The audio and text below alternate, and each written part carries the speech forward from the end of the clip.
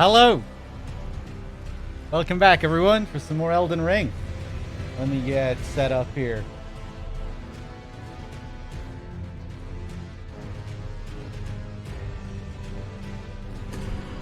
Whoosh! Ba-da-da-dum! Ba-dum! That last track, I'm not sure what it was. It was from the Streets of Rage 4 soundtrack. How's it going, everyone? I'd be interested to see a DRK Dog Knight Bloodborne race. Knight and DRK don't play Bloodborne. They don't really play Souls games. So you're probably not going to see that one, AJ. How's it going, everyone? D-Gamer, thank you for the 15. Aranesis, what's up? Alien as well with the Prime sub. Thank you. Alien Neo Chess. Thank you very much for the Prime sub. I really appreciate it. Sangi, how's it going, everyone? Yapok. Here we are, level 101. 94 hours, Lanedell. We finished the last stream by beating Morgoth. We beat him first try. We had Melina helping us, though. Probably wouldn't have been first try if it was just a 1v1. And I think we're about to head up to the Snowy Mountains. And we're probably going to fight Rykard today, I would say. We have that last target waiting for us up there for the Volcano Manor, and that should open up the path. Well, we already have the path open to Rykard, but yeah. We will probably fight him after that, after we finish off our last target. Ba-dum. What you're saying is you would win? Yes, almost certainly. I didn't even think of that, but yeah, of course, I would absolutely annihilate them in a Bloodborne race. They've never finished the fucking game before. I've played it like fucking 30 times.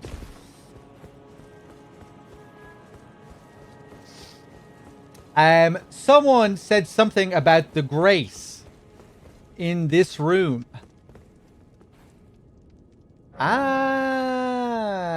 Melina has something to say about this. I wonder, is this one that I missed on my first playthrough? What ambiguous rambling do you have for me here, Melina?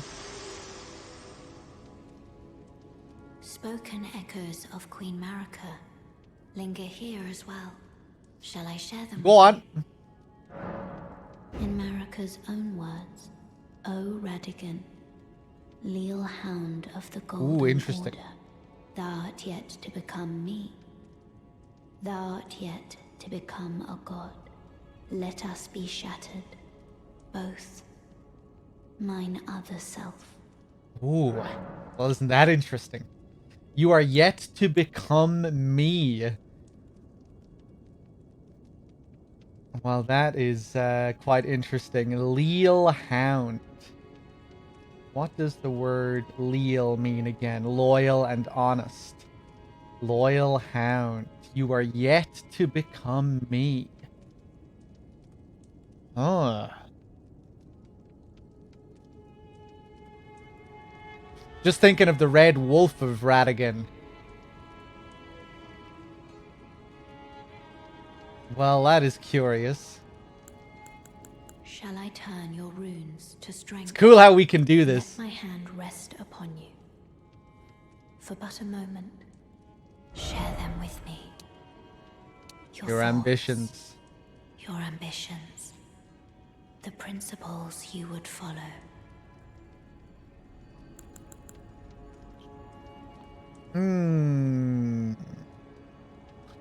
I guess we're going to keep boosting this intelligence. Oh, actually, let's get a bit more endurance. Hey, Listopat, how's it going? Yeah, that's a really juicy bit of lore there. Very interesting. Wonder what that's implying. You could go wild with what she says there. With, you know, creating theories. You have yet to become me. A loyal hound. Kind of a nice view of this area from here. Apart from those janky shadows just now. Right, I'm not sure what we're gonna do. The rolled route, I guess. Anything else I should do, I wonder? Oh yeah. You guys can lead me to a seedbed curse if you like. If I missed any seedbed curse, you can point me in that direction. I'm not sure where we find the rest of them. I'll probably come across one or two of them just by going up the snowy mountains. We're probably going to find at least one by taking that path. Hey, what's up, Corsair? Hemp Mind, did you have... Was that your shower music again today? How's it going, Hemp? Audio is out of sync. Let me just refresh.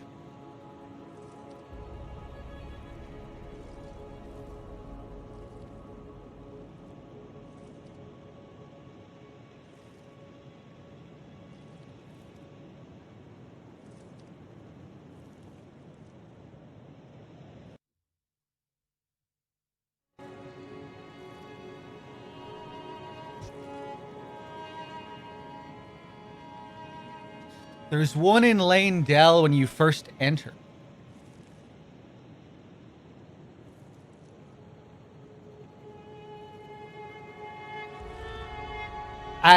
What entrance? There's one in Lane Dell when you first enter. Hey, what's up, Wexford? I didn't even comment on all these dead crones here. Crone is a great word. You fucking old crone. Didn't even think about these old crones here. I'm actually gonna Google the word crone and see what the definition is. And oh no, an ugly old woman. That's the definition. In folklore, a crone is an old woman who may be characterized as disagreeable, malicious, or sinister in manner, often with magical or supernatural associations that can make her either helpful or obstructive. The crone is also an archetypal figure, a wise woman. Well, yeah, they were certainly bang on choosing that word. They really are great in these games with their specific use of words, the language that they use.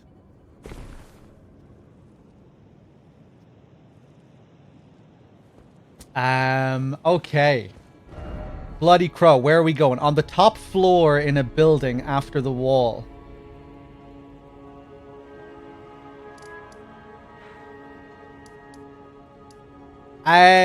Should I go back to Bach? Is that where I should go back to?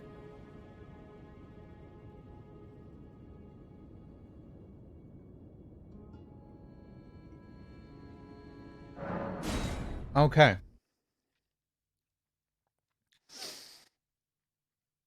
Love the design of the bed chamber. How are you doing, Bach? Bok, this seems ready to make Adjustments to your garments. Going already, my lord. Please do be safe on your journeys.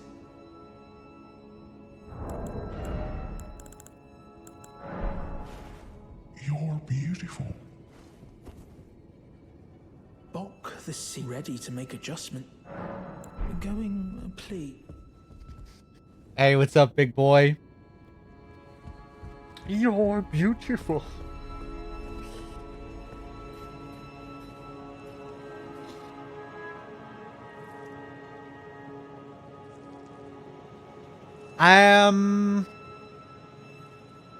Crow.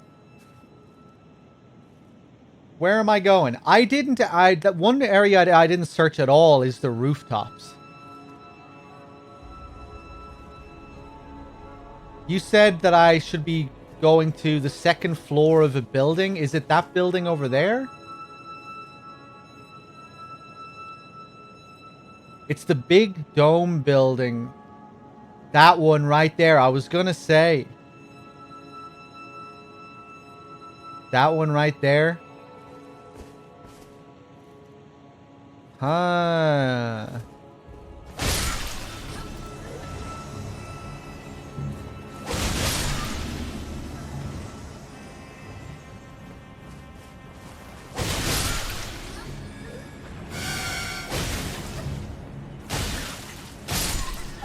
Okay, let's take them down.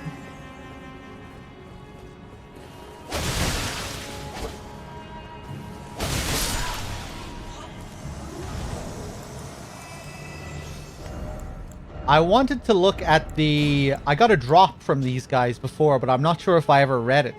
Yeah, the Envoy's Horn. Is this somewhat of a rare drop? Because I don't think I got this on my first playthrough. And I killed a lot of these guys. Golden Horn of the Oracle Envoys. Profoundly weighty. Its blows are sure to be felt.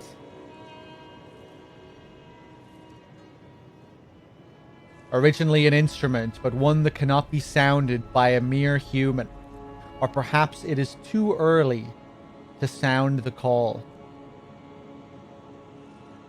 The bubbles again. The other guys that blow the bubbles are referred to as oracles as well, aren't they?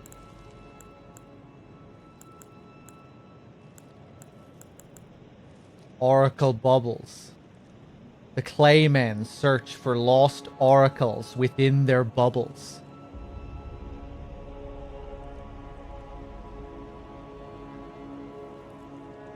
Claymen who served as priests in the ancient dynasty. And they're searching for the oracles within the bubbles that they blow. Huh.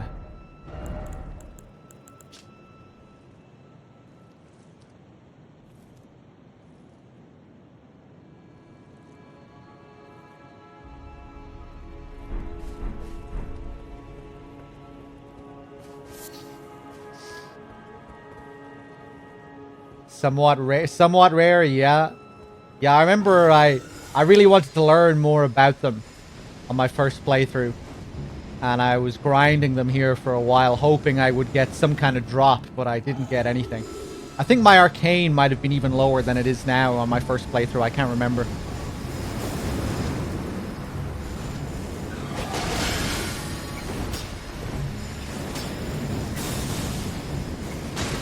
The Ul dynasty? I don't know.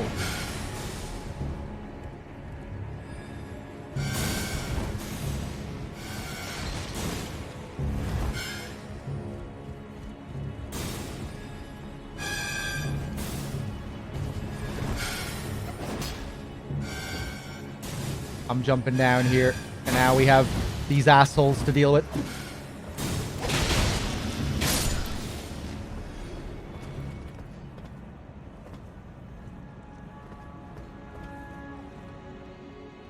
Huh.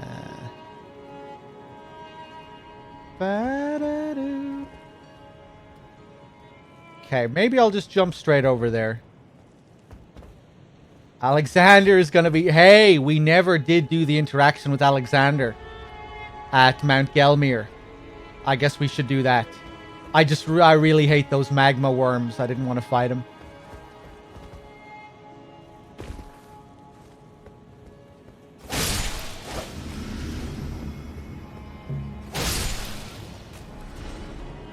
Oh, okay, this room. Is this a path that I just didn't take in this playthrough?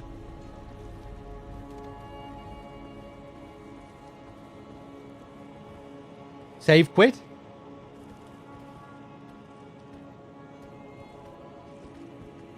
Save quit for what?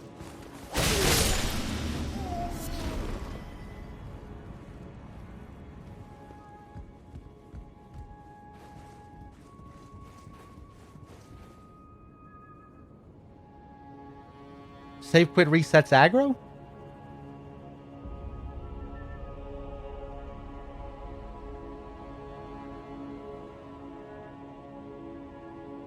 Oh, for the magma worm. Right, I had no idea what you were talking about. Oh, I'll probably kill him anyway. When we go back, it should be fine now. Hey. Perfume bottle. Yeah, hopefully he won't be much of an issue now.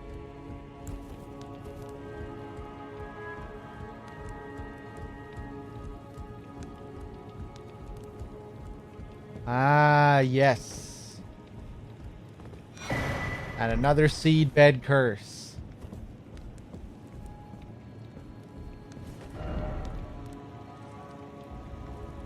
First off, precious item, and then seek dung.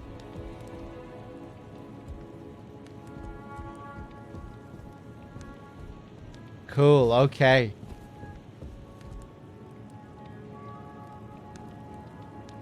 Kind of cool, the golden tiles here that dropped from the broken roof, I guess. I guess I'll save up some more before we go back to him. It would probably be a waste to go back now, right? If I only have one seedbed curse. I may as well go back when I have all the rest. Hey, cool man.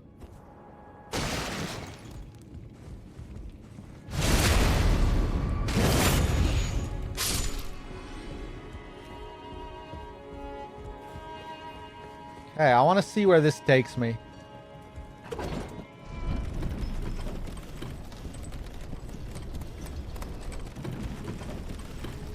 Ah, yes, of course, this one. Bum, bum.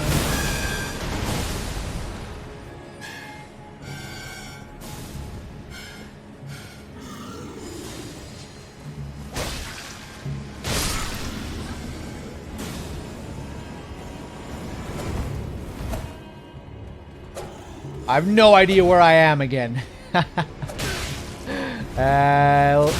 I'm gonna die.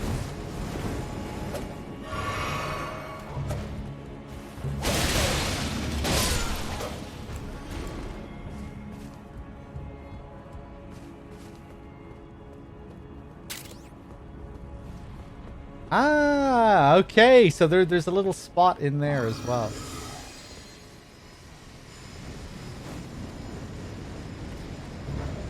Okay, then. I guess we'll head towards the snowy mountains. Monty with the 42, thank you.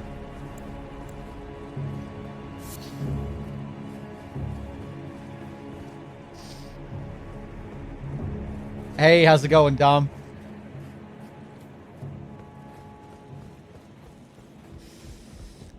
We have a load of runes to pop as well, actually. Look at all this. Yeah, let's pop all these, level up, and then head towards the mountains.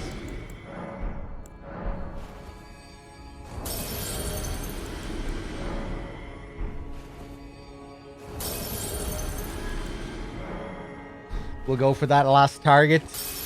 Take on Rykard. Really looking forward to seeing the spectacle of the Rykard fight again. I'll probably enjoy it a lot more this time as well. I got really tilted during my first play of him.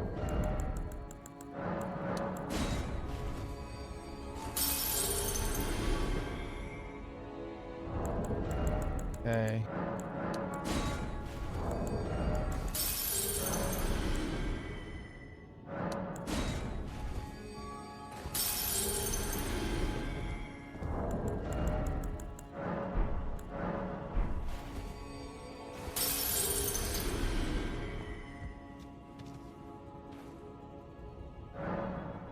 Ba-ba-la-da-loo.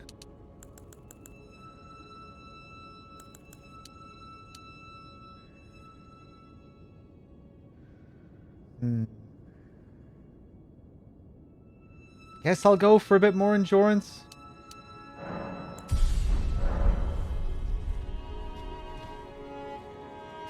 Surprised you kept this outfit for as long as you have. I mean, how could I get rid of it? It's brilliant.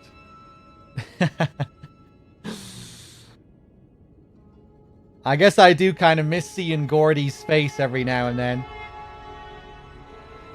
Oh no, that's rough, Dom. I have a similar issue. I have tinnitus in my right ear.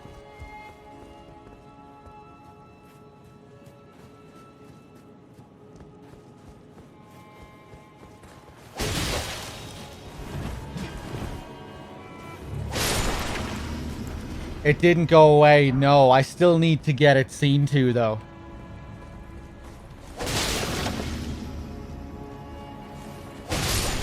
But, yeah, it seems like it's, you know, it seems to be a permanent thing for a lot of people. But, yeah, hopefully it'll go away.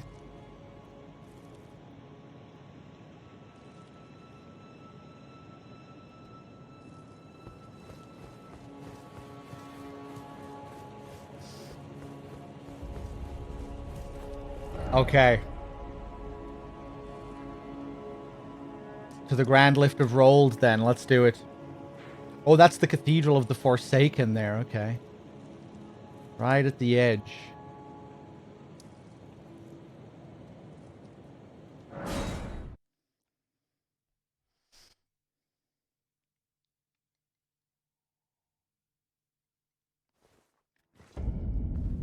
That's rough, Dom. Hopefully,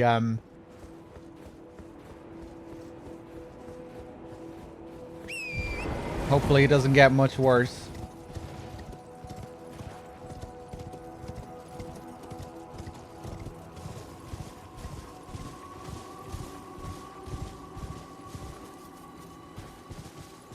Hey, I have no idea where I am. Oh, wait. No. Where am I? What am I even thinking here? I need to go back inside to the avenue balcony and down the street.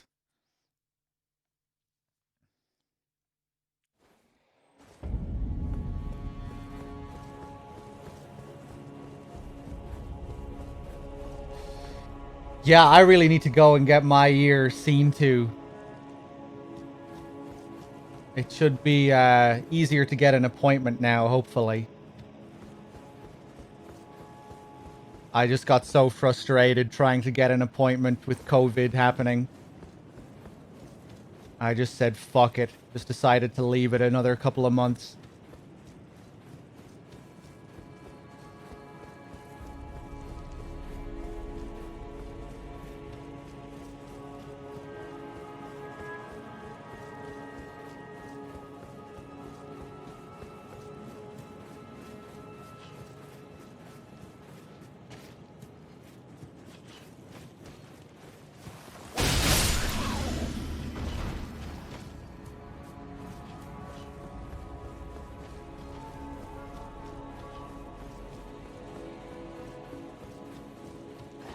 Hey, I think we'll just run past these guys. We killed them all last time. There wasn't really much here, like a load of misbegotten, some couple of perfumers, but there were, from what I remember, there weren't too many interesting items. There was an interesting statue.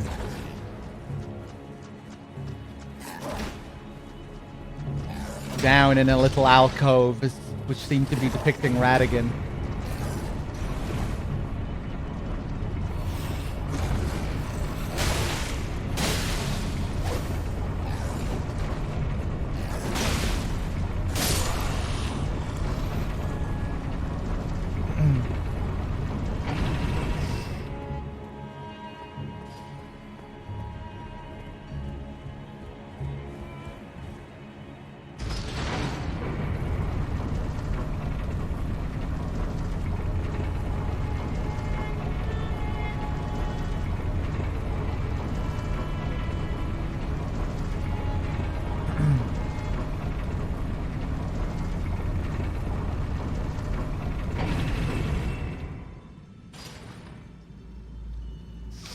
I had tinnitus for a while, but listening to metal very loud for a long time made it go away.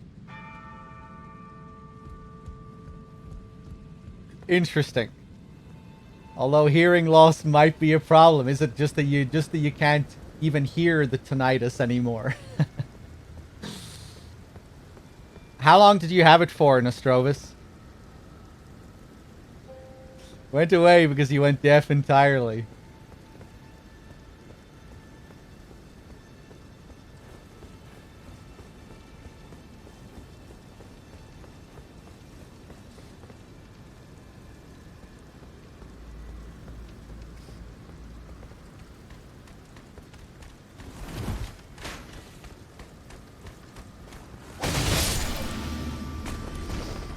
You had it for at least half a year. Maybe there's hope mine will go away then. I really need to go and get it fucking seen to though, man.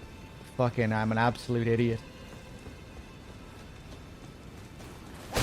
But it was just so frustrating trying to get an appointment and then not being able to get an appointment in person and needing to take a call. And one time I missed the one call and he never called back. He told me he left a message saying, oh, just call in tomorrow and then you'll be able to just talk to me tomorrow. You know, you don't need to worry that you missed this call. And then I call in the next day and they tell me at the office, oh no, you're going to have to rebook the appointment now because you missed your one fucking phone call.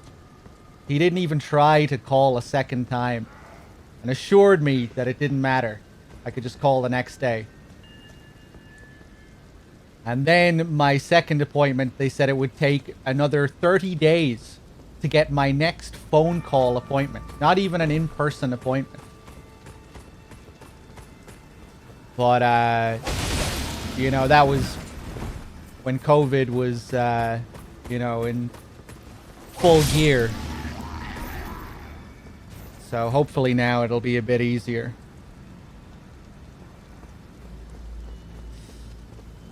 Yeah, it's rough. I have terrible reception where I live as well. That's the thing. I think I actually did manage to receive the call, but it was just that my reception is so bad that it fucked the call up.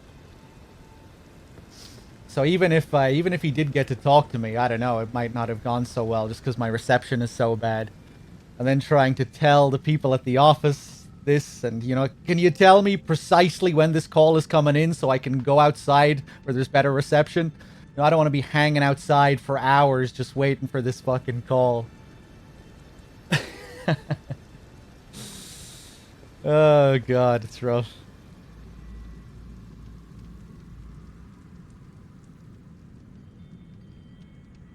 Yeah, I probably could go to a specialist and, you know, pay an arm and a leg to get it seen to.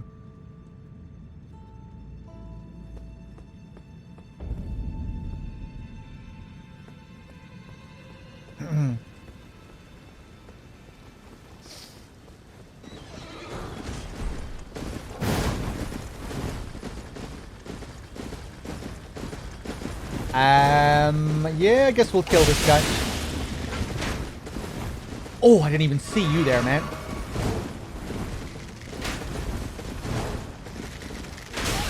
Oh.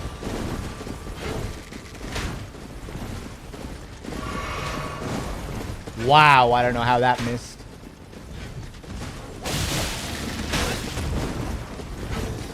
This is a very awkward encounter. What the fuck is this?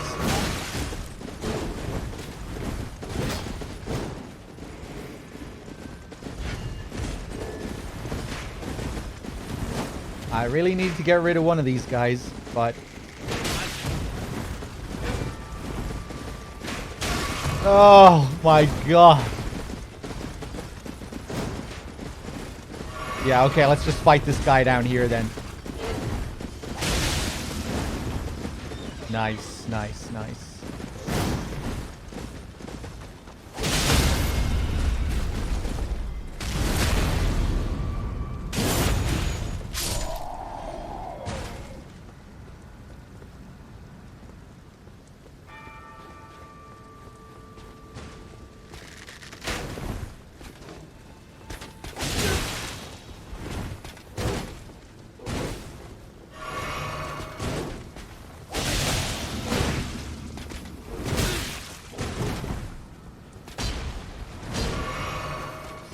Has anyone ever stood next to an amp at a concert? No, I was at a couple of Motorhead concerts, which were probably the loudest concerts I've ever been to.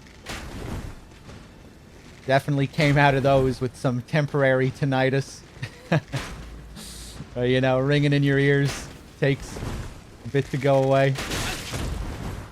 Now I live permanently with it.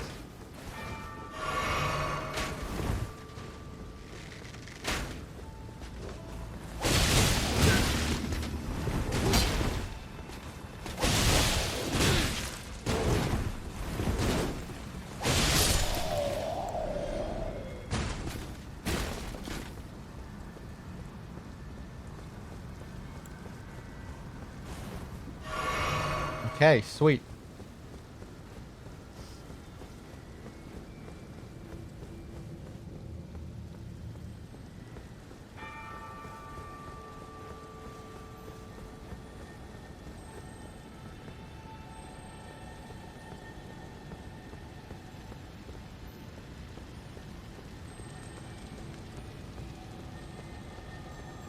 I have been careful, though, keeping the volume down lately.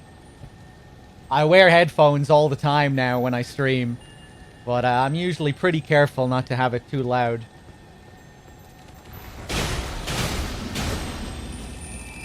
Oh! Oh, yeah, forgot about...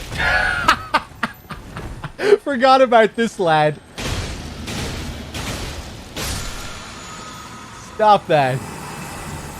That was hilarious, that little bump he gave me. That was like revenge for all of his fallen brothers. I'll take that. Do people really put... praise the left? Let there be right. There's a political war going on between these two pillars here.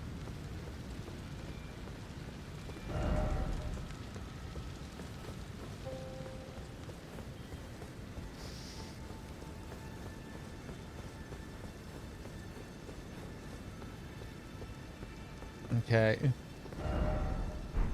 Ah, something incredible. Oh, a pretty nice view of the tree here. Size of this thing. What does it say on the opposite side? Praise the north. Yeah, we are facing north here. We can actually see something as well. It's that that thing that you see up in the mountains, isn't it? Or is that Moog's palace, or is that somewhere up in the snowy mountains? I think that's somewhere in the mountains.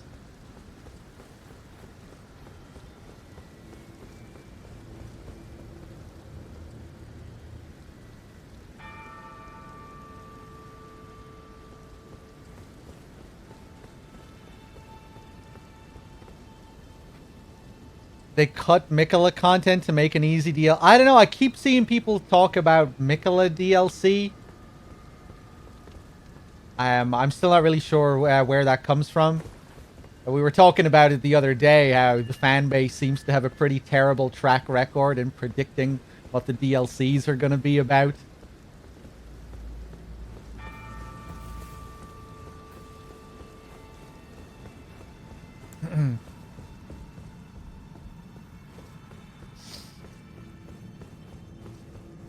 But I guess there's been like a lot of cut content that people have found related to Mikola, maybe? Or just stuff in the game that's alluding to like a greater story.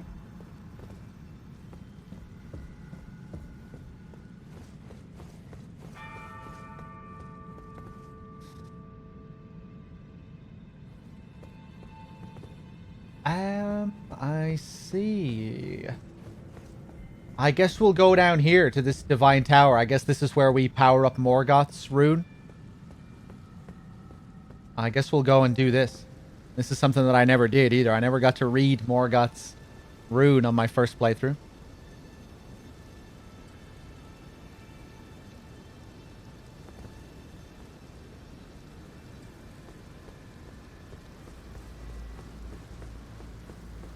Ooh, oh yeah! This shit. This shit. Really reminded me of that boss from DS3. You're down in the abyss and they tease you with the item, and then you pick up the item and he appears. The King of Karthus.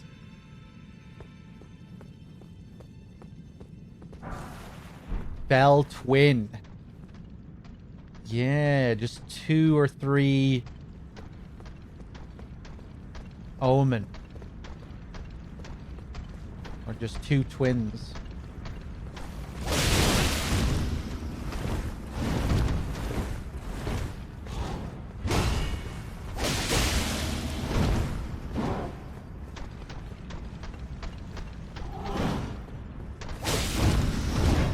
Ooh. I need more flasks. I'm not sure if I'm going to make it out of this alive.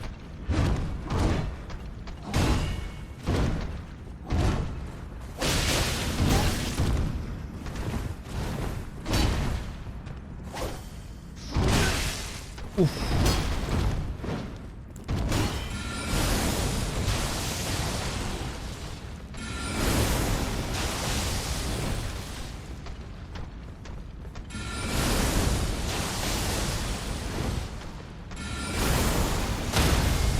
Nice.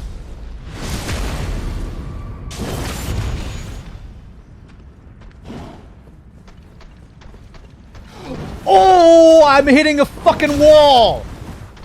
Abyss my fucking ass. Okay.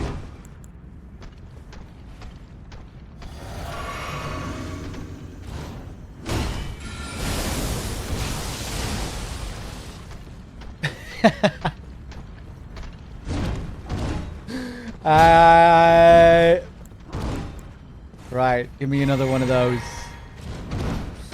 Well, I mean, I don't think this is supposed to be the Abyss. But, you know, still.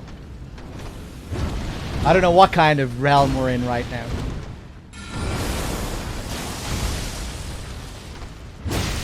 Oh. Okay.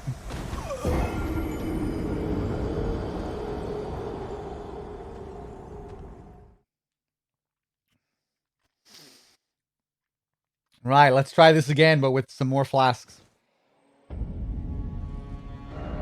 Oh.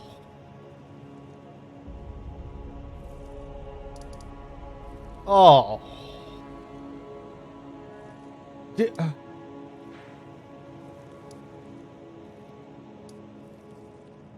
Did I not trigger another grace?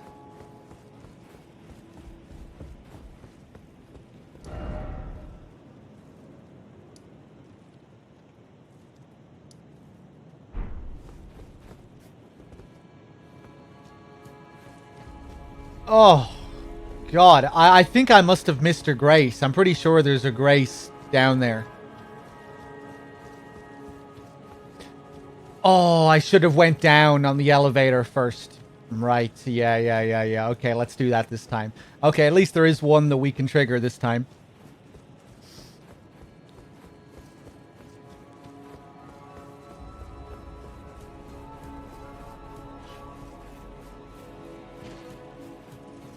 Oh.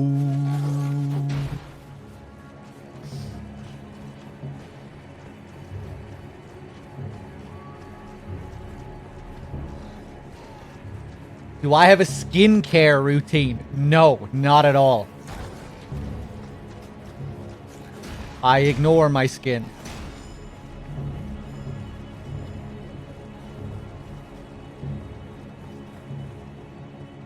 Okay, let me do this.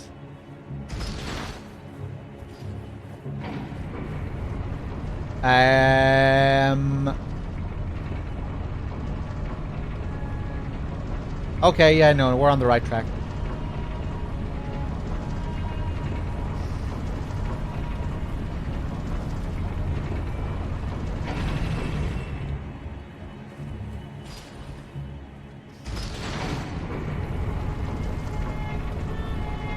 You have smooth albinoric skin, don't you, Listo?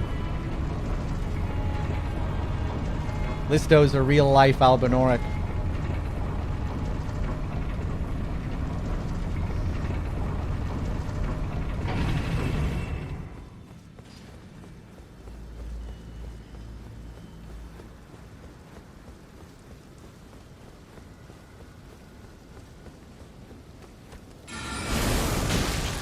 I thought I had my other blade.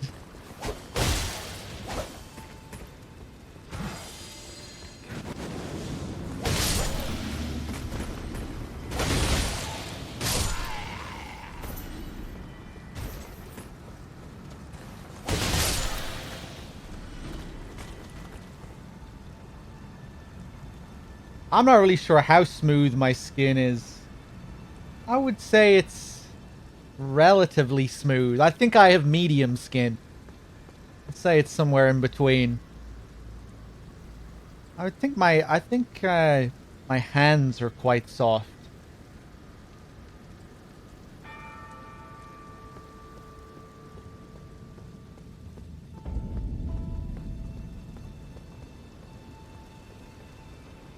Four out of 10.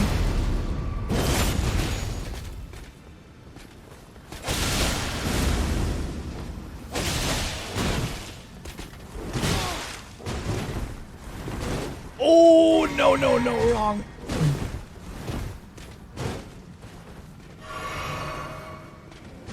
Oh, no.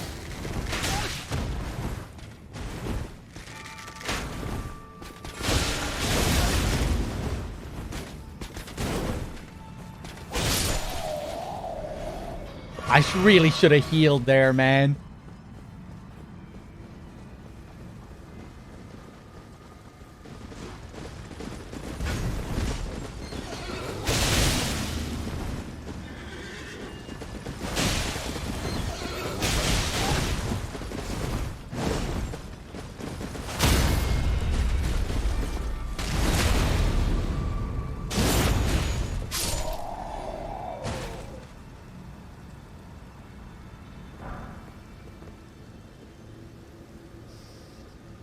And a partisan. Did I ever get this on my first playthrough?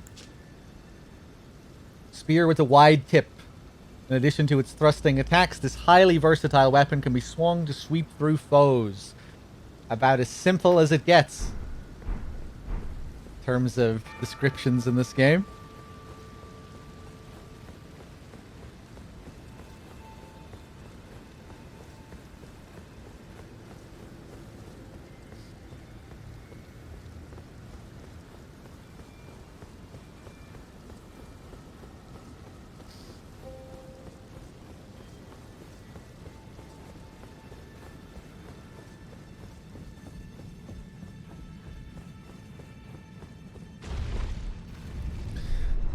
Okay, now we should have a grace down here. This should be the start of the snowy area. We'll get our grace and then we'll go back up and try and beat those omen.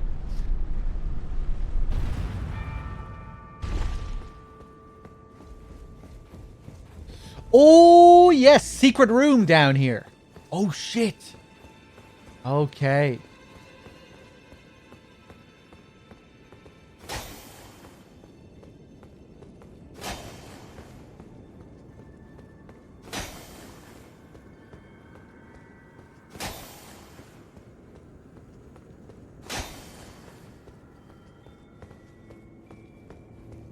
Oh, it's on the way up. It's one of those. Okay. Let's rest before anything tragic happens. Oh yeah, forgot about the weird red wispy light things here. Forbidden lands.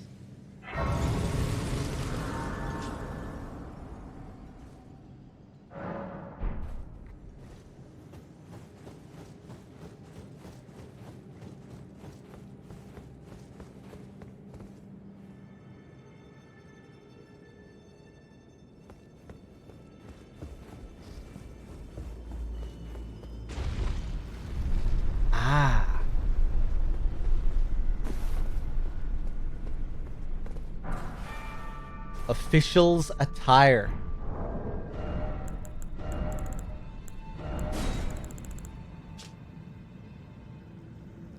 Grubby blue robe worn by magisterial officials to carry out their grim tasks. Surveillance, executions, gruesome rituals. The darkest duties drive the wheels of mankind.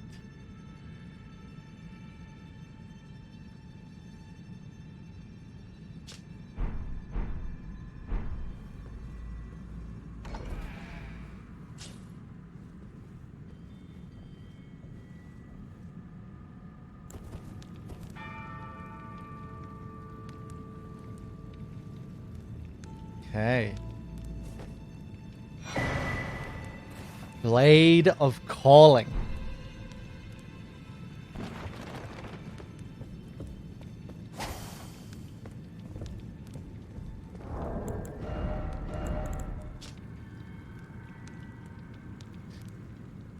Dagger given to one who set out on a journey to fulfill her duty long ago. The power of its former owner, the kindling maiden, is still apparent.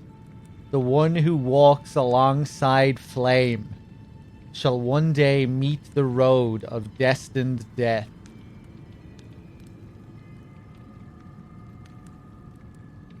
Blade of gold. Leap into the air, charging the armament with golden flames that are then shot at the enemy as a single blade-like projectile inflicts holy damage. So this is Melena's blade.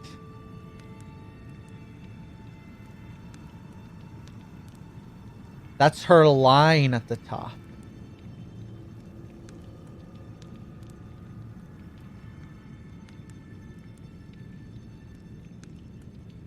This whole thing about dagger given to one who set out on a journey to fulfill her duty, that's referring to her. The power of its former owner, the kindling maiden, is still apparent.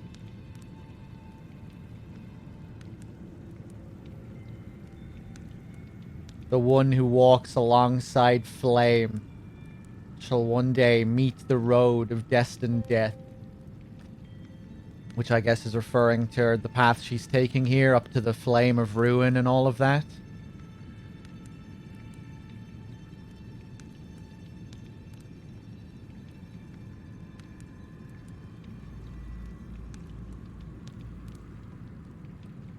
Kind of reminds me of, you know, her burned body, you know, the lines that allude to her, how she's bodiless and burned.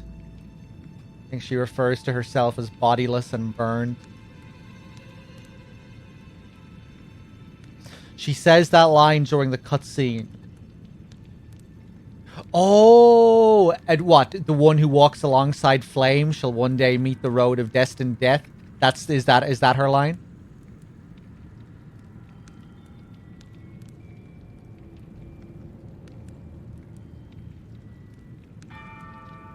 I thought Melina was kind of Marika.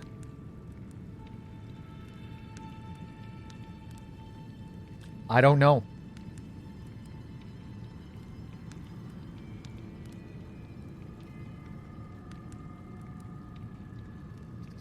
I think she alludes to Marika being her mother, doesn't she?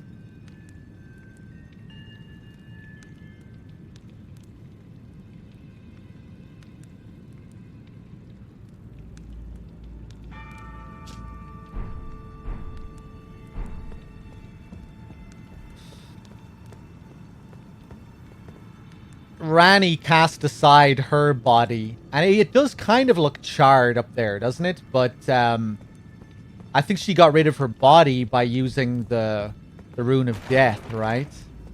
And the dagger.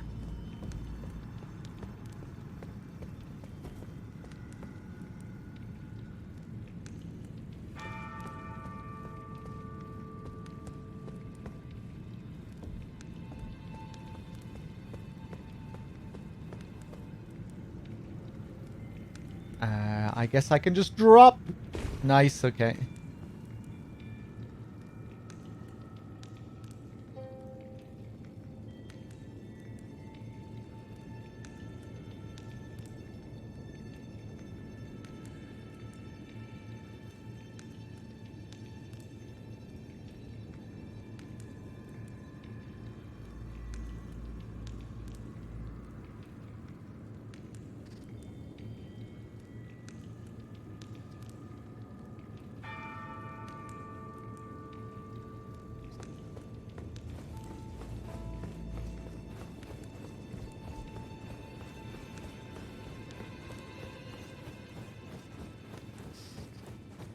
Okay.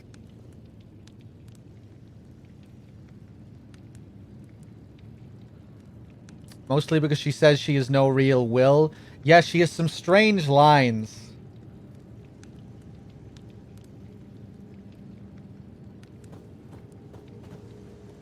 She's quite mysterious.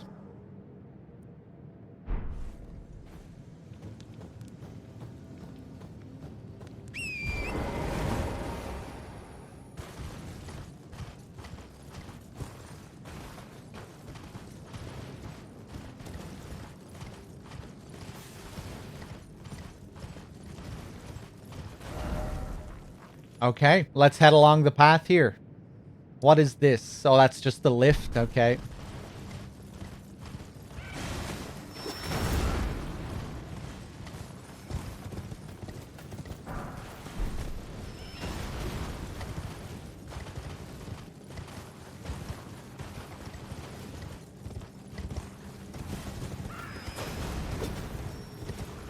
What was that line that she has when she talks about Bach and Bach's mother?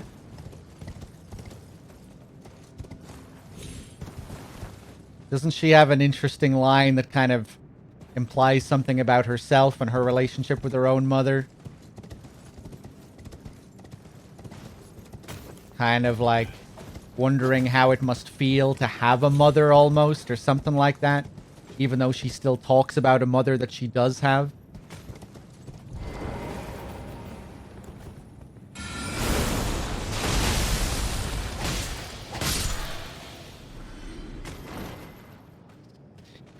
If you're ever in the mood, you can do the rise with the giant turtle. The reward is pretty interesting.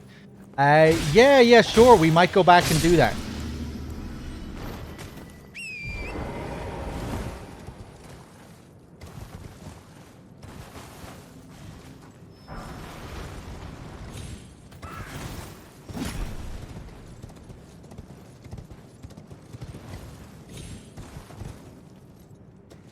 Okay, I have no idea what I'm doing. There we go. Your seamster Bach. I see him crying from time to time. I think he misses his mother. He wants someone to tell him he's beautiful. Does being born of a mother mean one behaves in such a manner? Yeah, that's it. That's interesting, isn't it?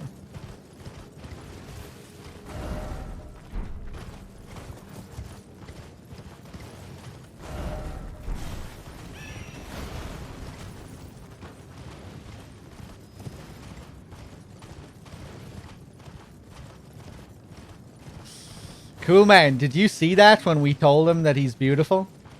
You can tell him that he's beautiful.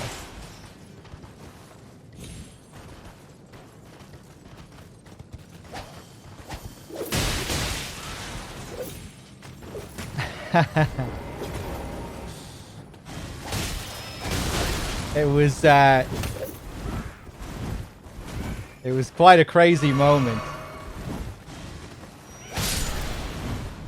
when I found out about it.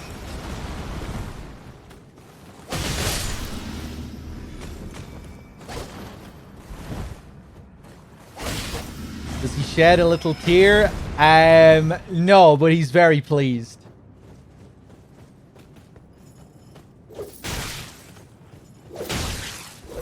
Oh, Jesus.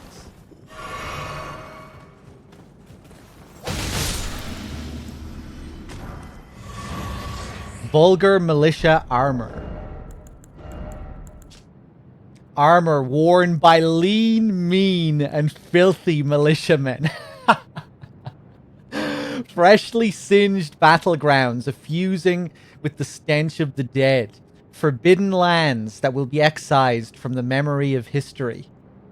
This is where the vulgar militia serve as untiring, unsung watchkeepers.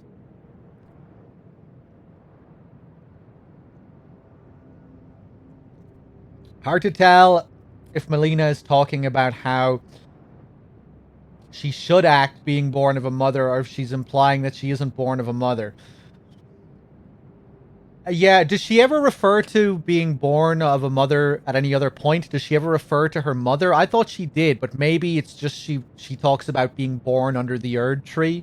I know she talks about being born under the Erd tree, and that her when you talk to her early on, she says her goal is to journey to the place of her birth, right?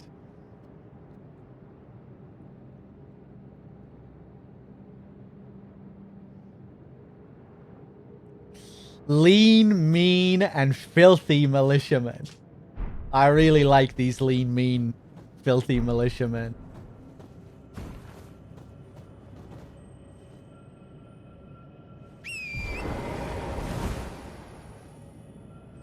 Surely she wouldn't need to ask the question if she was also born of a mother. Maybe, yeah, or maybe it's just trying to say something about her relationship with Marika or her lack of a relationship with Marika. Or just something else about the form that she's taking. I don't know.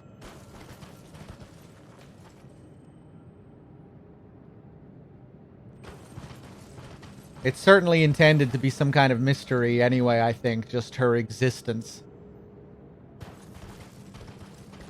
Her bodiless and burned form and her mother and being born at the Erd Tree. The parallels with Rani and the fact that they both have the same marks across their eyes except on opposite eyes. I'm not sure what the deal is.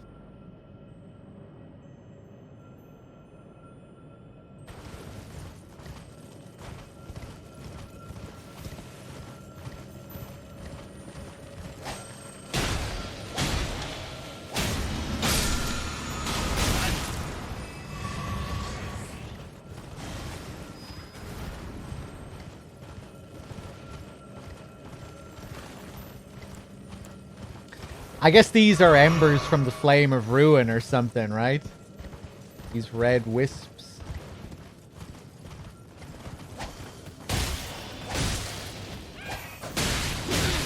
Ah!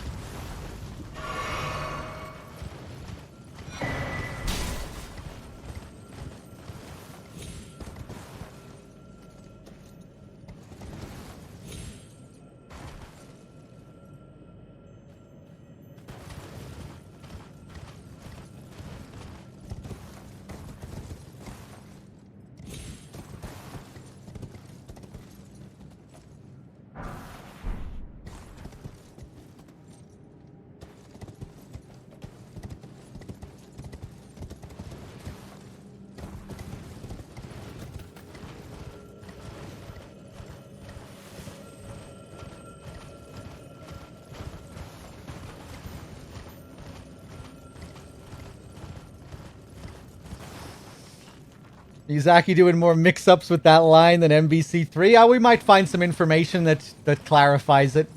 Oftentimes that'll be the case. Until you stumble upon the crucial bit of info. Melina? Millicent! Yeah, come on in.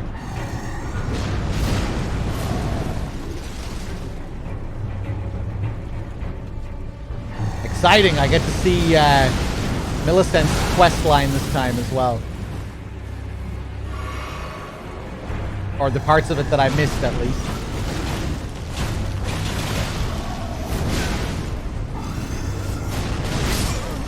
Oh. Yeah, fuck this guy. I'm just gonna run past him.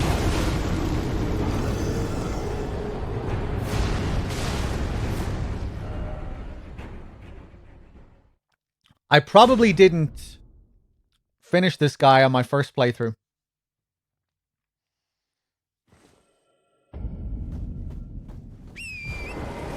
Well, since there's a stake of Marika...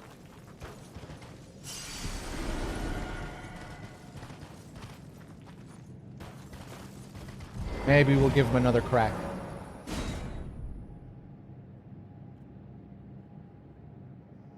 Hey, what's up, Teppy?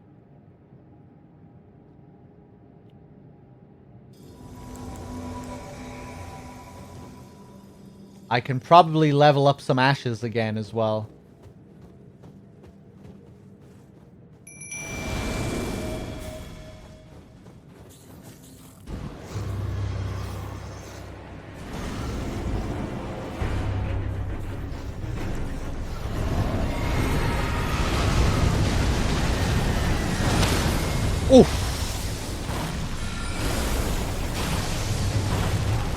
try and cheese as much as possible here.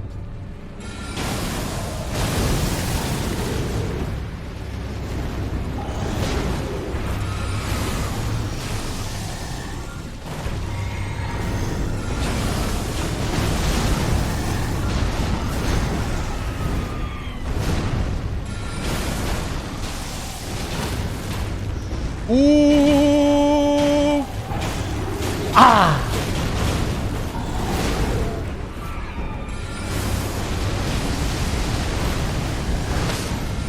I'm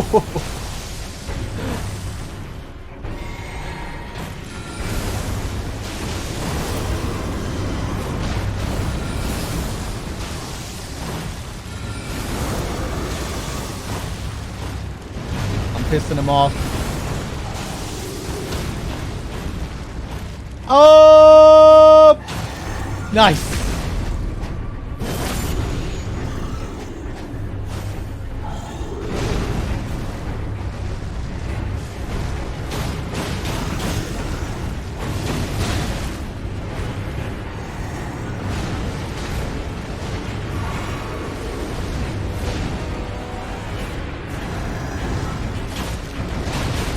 I keep trying to L1 when I don't have my second weapon out.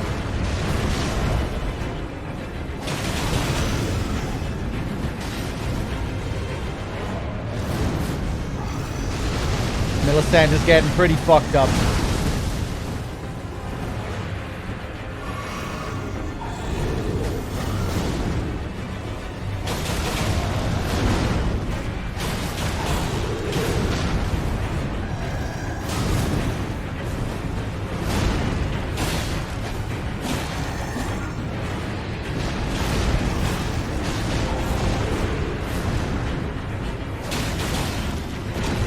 Oof.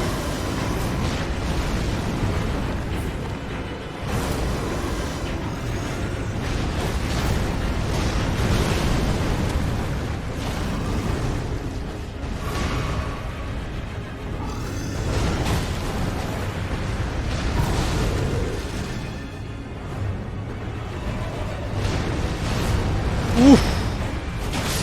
Nice.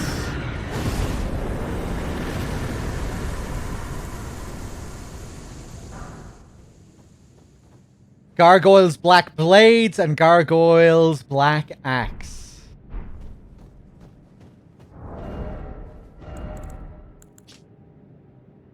Bronze Great Axe wielded by valiant gargoyles, mended with blackened corpse wax.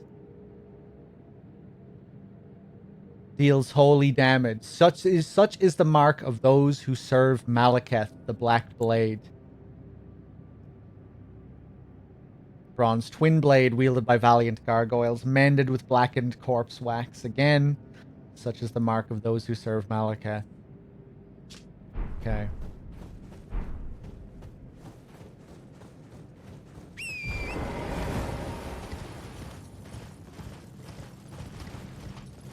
Do you get two separate weapons from the guy outside Garank's room?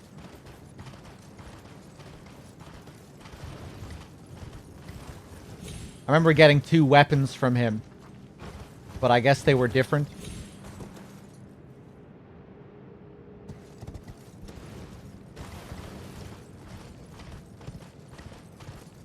Or maybe you can either get them from him or get them from this guy.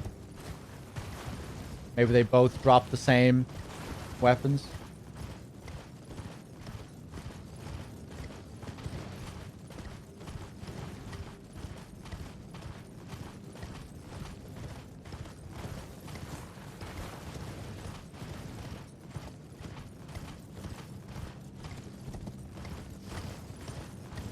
Okay, let's talk to this old crone. You, please, I can read them. Your fingers, please, your fingers. Turn back. Ahead lies the land of the giant's flame, and the way forth is forbidden. Hear me. The burning of the Earth Tree is the first cardinal sin. Doing so will unbind destined death and slay the world itself. Who would dare put you up to such a task? Most certainly not the Fingers.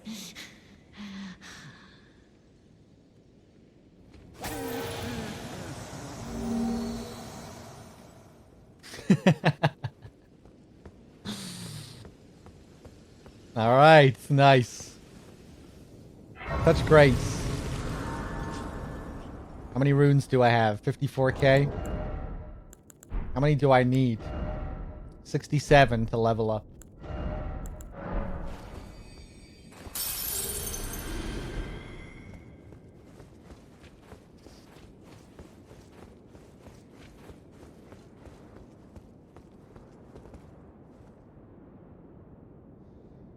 There's the Black Gargoyle set, which are somber, and the Gildan Gargoyle set, which are smithing. Okay.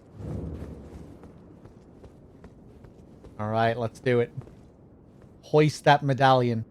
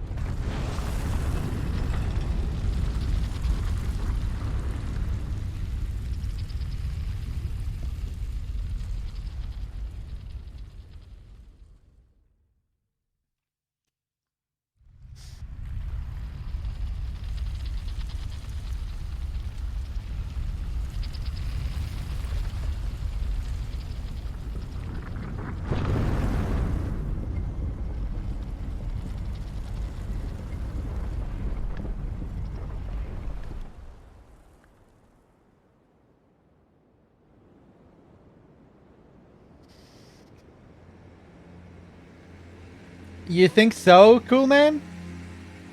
Like cutscenes outside of boss encounters? I can't think of too many off the top of my head.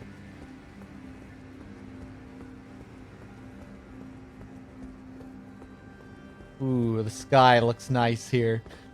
I always like scenes like this, you know, big mechanical contraptions.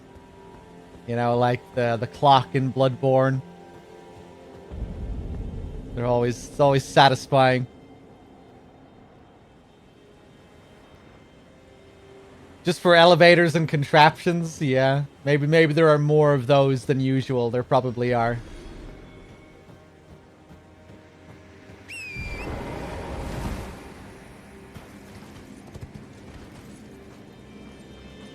Oh yeah, forgot about all the animal spirits here.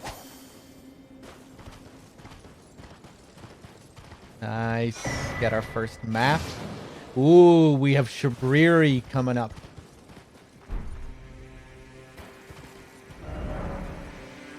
Mountaintops of the Giants, west.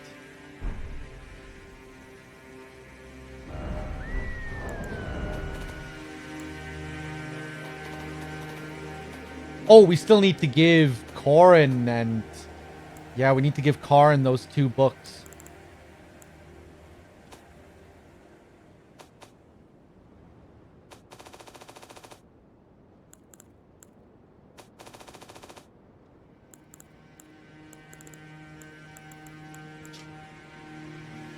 Mountaintops of the Giants, west. Marching ground during the war against the Giants. They carved winding paths in the cliff walls right up to the summit, leading to the untrodden, snow-laden region beyond.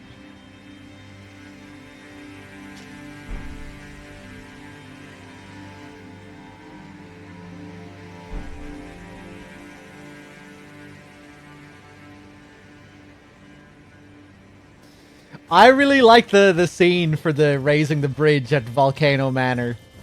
I just like the design of the bridge, and there were like dangling corpses underneath it or something like that. It was just kind of an interesting design. But yeah, like I said, I'm generally a fan of big mechanical contraptions in operation. It's always satisfying to watch them. Ooh, the view here. There's Lane Dell.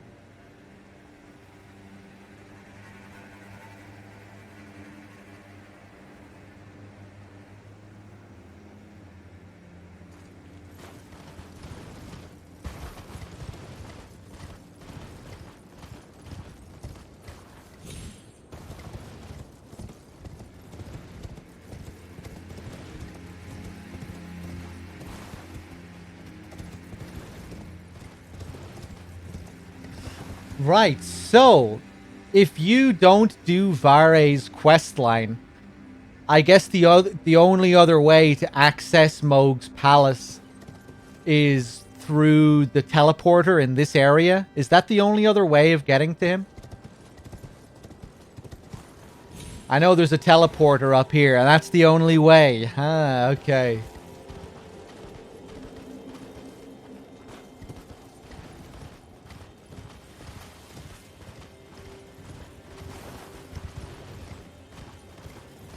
Looking forward to the Mohg fight again. Hey, there he is.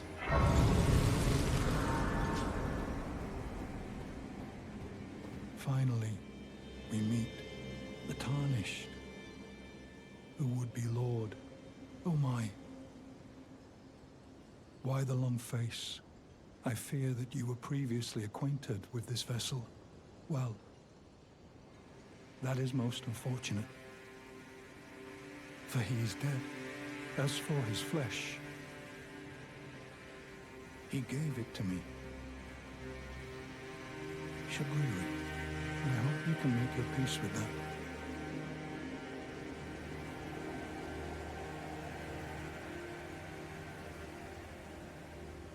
Do you think he willingly gave over his body? I think the implication was that the body he took, I forget the guy's name. What was his name again? But I think the implication was that he died to the woman he was hunting, right?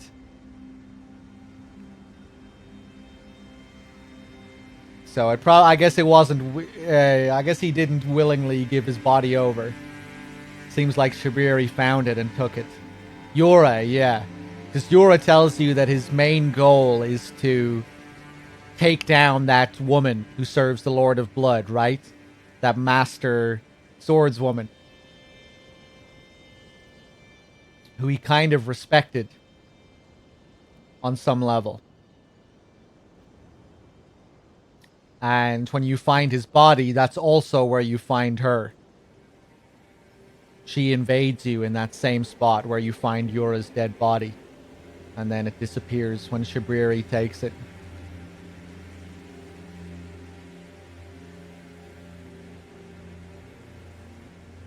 Yura's body disappears. Irina's doesn't.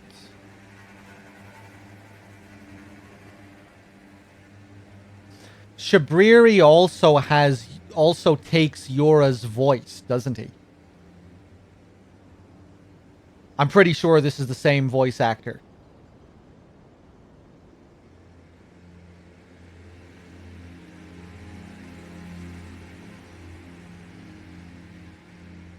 But I don't think the Grape Maiden has Irina's voice actor. Shit! Sorry, man.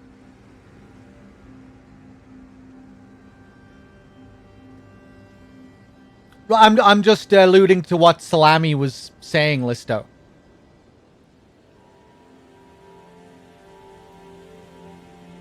Salami just said it was maddening that Yura's body disappears, but Irina's doesn't. But maybe there's more stuff to back up why her body doesn't disappear. To suggest that the Great Maiden didn't actually take her body. Because the Great Maiden doesn't have Irina's VA, right? Whereas Yura's does. Or whereas Shabriri does take Yura's VA as well as his body. Oh wait, she does have her VA.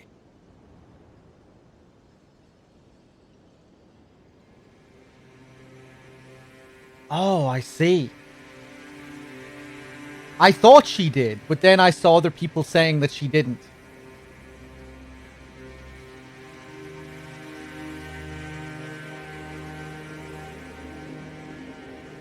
Ah, okay. So do you think that's just a fuck up on the devs' part that they just forgot to remove it? They were full. I think you were one of those people, Listopat. I think you were one of those people. It was like, no, that's not the same VA. Listen to that. Pretty sure you were one of those people, Listo.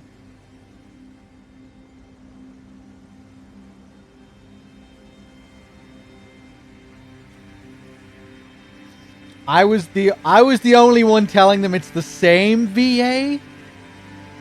Oh, I might have to go back and check the records on that one.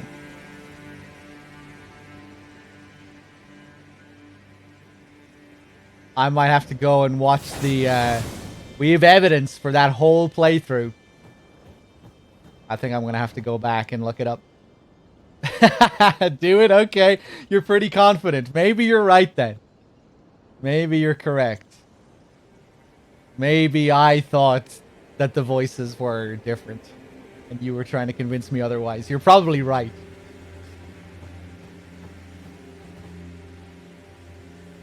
You were about to sacrifice something precious, the life of a fair maiden, that you would toss into the fiery forge, only so that you may be lord. What a horrible thing to ponder. Yeah. Your ascendancy requires her sacrifice, whether she wishes it or not. But how would the Lord, crowned so, be looked upon? Chosen, tarnished, and would-be Lord, dare to tread the path of true rigor, spare the poor girl, and singe your own flesh in her stead.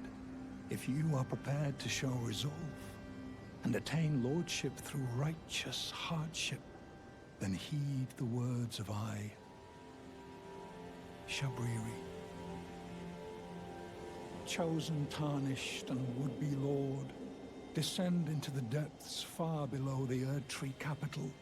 Seek audience with the three fingers and the flame of frenzy. If you inherit the flame of frenzy, your flesh will serve as kindling, and the girl can be spared, setting you on the righteous path of lordship, the path of the Lord of Chaos. Burn the Erdtree to the ground and incinerate all that divides and distinguishes. Ah, may chaos take the world. May chaos take the world. Okay. So this is the only path that you can take to avoid Melina getting killed. Every other path requires a sacrifice, apart from this one,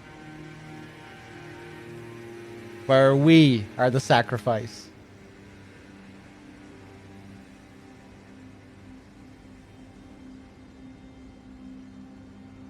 Chosen, tarnished, descend into the seek audience with the three fingers and the flame of...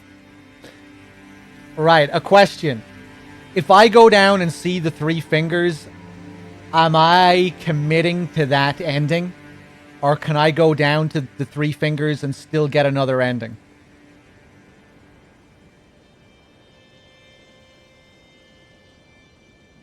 I don't know anything about the needle or the different kinds of Flame of Frenzy endings. Committing, but there is a way to uncommit. Ooh, okay.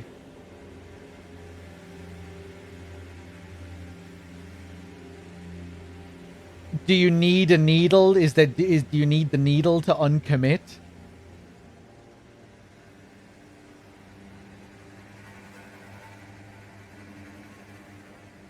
Okay.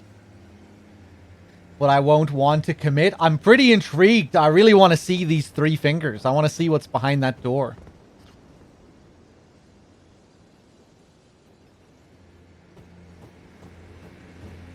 We should be able to get that interaction with Melina now, right? Yeah. There is something I'd like to say. My purpose was given to me by my mother. Hey. But now, I act of my own volition. I have set my heart upon the world that I would have, regardless of my mother's designs. I won't allow anyone to speak ill of that, not even you.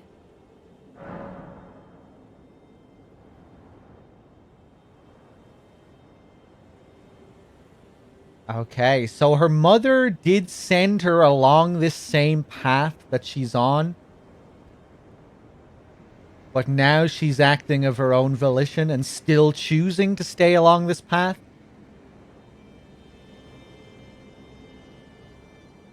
What differs then from the path that she was given and the path that she's taking, if she is still taking that same path? And given that she has no real choice over where I go once she sacrifices herself. You know, she has no say on the... She has no say on... You know, on the new order that I'm going to bring in. This isn't the path. Okay, that would make more sense. That I was just misunderstanding that. But she did say that she was... Didn't she kind of say something similar to that effect, though? That she was, like... told to go on this journey by her mother? That it was her mother who sent her on this path? Or maybe that was that it was her mother who sent her on the path to the Erd Tree? But now this new path that she's taking after the royal capital is a path of her own volition.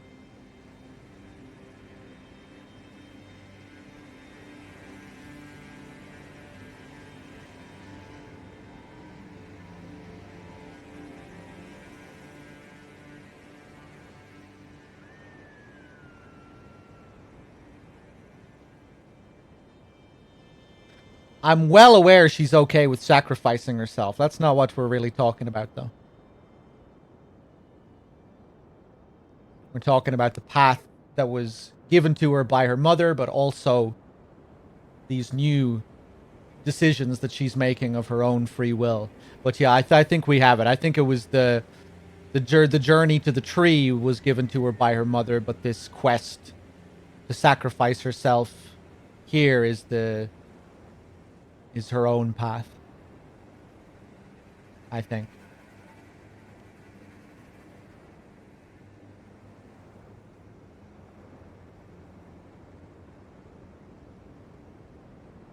Okay.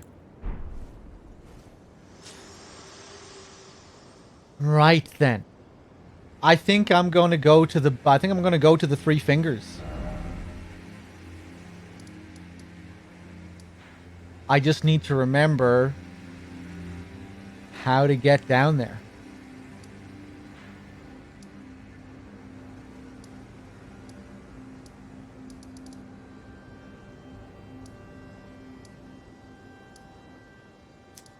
Forsaken Depths, Underground Roadside. Let's go back over this way.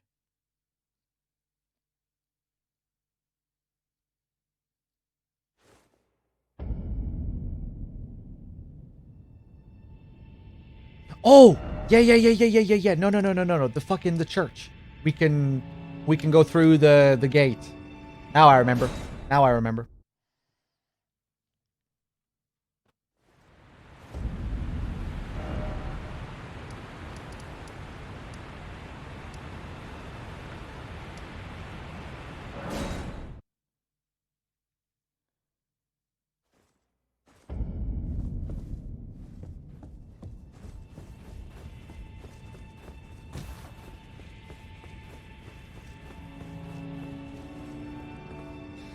Really? You hate this area? The Shunning Grounds are probably one of my favorite areas. I feel like it has some of the best level design in the game.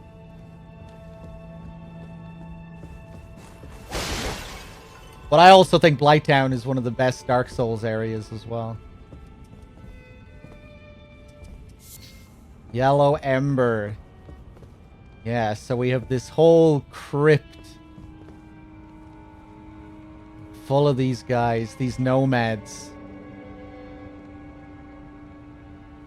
These bodies are so disturbing, the twisted forms.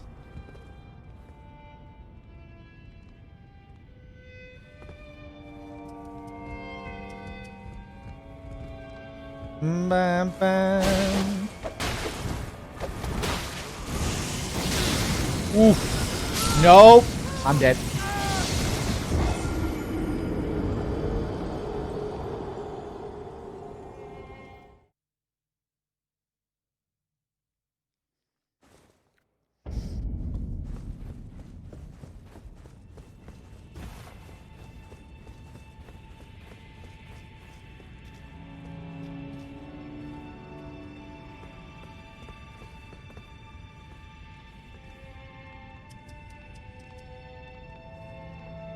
That position, especially with their backs bent back, something really disturbing about it.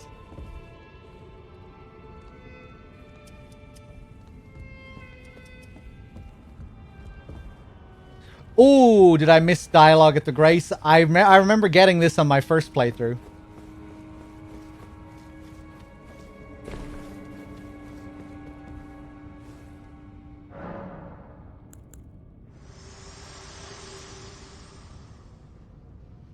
If you intend to claim the frenzied flame, I ask that you cease.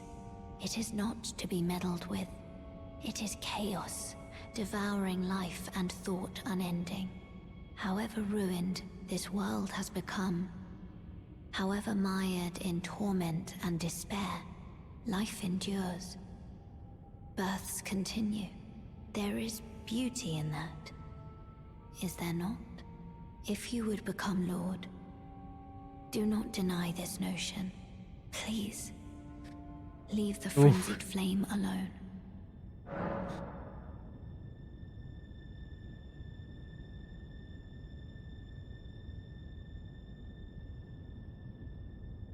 I shall see to the kindling.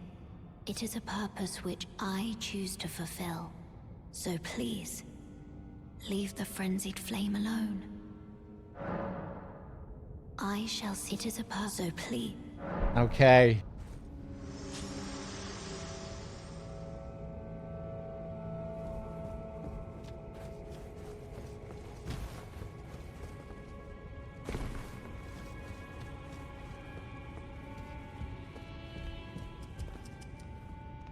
So Melina suggests there that the Flame of Frenzy really isn't going to lead to any kind of hopeful new order.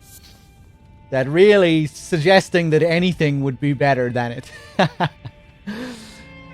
Suggesting that life and birth won't really continue. An end to everything.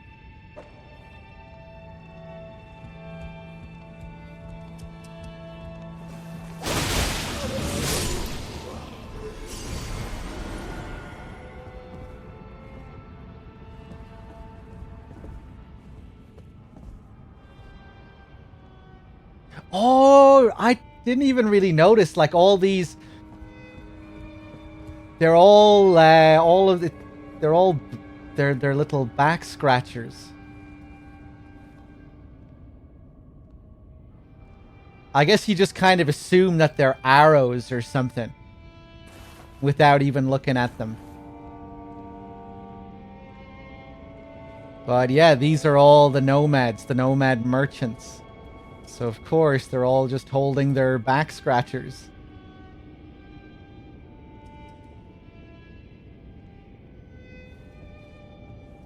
Yeah, the little hands.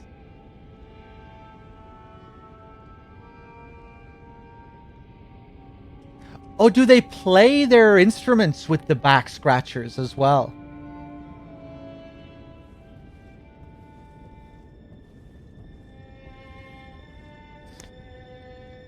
These are merchants. Yeah, well, I'm not sure if they were all merchants, but they're of the same tribe. They're the nomads. Right, I wasn't aware that this was like their bow.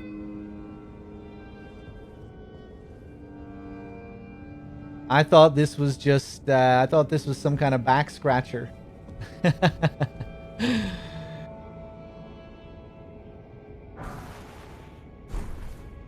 Or, you know, something that they use to barbecue their food.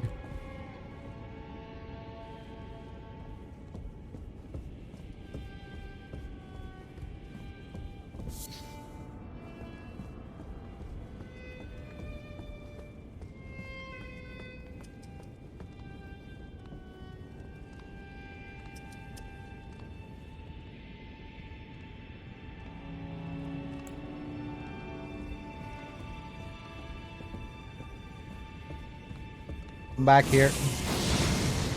I want this guy to break the stuff here.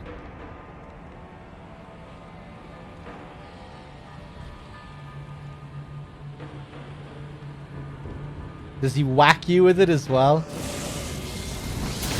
Ooh, there we go. Eye of yellow.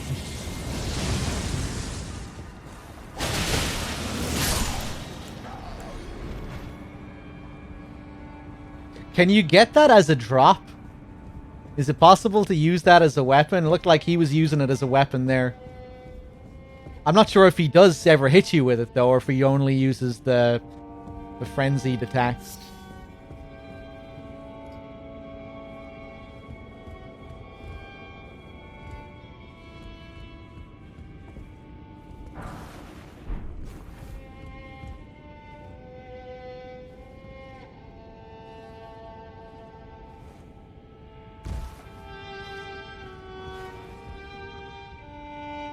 Yeah. I mean, maybe they use it as a back scratcher as well. What's the purpose of the hand, I wonder? Maybe the hand is just supposed to be some kind of symbol?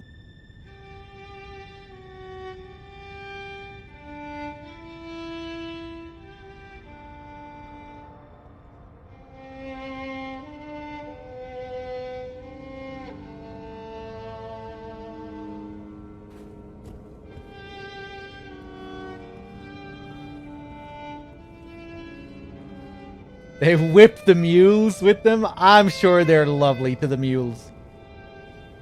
The mules look very happy.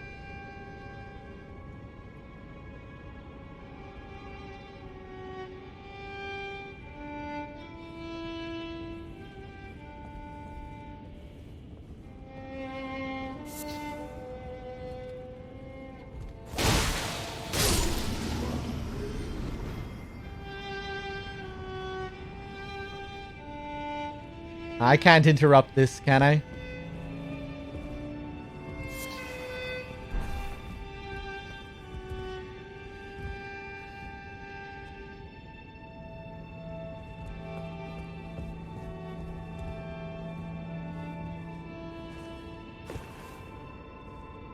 Okay, what path are we gonna take here?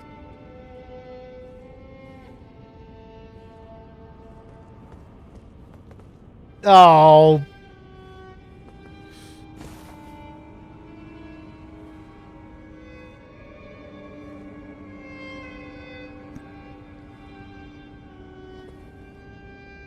Woof.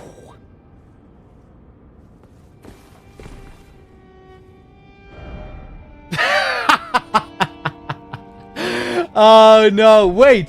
Regret? Really? No, I still see a path. Listen to this asshole.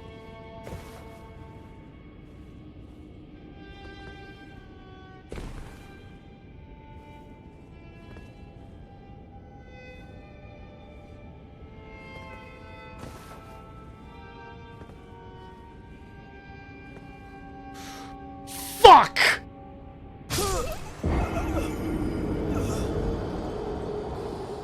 Overshot it.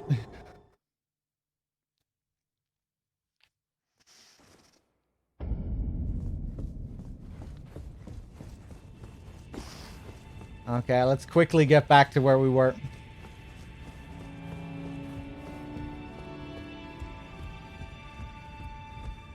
Bum, bum, bum, bum, bum.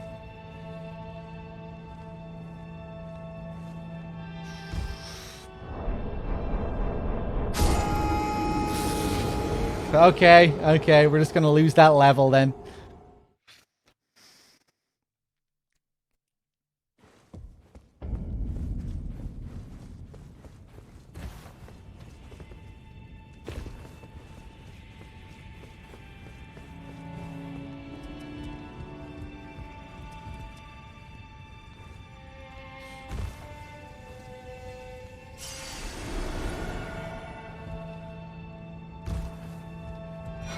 Nice. Frenzied cookbook.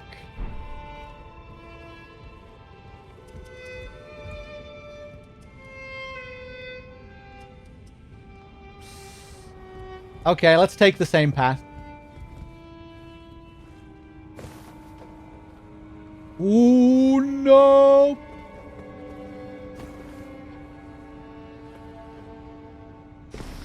That's a really, really awkward jump. Not sure if there's any way to land that cleanly.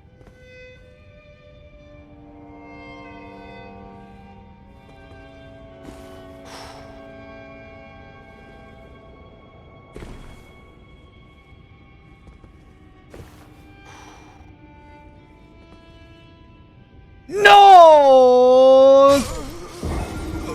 If I can make that one, I think we're good.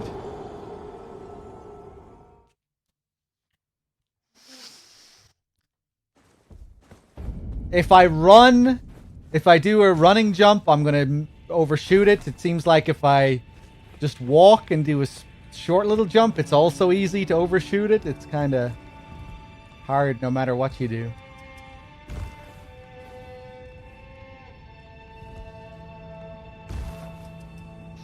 I'm kind of tempted to. Nice.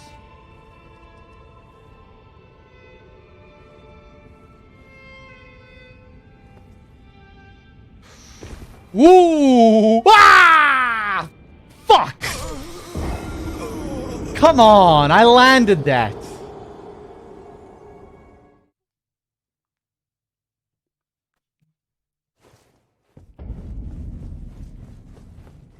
Okay, this is the one.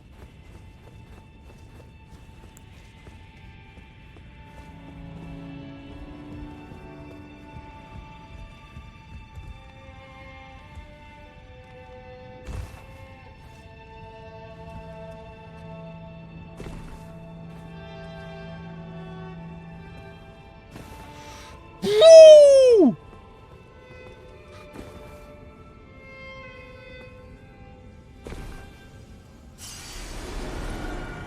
Okay, what now? Up there? Up there. And now I feel like just running here is the right thing to do. Yes.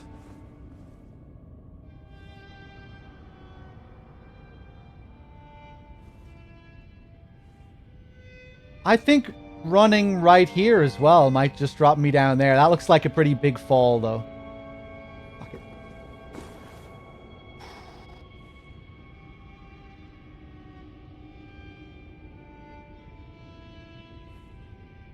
Oh. Regular jump.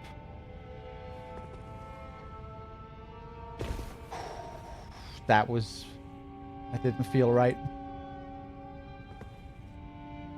Nice. Inescapable frenzy.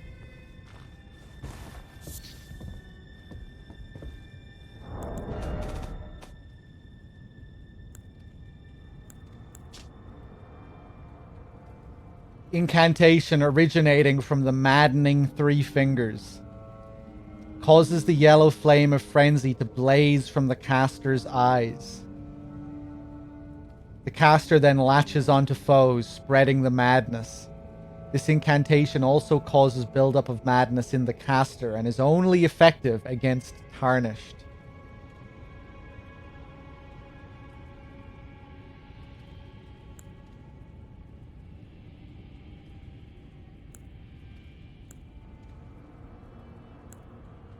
To gaze into one another's eyes is truly the most intimate form of human contact.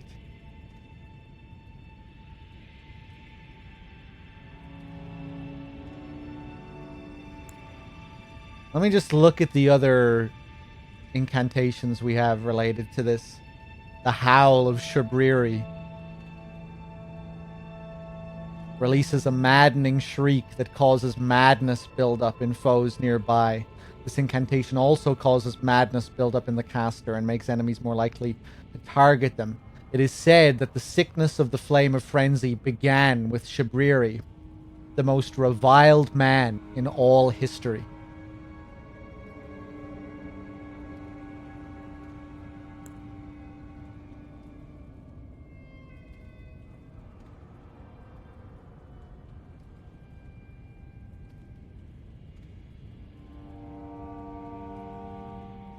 All of the are all of like the offensive frenzy spells, are they all only effective against Tarnished?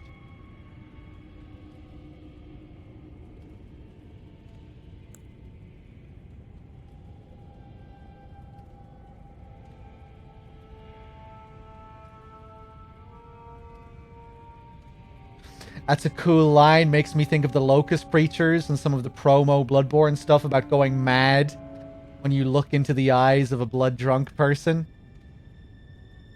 Yeah, I quite like it. Was this the line you were talking about? To gaze into one another's eyes is truly the most intimate form of human contact. This one? It's a pretty interesting line to put here. With all these frenzy spells, you know, sprouting from the eyes. It's quite twisted.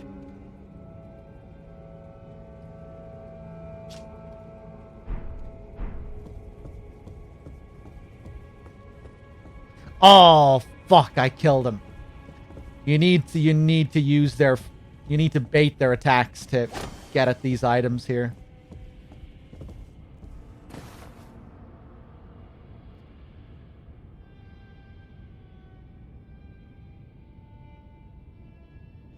Behold the city. We are kindred. We like two eyes which gaze upon the other. Fear not the dark, my friend, and let the feast begin. Let the feast begin. Love those guys.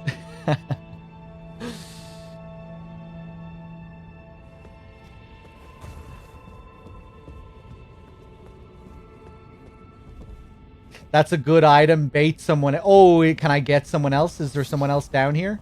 There's this guy. He's not going to die in one hit, is he? Nice. Come on, man. He doesn't look like he's up to much.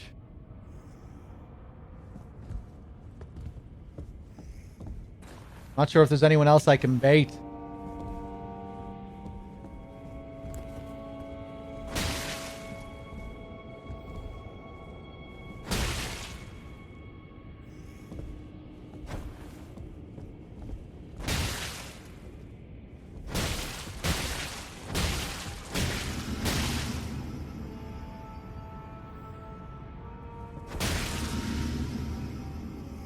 What the fuck is that sound?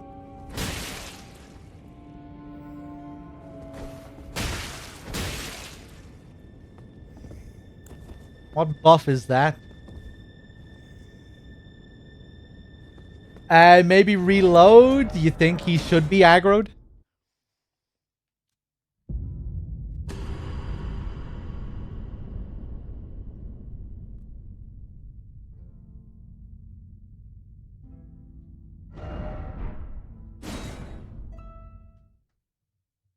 The damage buff on successive hits. I was wondering if that's what it was.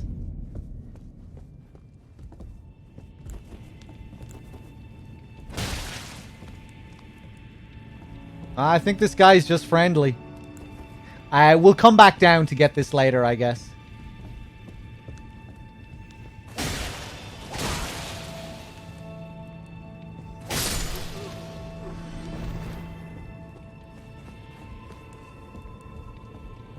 Bum, bum, bum.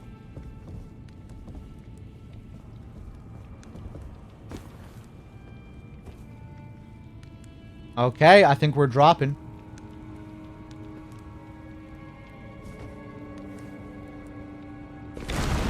Whoop! And look who it is. How the hell did she get down here?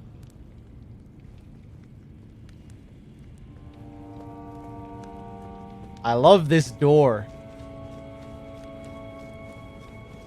Here's the door, which I assume leads through to the three fingers. The maddening three fingers.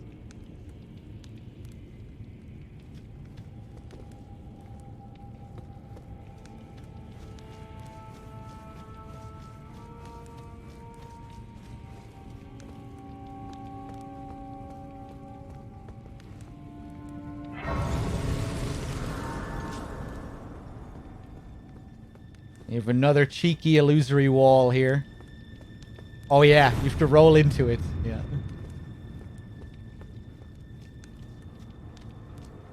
I was quite proud of myself finding that on my first playthrough. It was the only wall that I rolled into.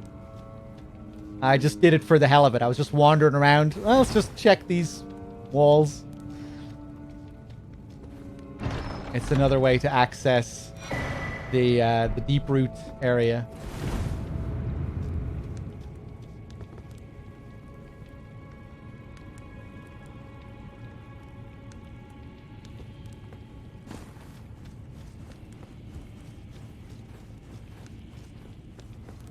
Okay, let's see how she's doing. So you're here as well, are you?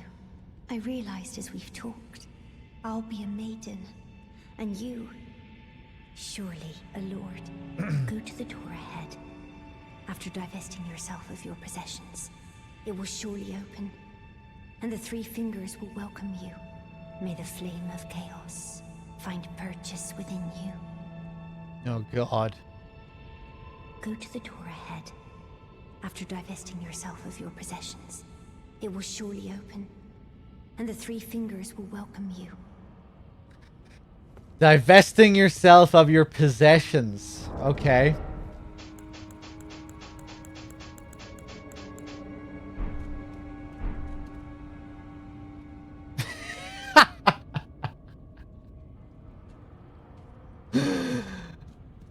I'm gonna have to unequip my talismans as well. Probably. Oh, no.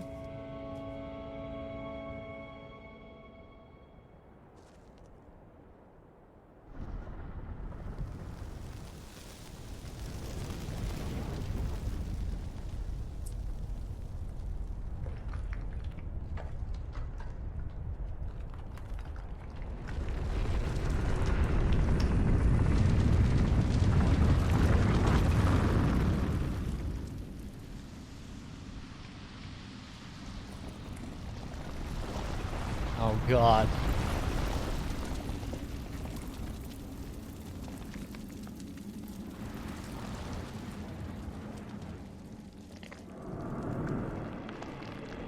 Oh, Jesus.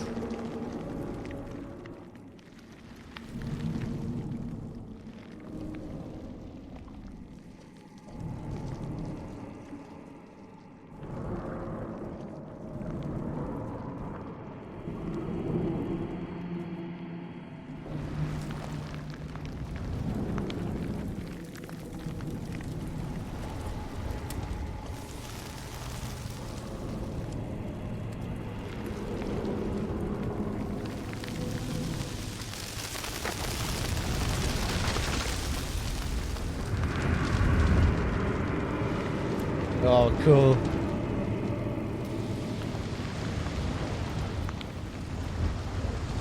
Ooh, and they just burn away. I've been blessed.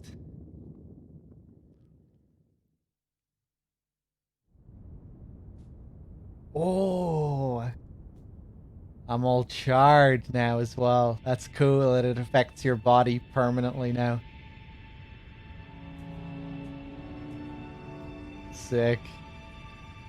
Ooh, the eyes.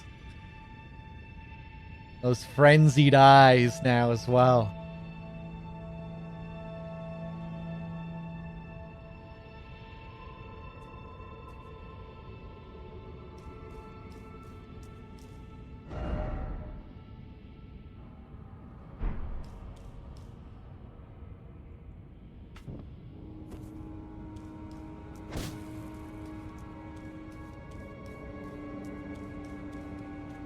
Okay, let's go back and talk to our girl here if she's still here.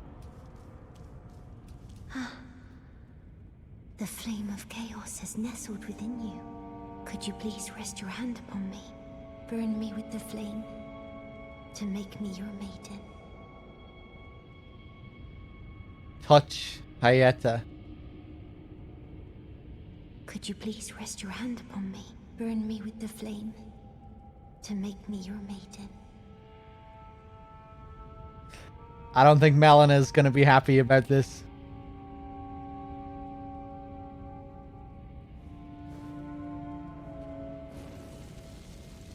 Oh, it burns.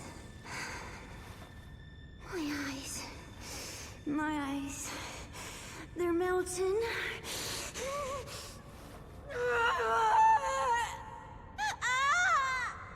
Whoa.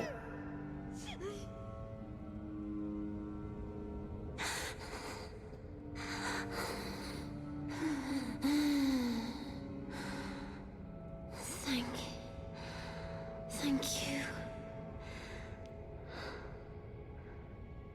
I have touched them.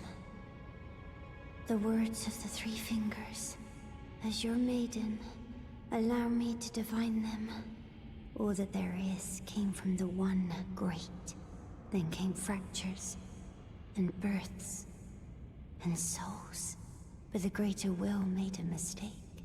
Torment, despair, affliction, every sin, every curse, every one born of the mistake. And so, what was borrowed must be returned, melted all away with the yellow chaos flame, until all is one again.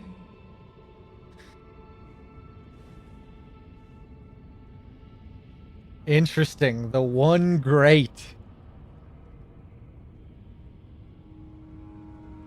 Melt it all away until it's one again. Those who gave me grapes howled without words, saying they wished they were never born. Become their lord. Take their torment, despair, their affliction, every sin, every curse, and melt it all away. As the Lord of Chaos, no more fractures, no more birth. Oh.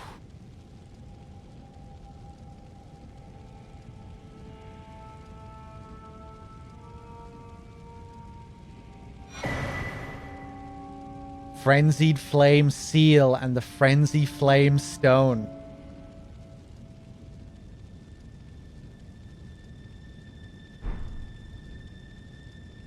Looks a lot like the Warming Stone.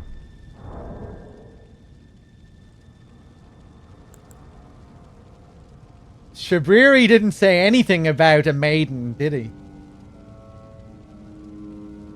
He only mentioned sacrificing ourselves. Was this a necessary part of the journey here? He didn't say anything about... Actually, didn't he specifically say that it wouldn't require the death of a... You know, that it wouldn't require the sacrifice of anyone else? Well, I mean, I guess if we're fucking melting away the whole fucking world, we're gonna be sacrificing every living being. But, you know, before we get to that point, before we get to the point of destroying the whole world, that it wouldn't take a sacrifice. That we would only be sacrificing ourselves in order to kill everyone on the planet.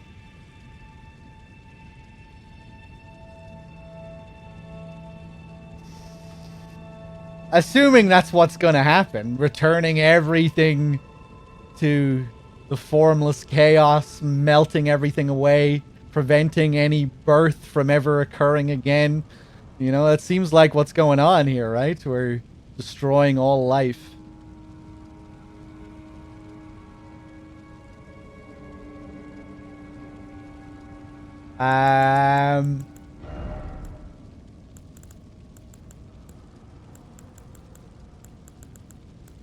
The Frenzy Flame Stone, Ruin Fragment, blessed with an incantation of the Three Fingers.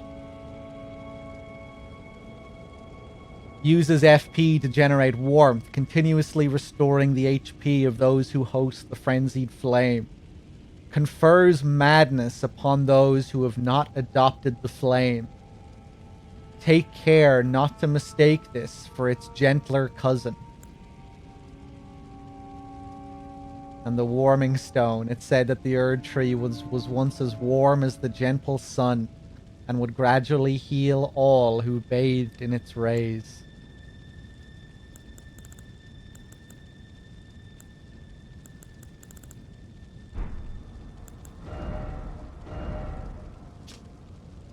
Frenzied Flame Seal. Formless sacred seal bestowed by the Maiden of the Three Fingers. Enhances incantations of the Frenzied Flame. This seal is the mark of the Lord of Frenzied Flame. Scales incantations using strength, dexterity, intelligence, and faith all together. Kind of interesting, the mark of the Lord, but yet we had to take it from her.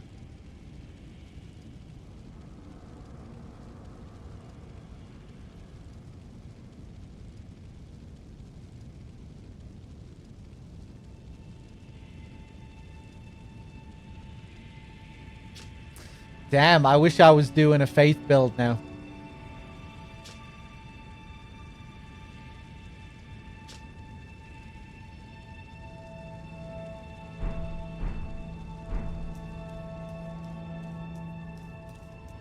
Okay, let's rest. Uh-oh. You have inherited the frenzied flame. A pity. You are no longer fit. Our journey together ends here. And remember, should you rise as the Lord of Chaos, I will kill you. As sure as night follows day, such is my duty. For allowing you the strength of runes. Goodbye, my companion. Goodbye, Torrent. Oh.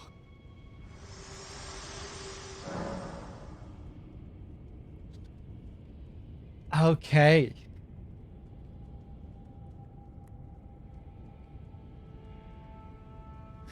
I'm guessing that instead of destroying all life, it's more about disrupting the boundaries between living and non-living things. And fusing everything together. Yeah, I'm kind of wondering myself. You know, if we are to exist as this lord.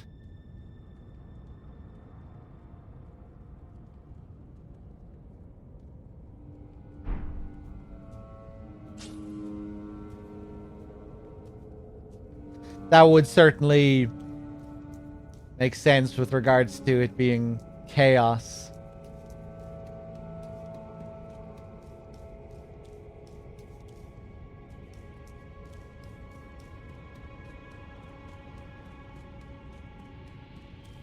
Okay, let's head back to Shabriri then, and here's the remains.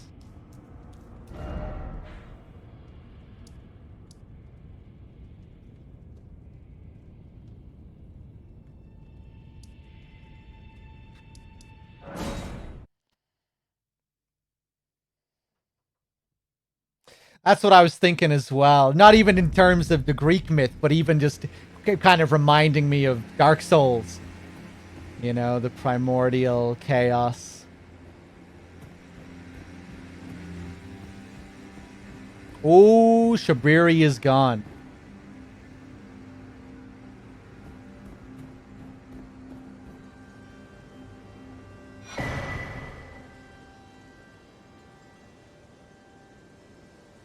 And he just leaves the whole set.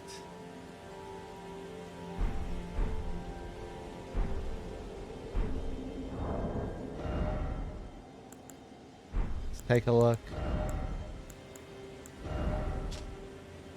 Iron Casa of the man who calls himself Shabriri, crafted to imitate the woven straw hats worn in the land of reeds. The man once known as Yura kept a woman in the deepest reaches of his heart. I am assuming that is the woman that he was also after, his main target.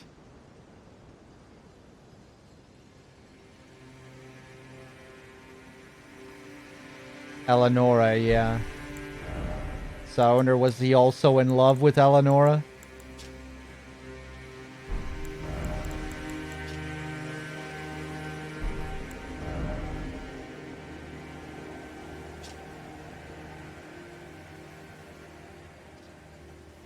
Hold on 1 second, guys.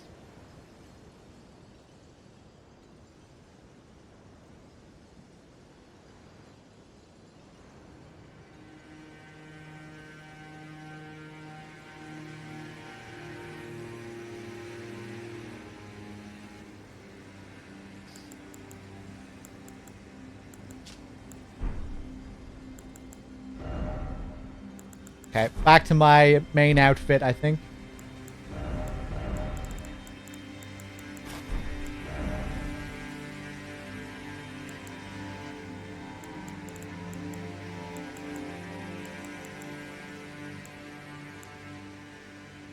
Oh, I can't find them.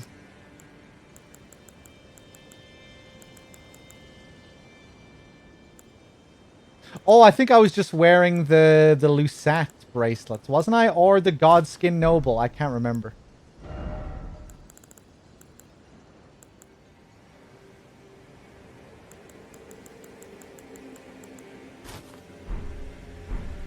No, I don't think I was wearing those bracelets. They'll do, though.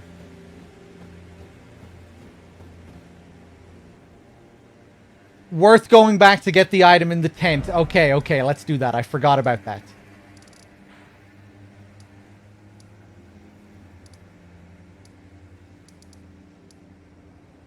Back to the Cathedral of the Forsaken. Oh, we have to drop down and do this shit again. Oh, God.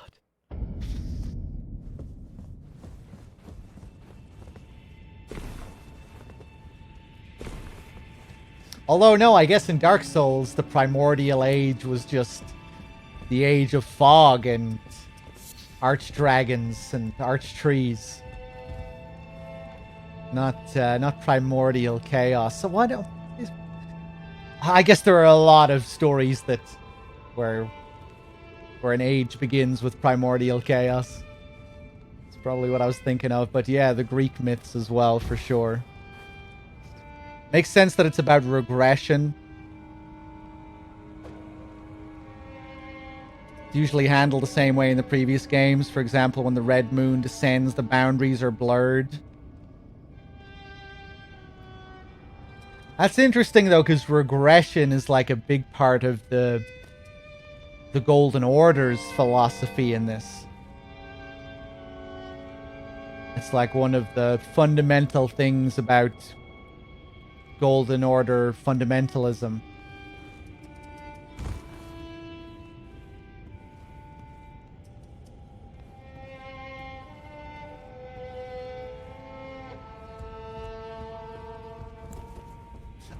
Let me equip these weapons again.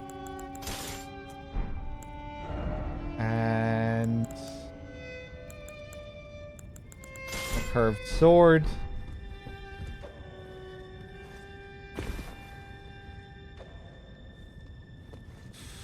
Oh! That must be intentional, man. Remember, this happened to me on my first playthrough.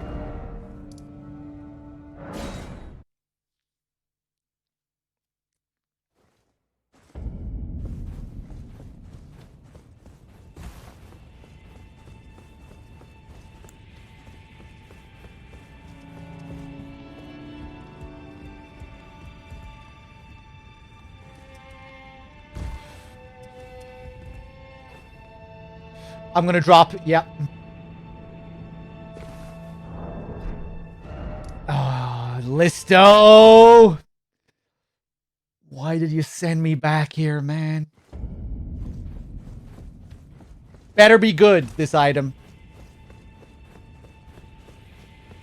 There's another item up top as well that I missed. Is it a good one?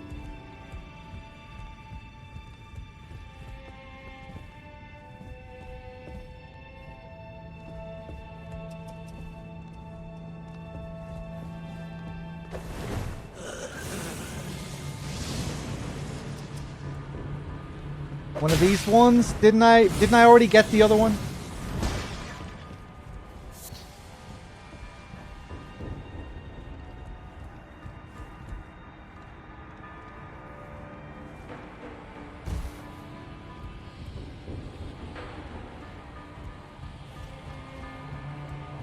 I thought I already got the other one. The very top. Oh, okay, okay. We'll check.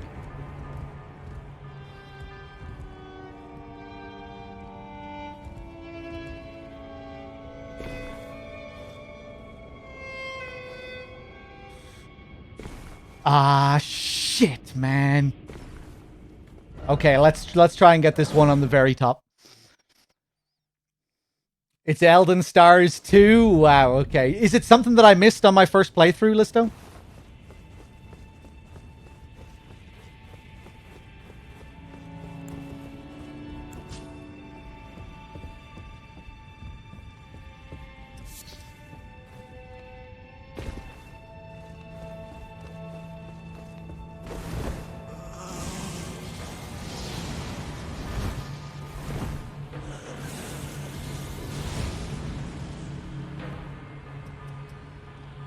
Is this behind an illusory wall, Crow, or what's the deal? You said at the very top, right? Which is here. The tent on the left, or is this... It was this one?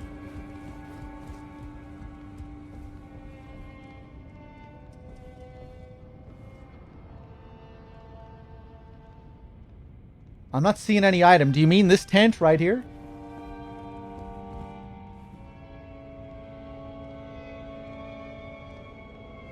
This one here?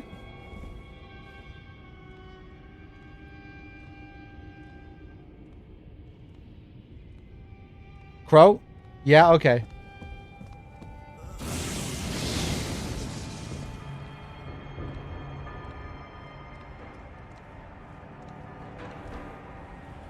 Come on.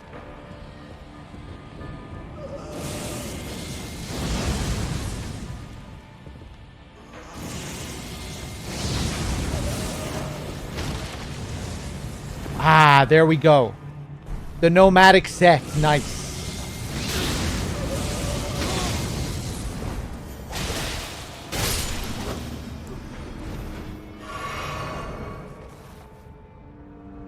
Hey, what's up, Miro?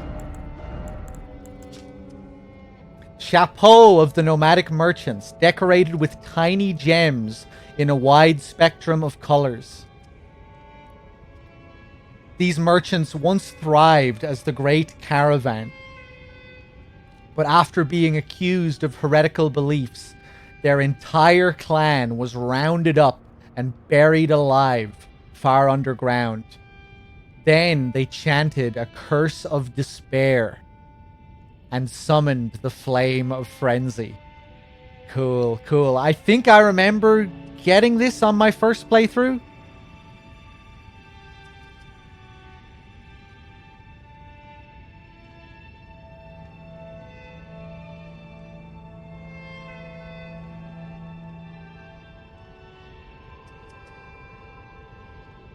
So these guys, they were accused of heretical beliefs, all rounded up and stuck down here. And then they chanted a curse of despair and summoned the flame of frenzy. This isn't the first instance of the flame of frenzy being a thing, though, I don't think, is it? I think I remember reading that it was Shabriri who was first given the flame of frenzy.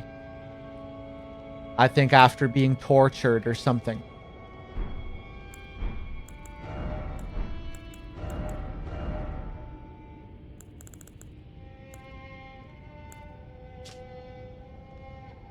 It is said that the man named Shabriri had his eyes gouged out as punishment for the crime of slander. And with time, the blight of the flame of frenzy came to dwell in the empty sockets.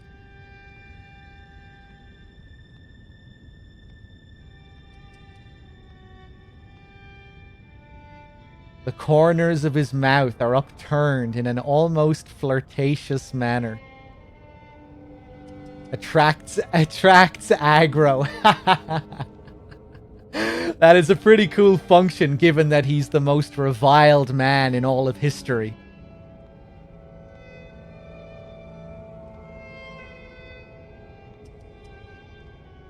So yeah, maybe Shiburi wasn't the first to suffer from the flame. Maybe it was these guys who were the first to summon it into being.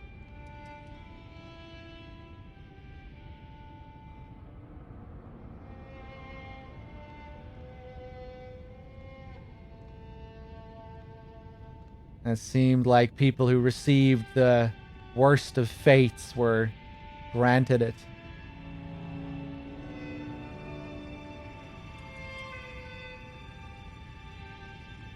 Yeah, people who were like unbelievably tormented or suffered insane torture.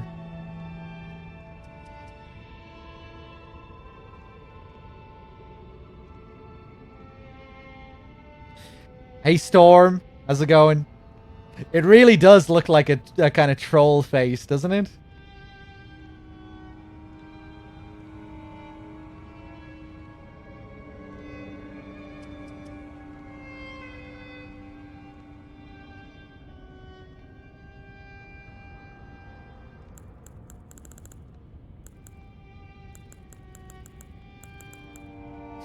I have another slot here for a talisman.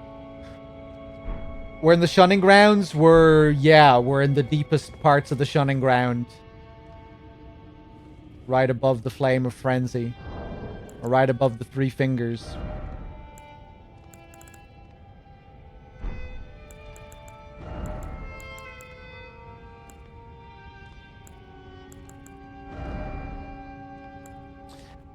Yeah, I guess I'll go for the Erdtree's Favor +1. It's probably a waste having these equipped, the Radigan icon and the Graven School talisman, given that I don't really use sorcery that much, but whatever.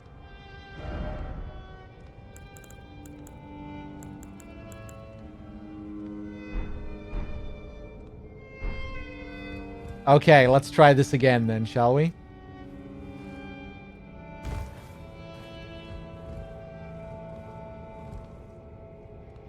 Oof.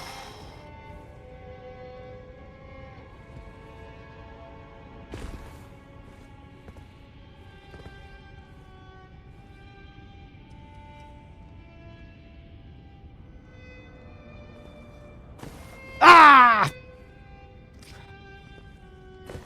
Oh, fuck. Drop. Drop. Drop. Yeah. Fucking janky ass platforming.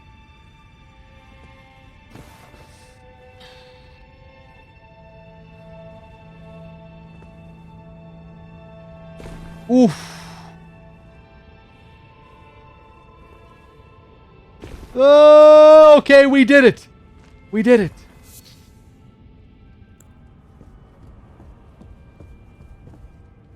Oh, I never even picked this up before. Fingerprint Stone Shield.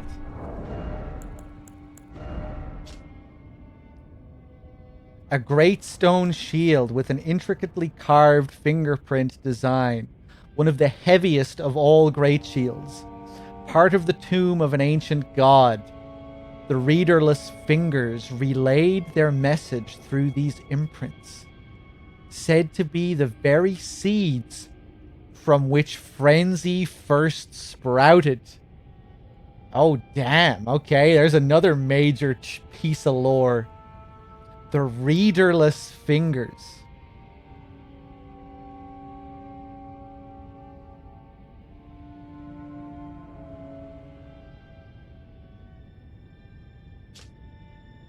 busted shield? Is it really good? Is this like the best shield in the game?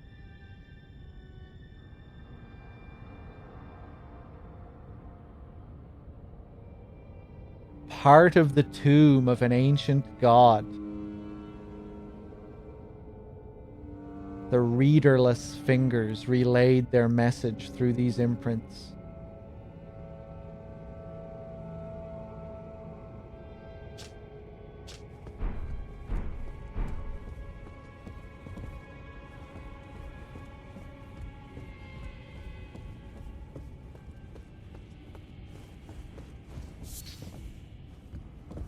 Okay, and this is the only guy here, it seems like. Oh, come on, man!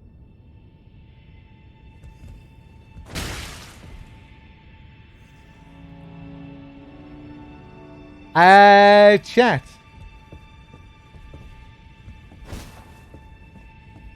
Are we just fucked here? If this guy is broken?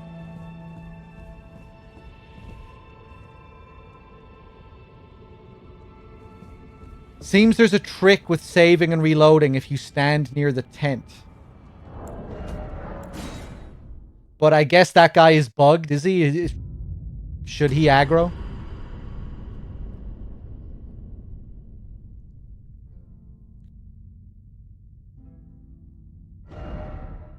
Oh, maybe there's a guy next to the shield. Let's check.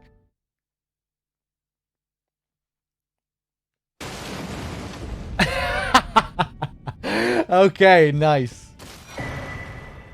Oh boy. Oh boy. Miquella's needle. Okay. Note written by a nomadic merchant, succinctly detailing knowledge acquired. The Empyrean Miquella crafted a needle to resist the influence of outer gods. Those who have inherited the flame of frenzy, yet wish not to become its lord, would do well to seek Miquella's needle.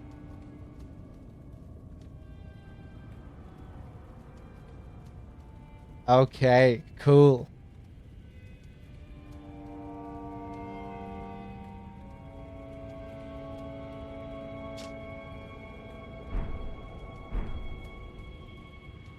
Of course, we already found one needle, the unalloyed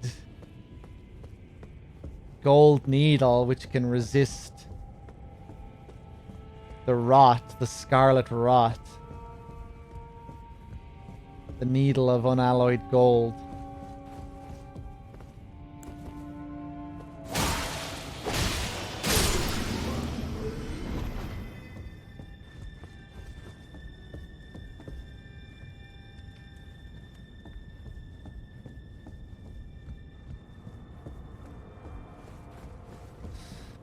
Okay then, cool. So that's everything here, I think. Lots of interesting items and stuff to pick up here.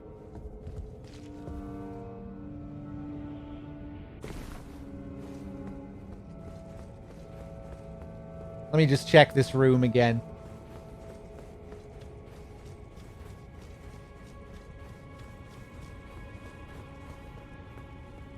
Nothing else here. Behold, chaos. Traitor. I don't know who's the traitor. Oh, well, I guess we're the traitor, right? Praise the madness.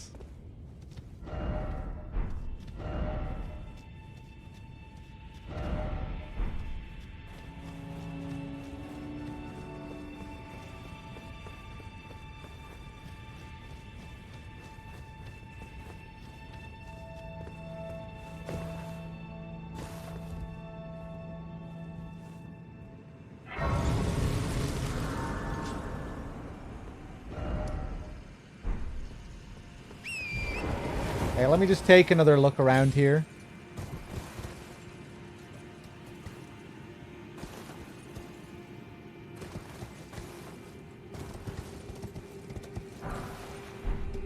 Key.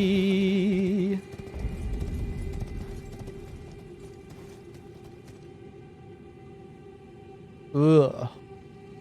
Another one of these boys. Ooh. I'm probably going to kill myself if I try and... Nice. Oh, God. Probably going to get another Newman rune out of this thing.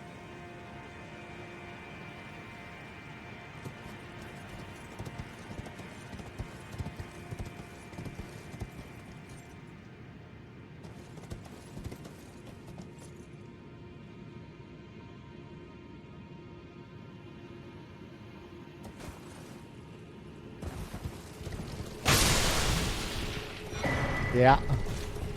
And a rune arc.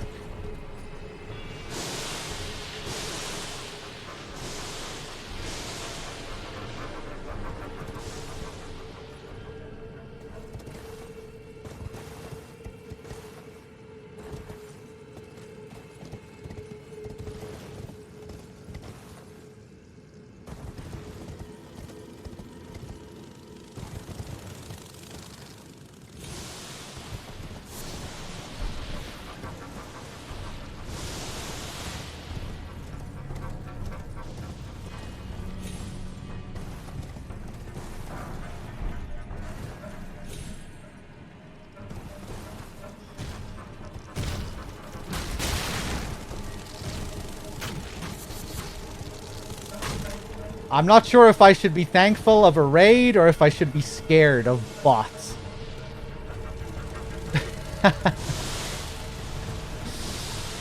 What is this? It's a real raid, okay. Thank you for the raid. Who is it?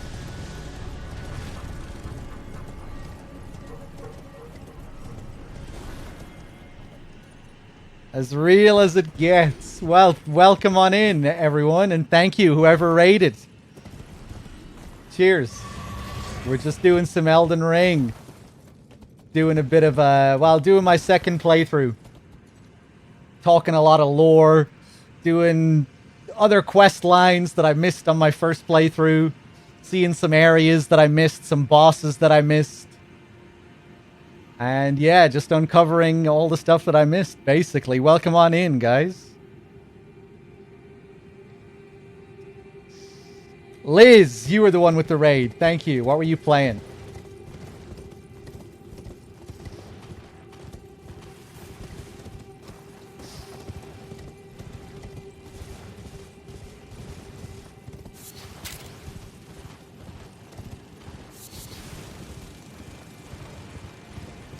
What is lore? Stick around. You'll find out. You'll learn some stuff.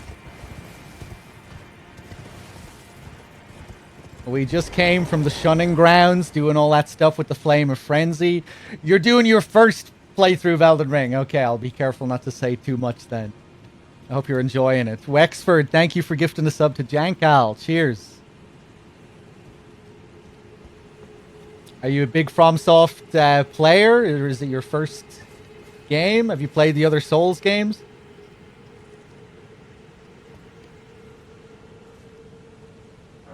I'm pretty deep into this playthrough, by the way. Just so you know.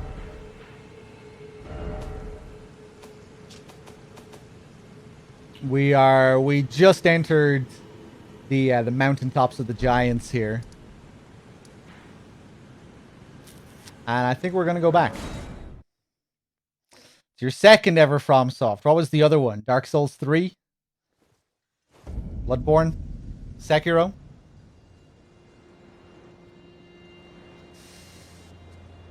Yeah, big spoilers if you care about spoilers.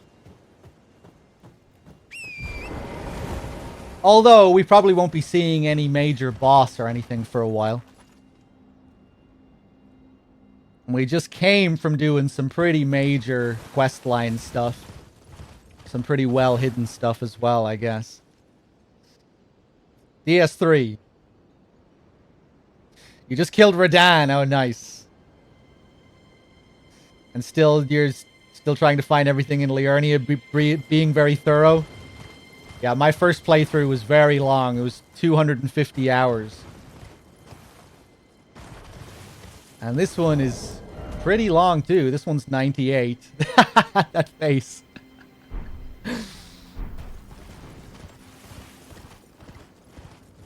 But yeah, we're taking our time. We're doing some, like I said, just trying to find stuff that I didn't find before. I'm a big lore nerd when it comes to these games, so like we're reading all the descriptions and you know, we're talking a lot of lore.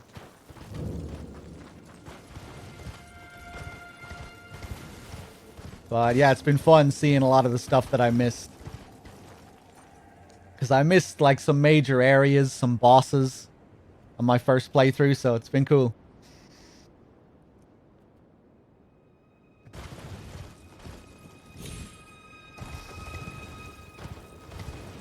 That reminds me. That whole thing with the jellyfish up here. I'm not sure if I saw everything that there was to see there. I think we're coming up to that point.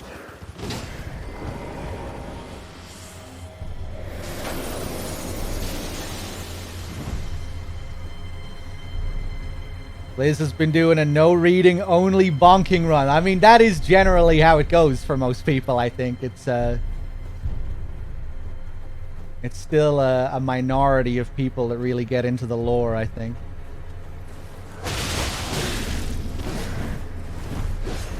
So I wouldn't feel bad about that.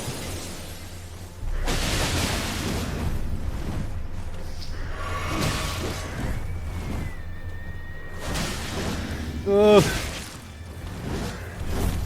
The damage. The jelly doesn't die permanently, Bloody Crow. I'm not sure if you knew that. I went back to that area off stream and I was happy to see the jellyfish was still alive.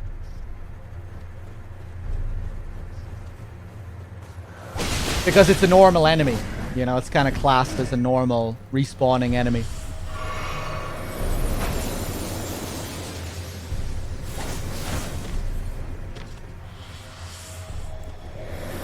Oh, I need to equip my staff again.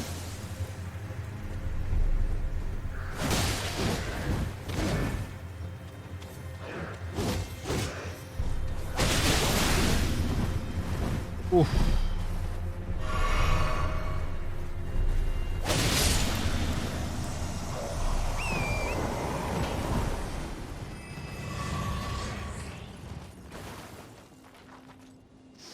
I do, but we're still shocked. That was a pretty funny moment. I should have trusted my instinct, because as soon as I heard the voice, I thought to myself, hey, is that the jellyfish? And I just scrapped that thought.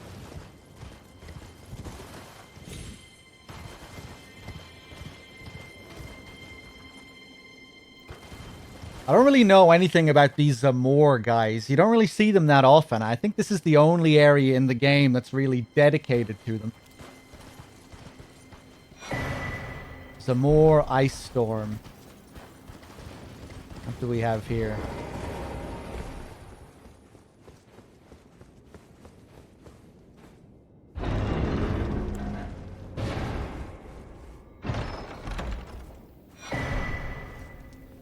Another mine spell. Let me take a look at this ice thing. Zamor Ice Storm. Ice sorcery of the town of Zamor. Strike the ground with the staff. Yeah. Cloaked in icy tempests, the Knights of Zamor have challenged the fire giants since ancient times. Okay, so it makes sense that we find them up here.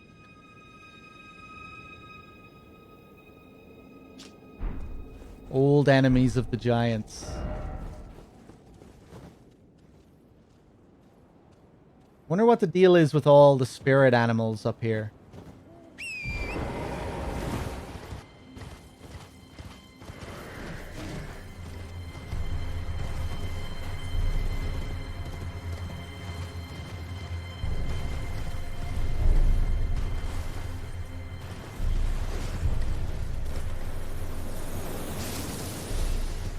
Yeah, I was thinking that this is probably the town that is mentioned in that description, the remains of it.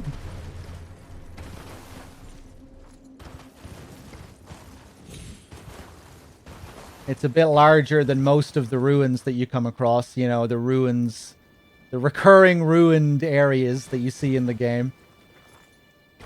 seems to be a bit bigger.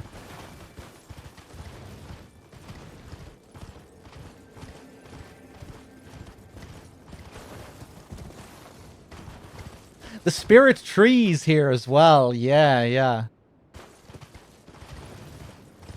Kind of reminds me of the war banners.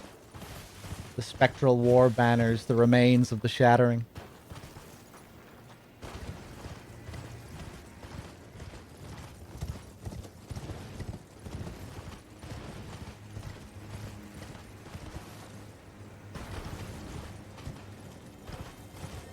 I think the only other time I saw spirit animals like this was in the Regal Ancestor spirit fight. You know, you see them in that fight. And that's where the Ancestor spirit gets its power from. It sucks up all the animal spirits.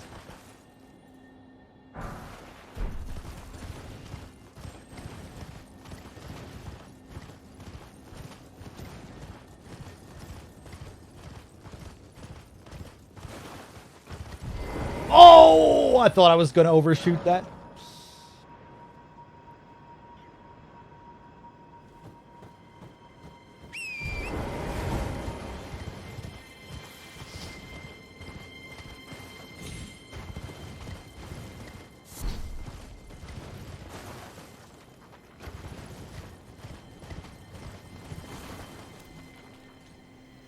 Hey.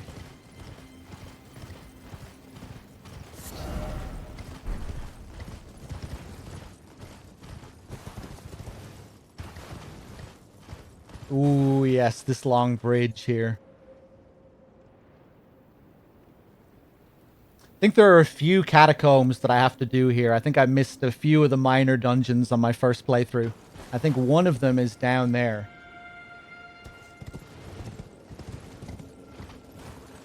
Hey, what's up, Night Tackle? Right under me. Yeah. I don't think I did that on my first playthrough. And I might not even do it in this playthrough. I'm not being, like, super thorough with this run, like doing every last dungeon. I think I'll go back to my first playthrough save to do all that when I go on to NG+. I'll go on to NG+ on my first character, and then I'll do all the stuff that I missed on my first playthrough with that file.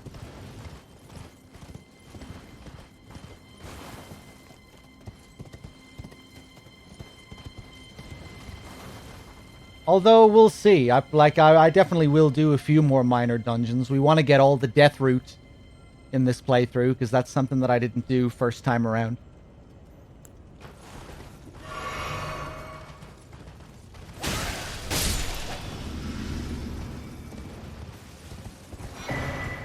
Briars of Punishment.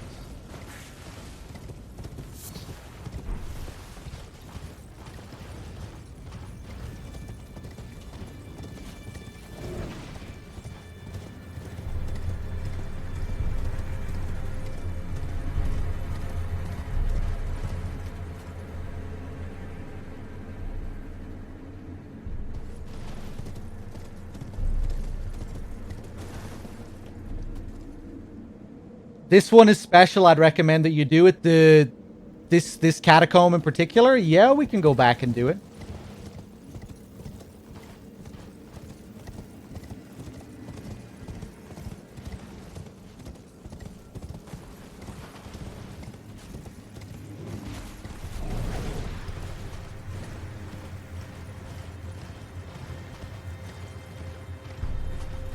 Pretty sure I skipped past this on my first playthrough anyway, I think.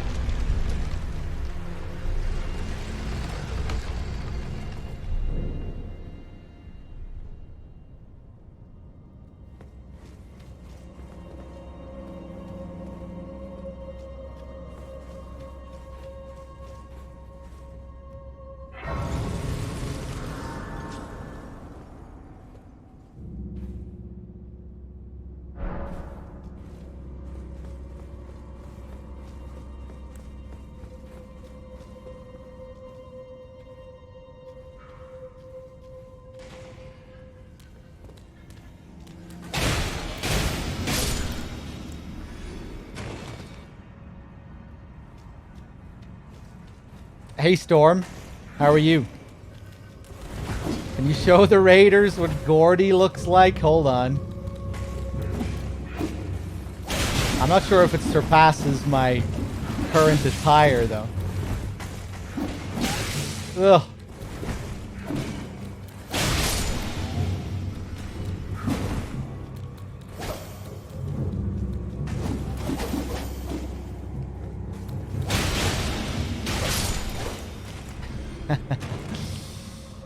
I have a charred corpse now as well, or a charred body. So he's even prettier now. There he is in all his glory, his frenzied eyes.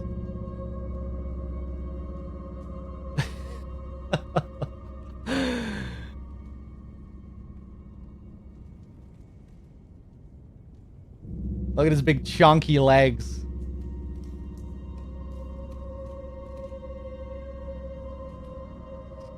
Behold.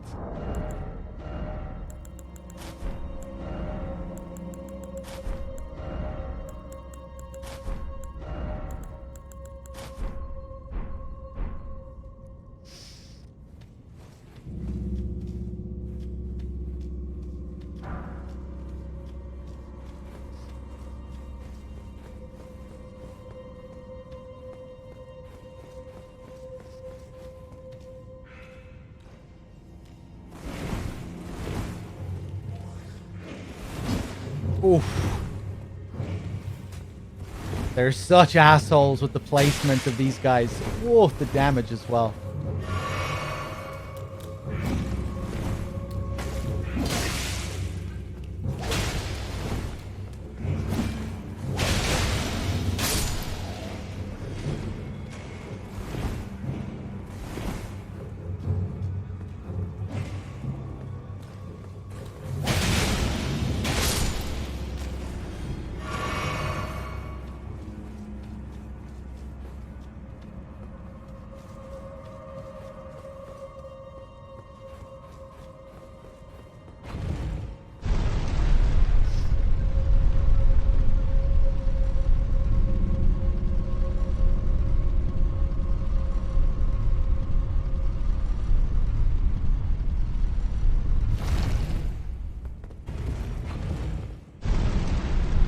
Give me something good here, game. Ah, fuck. They do this a few times. You shouldn't be allowed. Look at this. You can't put a drop-off point without giving me something. Nothing. That's shameful. Dark Souls 1 wouldn't do that. Bloodborne wouldn't do that.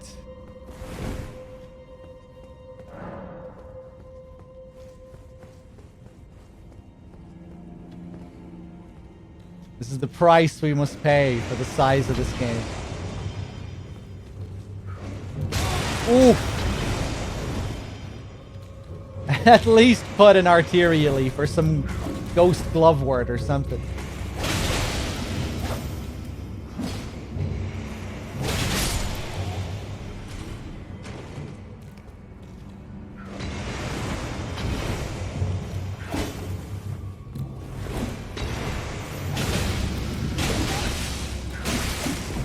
Oh my god.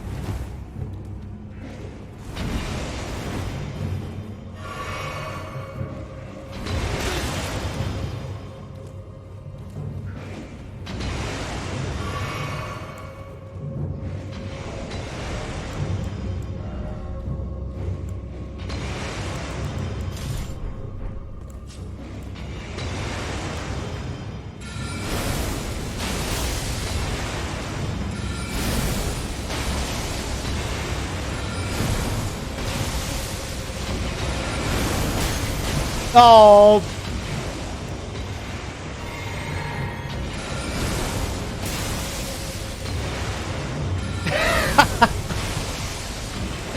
Finish him. Thank you. What a mess.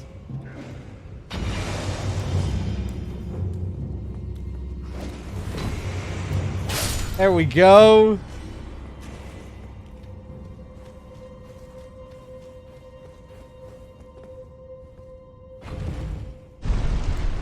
Been using this rock sling for the whole game.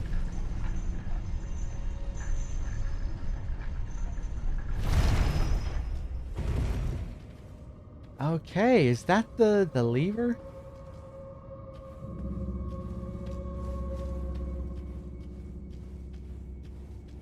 Ooh, pots.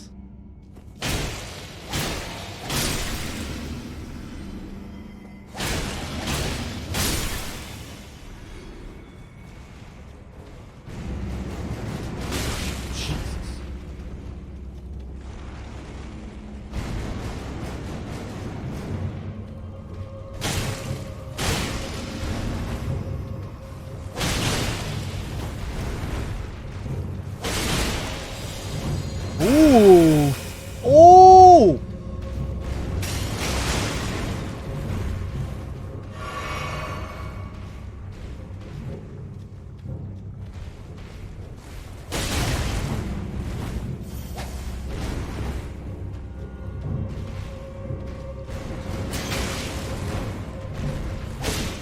Oh!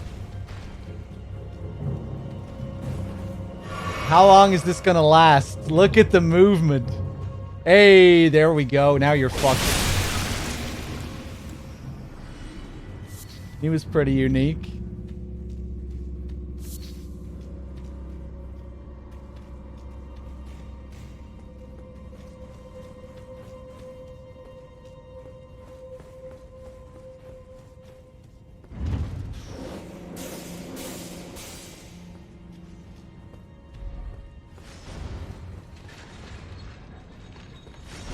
Oh shit, look at the pots here.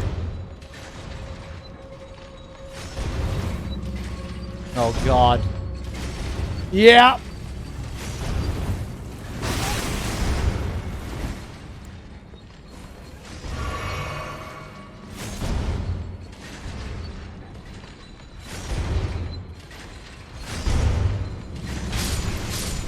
Nice.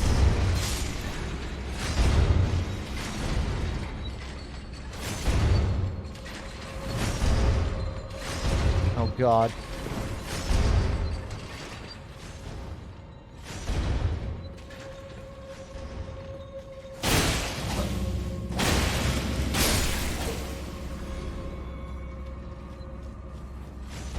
Yeah, some pretty unique enemies down here. I haven't seen these pots before.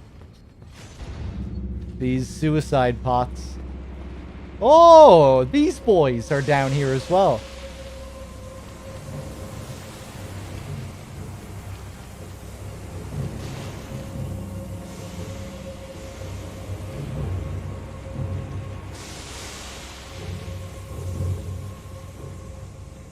Hey, what's up, Genome?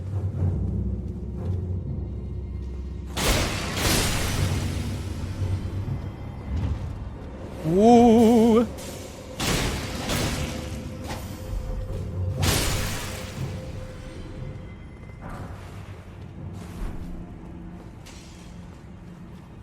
Another one.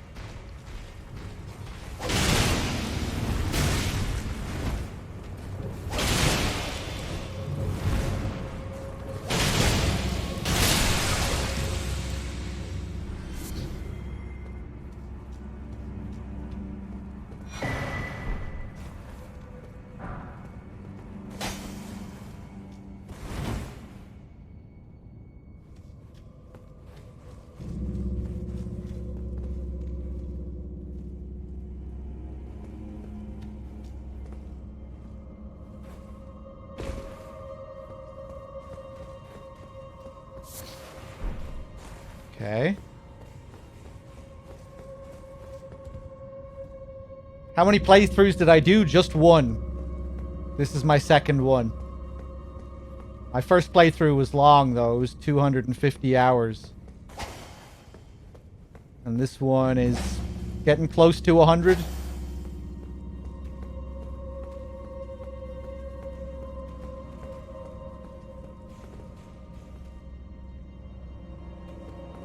Fucking a nascent butterfly? Is that really all I'm getting here? Fucking nothing in the last room either.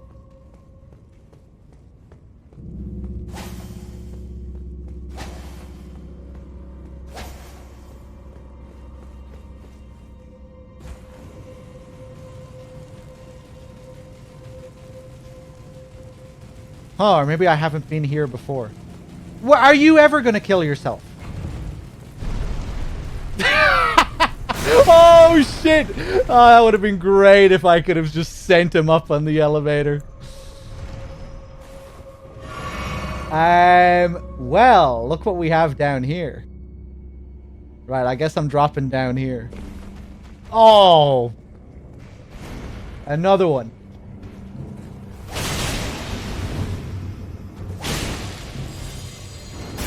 Ah!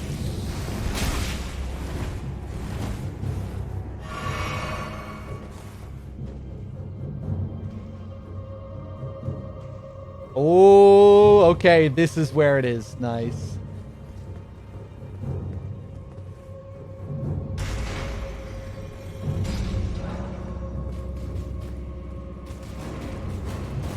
That message.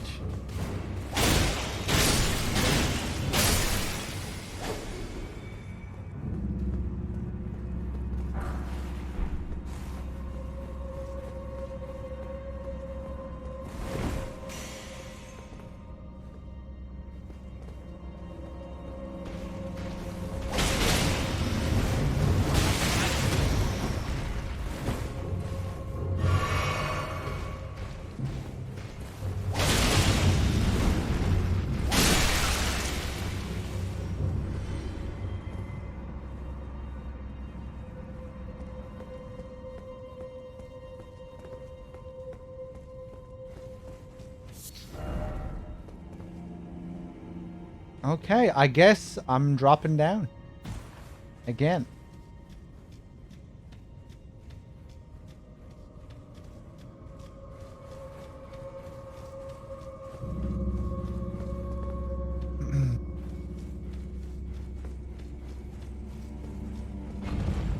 Hey, let's go back up. I wonder, did I miss anything there?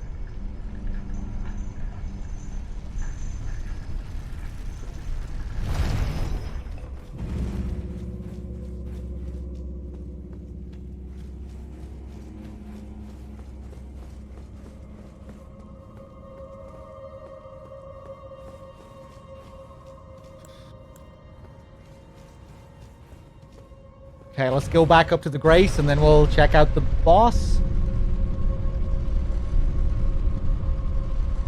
Oh shit, is this also new? I think this is also new. Ooh, do we have two bosses here? Oh shit.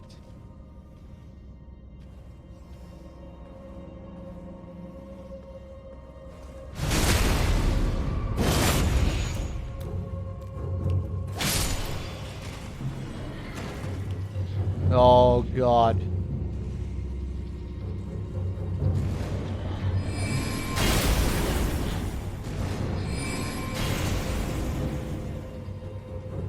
Oh! Yeah! I can't see. I'm dead. Okay, okay. So we have another area down there as well. Hey, what's up, Yuki? How's it going?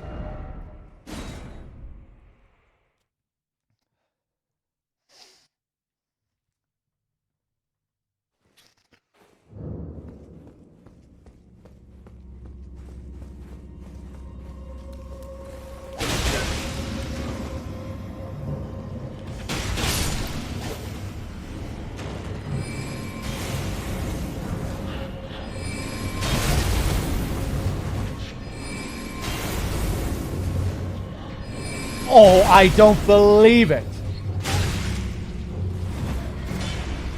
I'm dead again. Give me those runes back.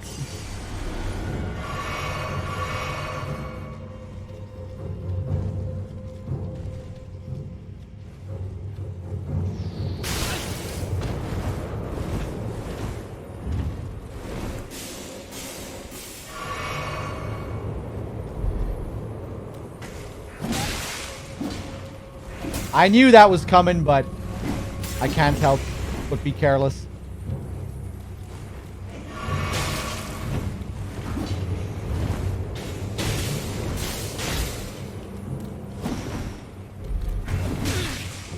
Ha! Kill them! Kill them! Yes!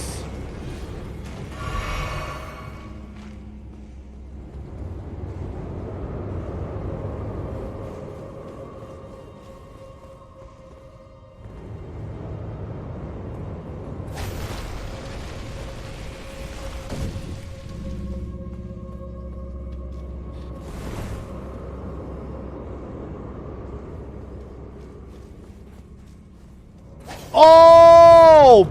Oh! Okay, okay, nice.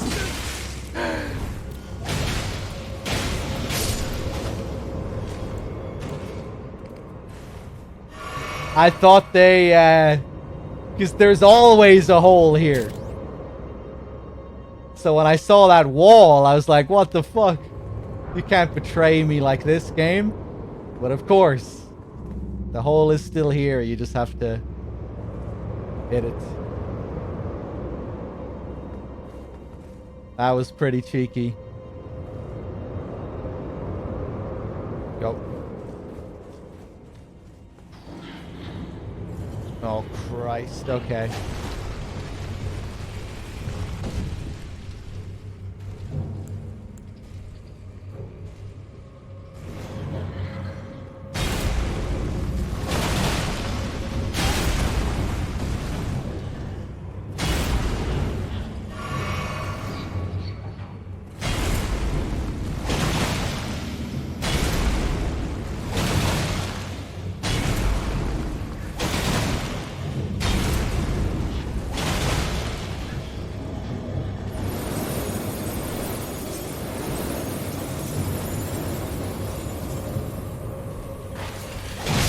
Oh!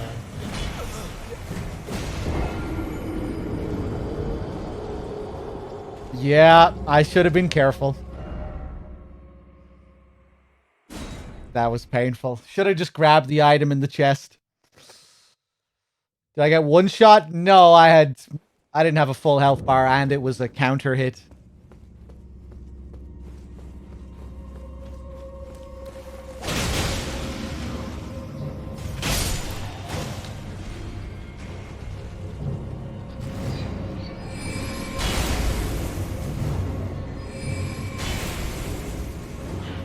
Oh, nice.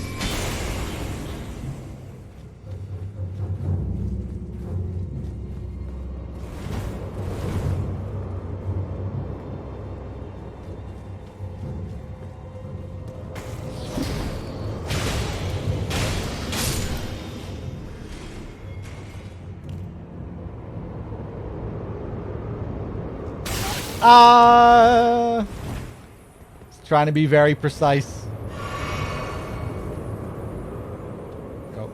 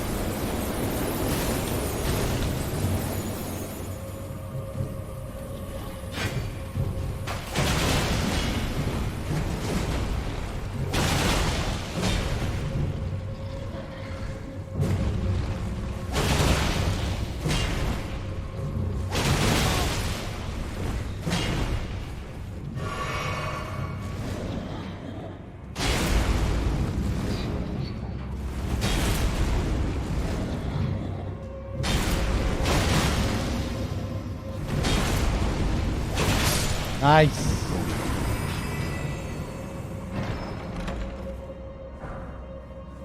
Fire Monk Ashes. Let's take a look.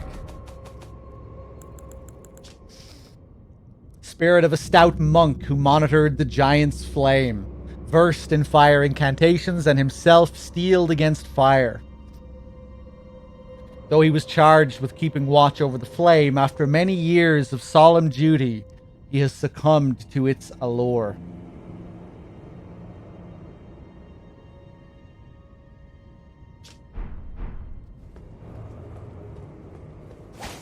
And I guess that is our reward.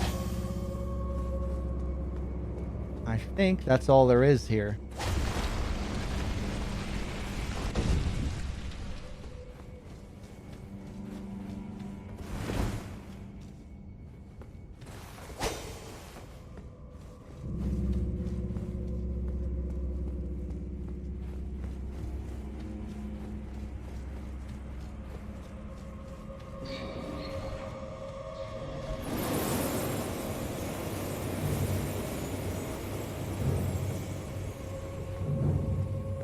Okay, let's go back up.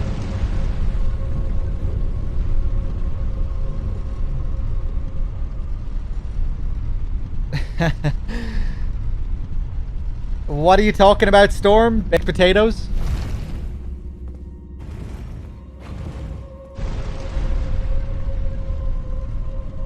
Yeah, I'm not really sure what that means, Salami. Getting succumbed.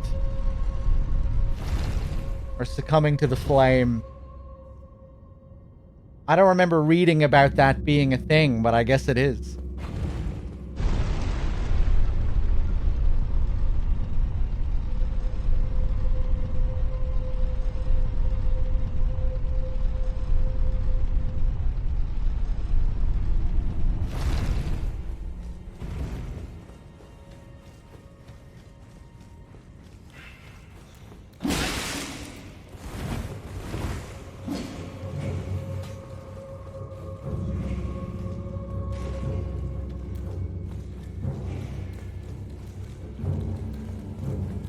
I have no idea what you're talking about, Storm.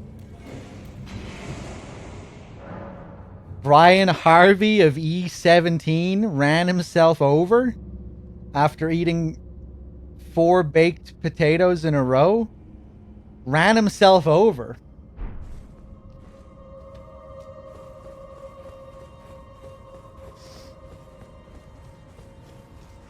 No, we still have to go and meet Alexander at Mount Gelmir. We might do that after this.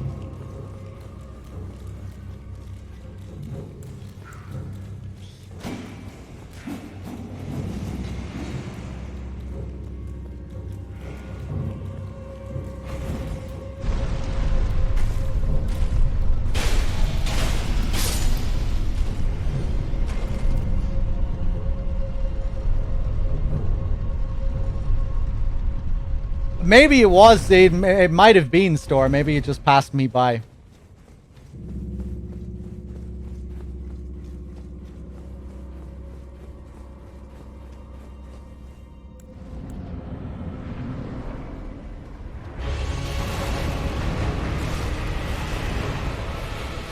Oh, disappointing.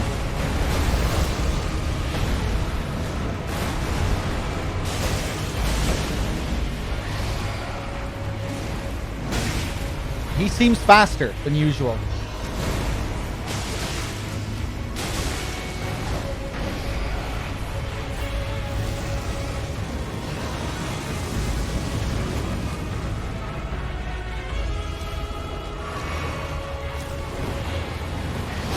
Wonder how many of these there are in the game. Must be like 10.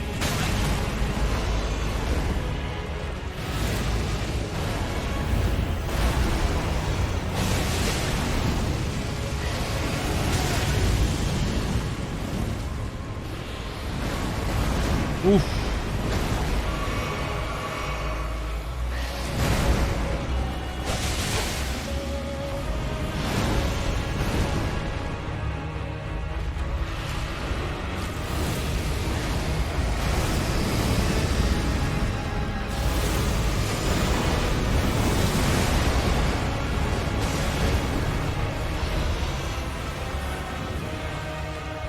Whoop.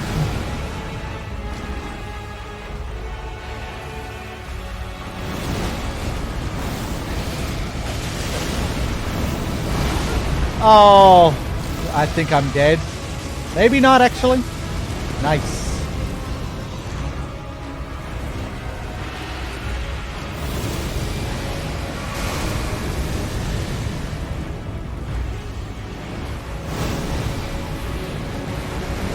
Ah.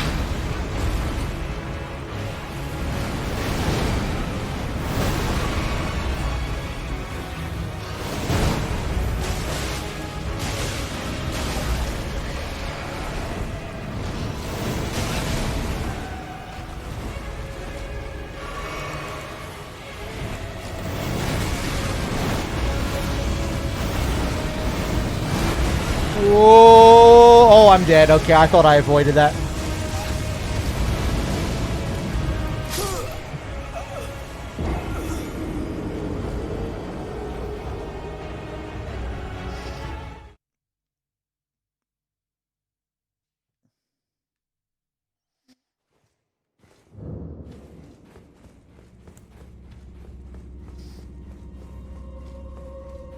Whoever said this catacomb was really worth doing now, I'm not sure if I entirely agree. It was interesting seeing some new enemies that I hadn't seen before, though.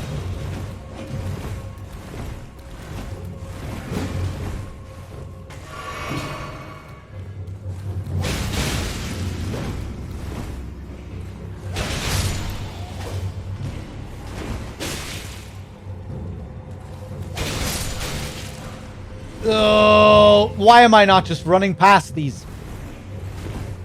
I need all my flasks. Just wait until I get the ashes. Yeah, then it's gonna get really exciting. I mean, it was a relatively enjoyable mini dungeon to go through. It was cool seeing some new enemies. This tree ulcer demon is really not a good crescendo at the end of it, though. I had my hopes up for a slightly more interesting boss. Oh. Oh.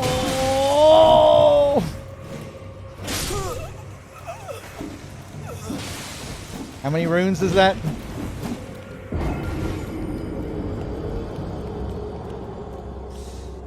Oh, there's a death route. Oh, I was always going to go for the death route anyway, you know, like I said. I think there are many death routes.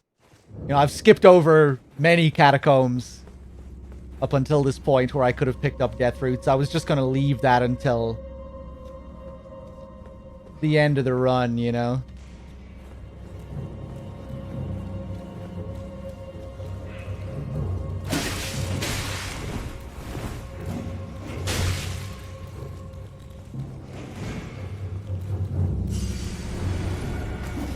But, no, it's okay.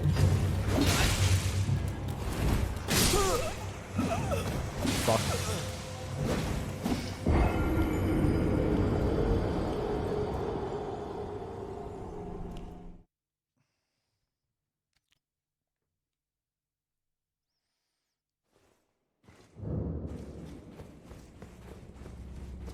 I definitely want to get all the death route before a certain point. What, before fighting Malekith or something like that? Hopefully the lift will just be here now. Yeah, nice. Oh, you bitch. Oh, you're gonna fucking kill me. Ah! Nice.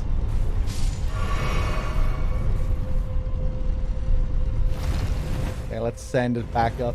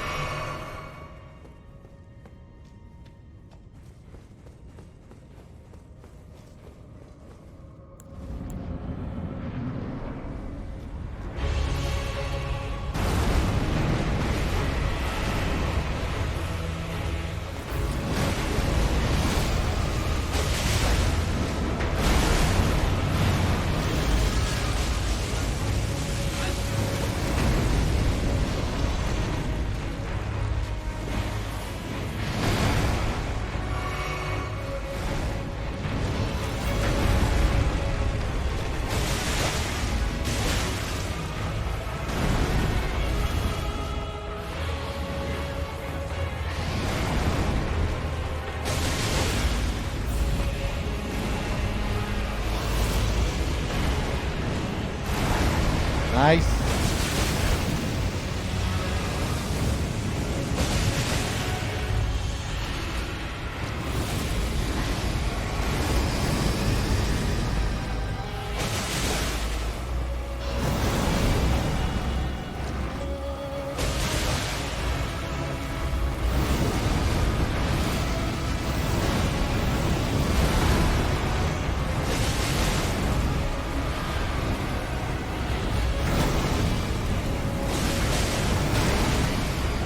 Oh no.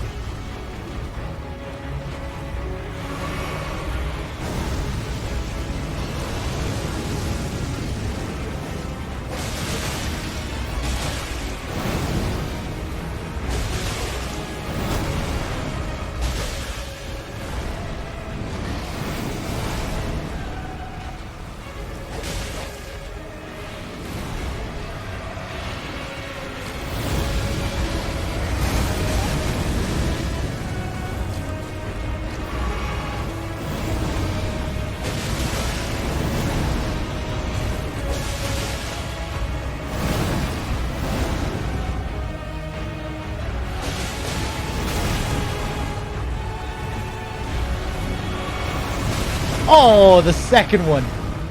Heal.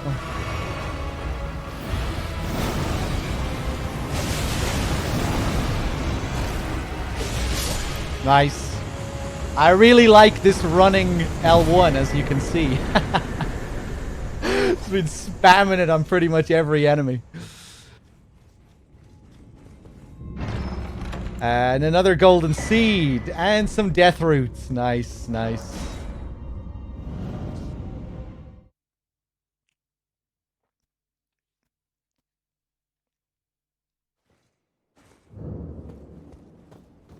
Okay, cool. Let's go back to Garank then. Let's give it to him.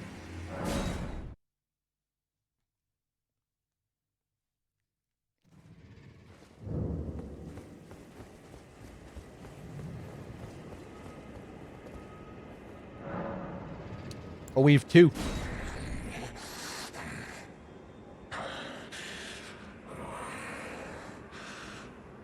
My thanks, tarnished. Death, my sin, should not be touched by the hand of man. I shall grant thee my claws. Feed me more. Beast Claw Hammer and the Stone of Garank. Ooh, I wonder did I get the stone on my first playthrough? Mellow Gold, hey. You like the fit? You like the outfit? Pretty fancy, isn't it?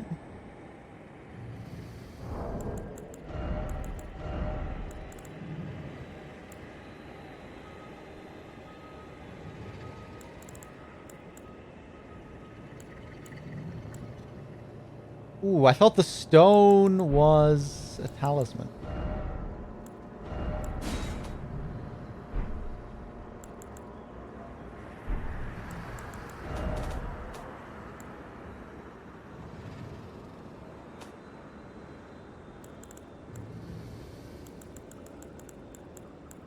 Stone of Garank, superior incantation taught by Garank, the beast clergyman. Hurls a boulder before the caster. Long ago, Garank was a beast of such terrifying ferocity that his former name meant death of the demigods. Yeah.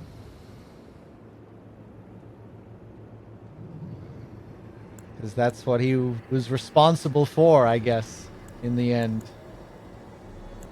And I guess that is the sin.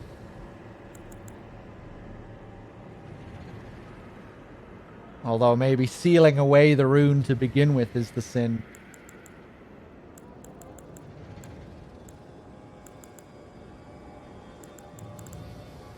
What was the other item that he gave me, chat?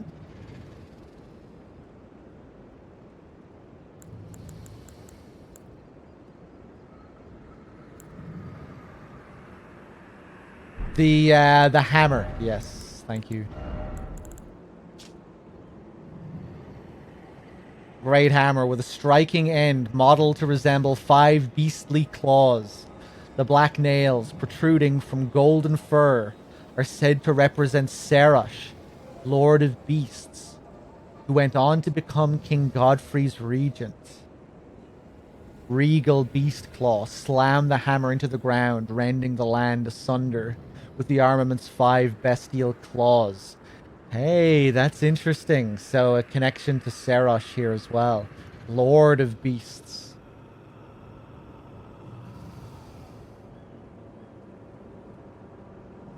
Cool, okay.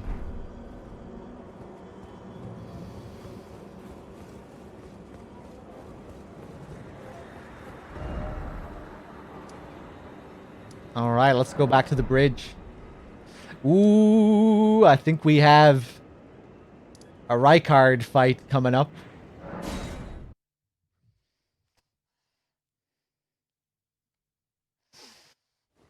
Once we take down the last target here. Well, we could go and fight him right now, but I wanted to get rid of all the targets first. Just so we can keep doing Tanith's quest line. I'm assuming if you kill Rykard now, before finishing Tanith's quest line, that prevents you from doing the rest of Tanith's quest line.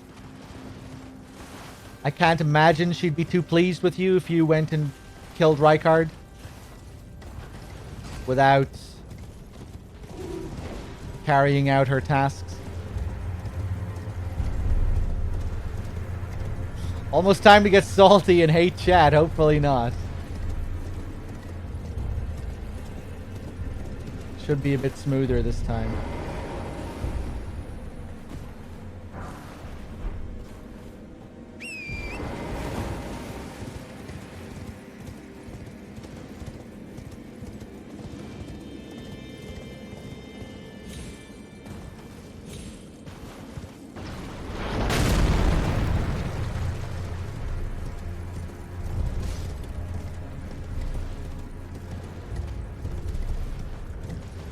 Smooth like Listopat's brain.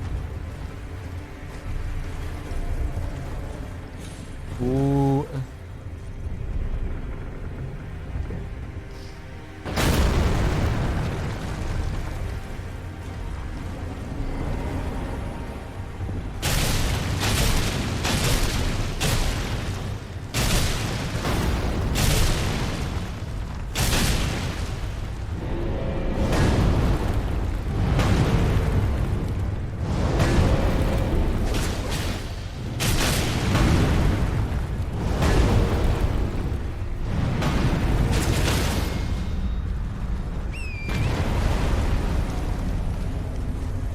Oh, right. You're still alive.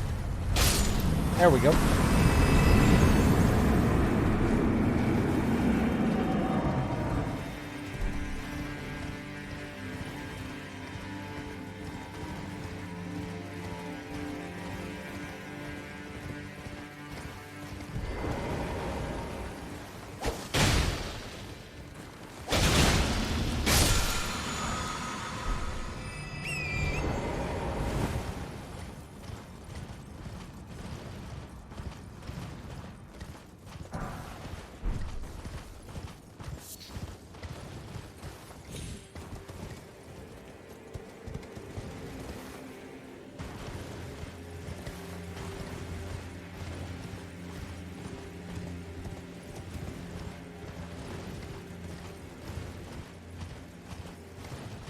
Hey, is this Millicent? Yep. And I believe this is the last time I met her on my first playthrough. To think we'd meet in such a place. What could your purpose possibly... No. I know well enough who you are. And what I know is good enough for me. Call upon me again. In battle. Should you have the need. Okay. I'm searching for a fort to the north of the ruins. I heard the master of the fort was given a medallion that allowed him to visit the Halig tree. Yes. Indeed. I believe that is where Melania will be found. The Halig tree is hidden somewhere in these northern lands. I'm searching for a fort to the north of the ruins. I heard the master of the fort was given a medallion that allowed him to visit. Okay, cool.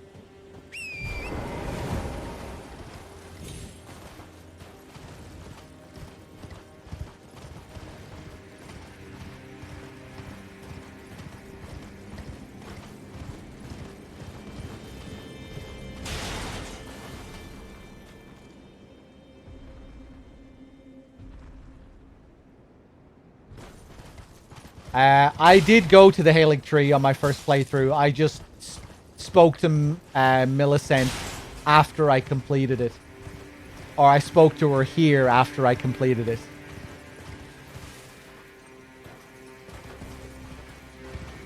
I went to see if she was there at the end.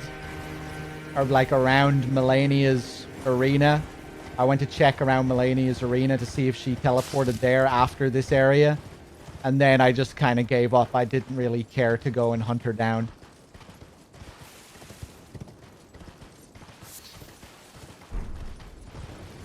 So yeah, hopefully this time we will find her.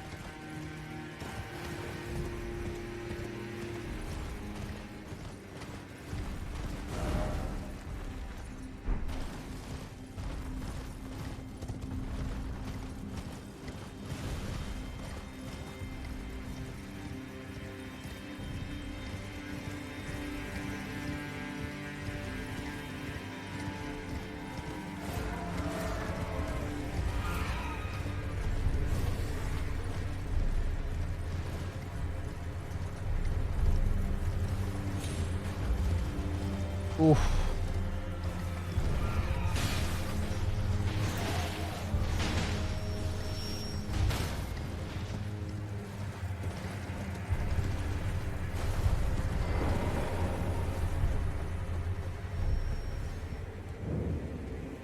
Shack of the Lofty.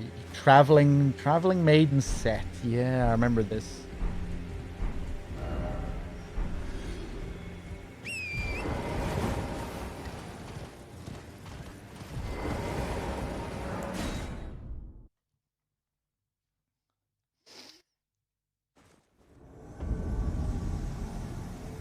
Ooh, is this going to be different now? It's just Juno. Hoslow's Oath. Should I be doing this? I'm just wondering if I should be doing anything different. Wow. I'm wondering if I should be doing anything different because of his brother, you know, his brother. At least I think it's his brother. Dialos. That crazy damage. Oh my god.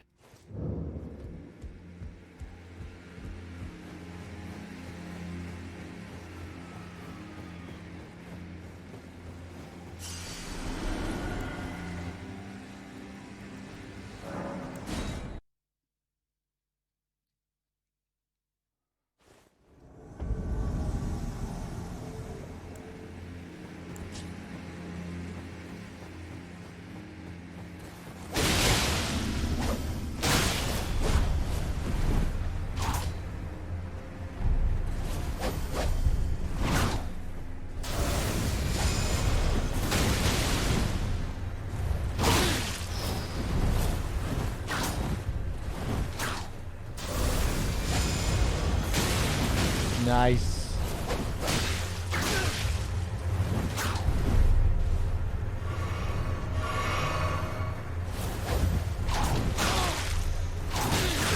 Oh, God. Okay. Kind of deceptive. The delay on that.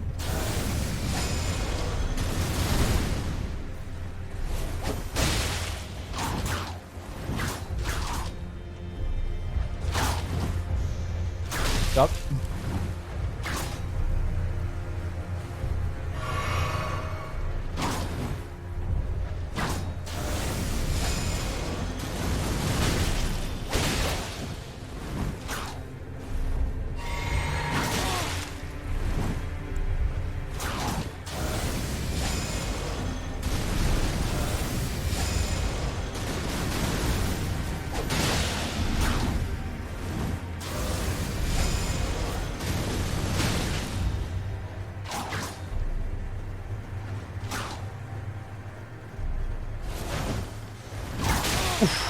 Oof, the damage. Oh my god.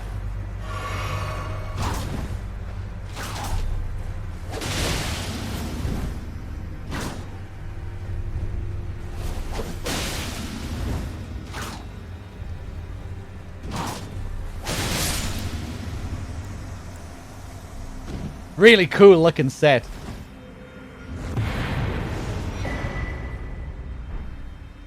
And there it is.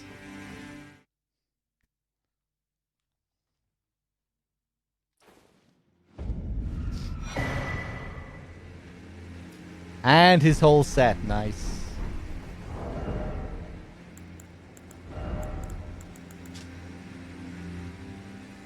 A twin-tailed silver helm decorated with flowery adornments, symbol of the head of the revered House of Hoslow. More twin symbolism. Is someone... We cool?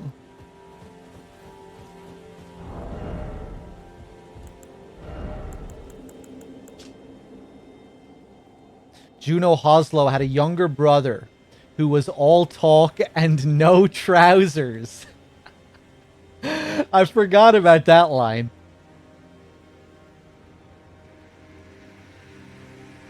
All talk and no trousers. His inability to commit to action was such that Juno inherited the Hoslow legacy without resistance, granting him the freedom to shower his little brother with adoration. Yeah, well, we certainly see his inability to commit to action in the quest line, where he seeks revenge and then backs off, accepts Tanith's invitation and then has second thoughts. He's dealing with a whole existential crisis.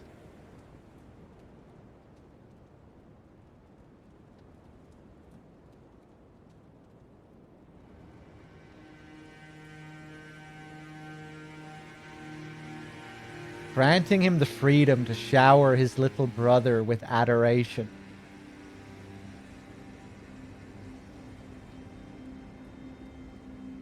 Dialos is the brother.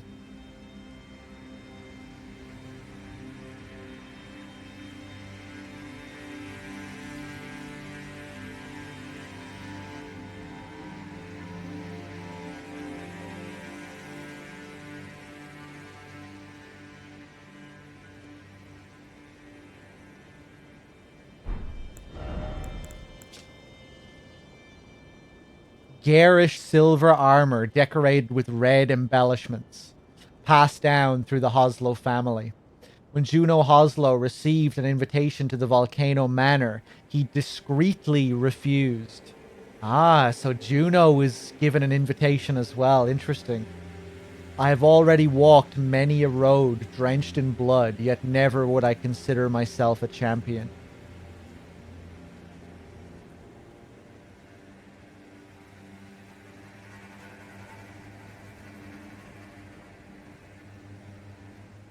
What is the definition of a champion?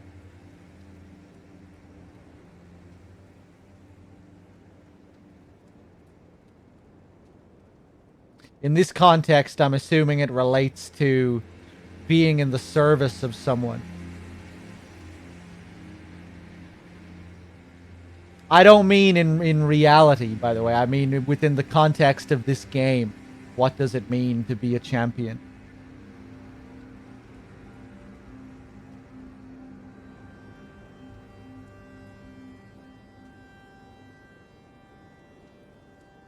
Although Renala was the leader of Raya Lucaria, and she was also supposed to be a champion as well, right? And she was shunned by the Academy when they realized that she was no true champion after all. When she was so lovesick after Radagon left her. That was when they knew that she was no true champion.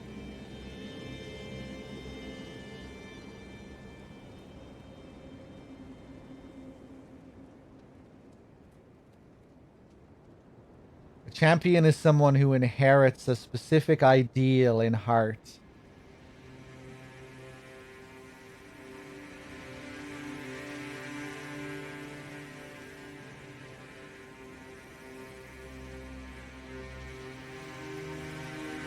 For example, you become Rani's champion. Yeah, that sounds about right.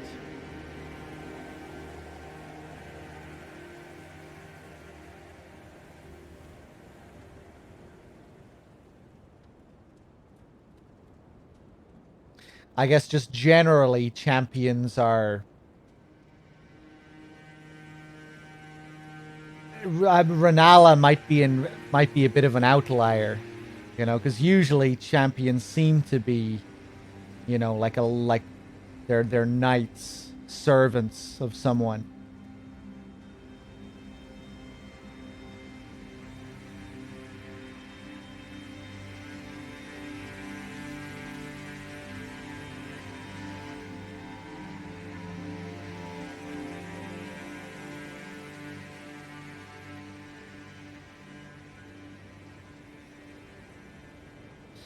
To differentiate from being an elected or chosen representative.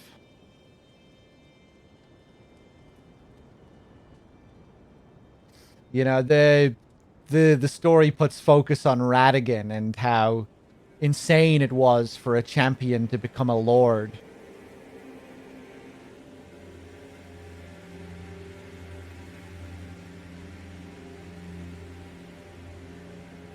I just thought it was interesting that you have the queen, you know, Renala, this royal queen of the Carrion Manor and leader of the academy.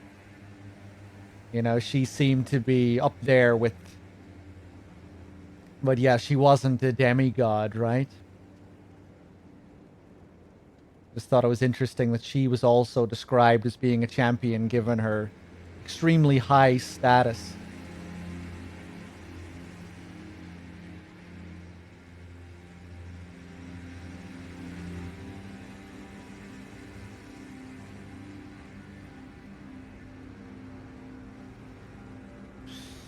Like Fia's champions, they just fight on her behalf, loyal to an ideal, yeah.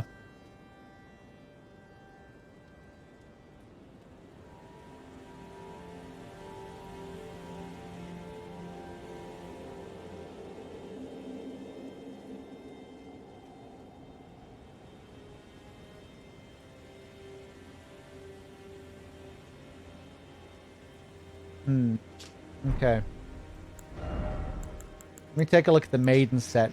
Hood worn by traveling maidens. Maidens traverse the lands between for different reasons, some to seek audience with the fingers, others to find the tarnished who they were destined to guide.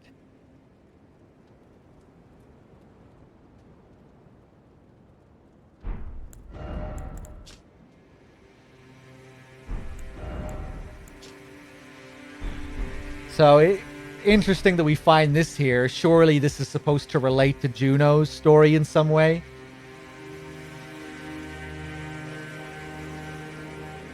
Him being tarnished, and I guess this was belonging to his maiden, this set.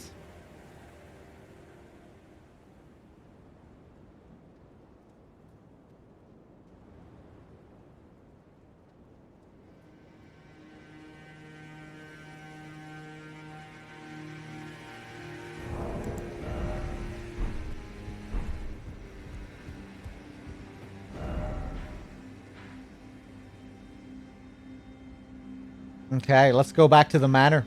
I think it's time.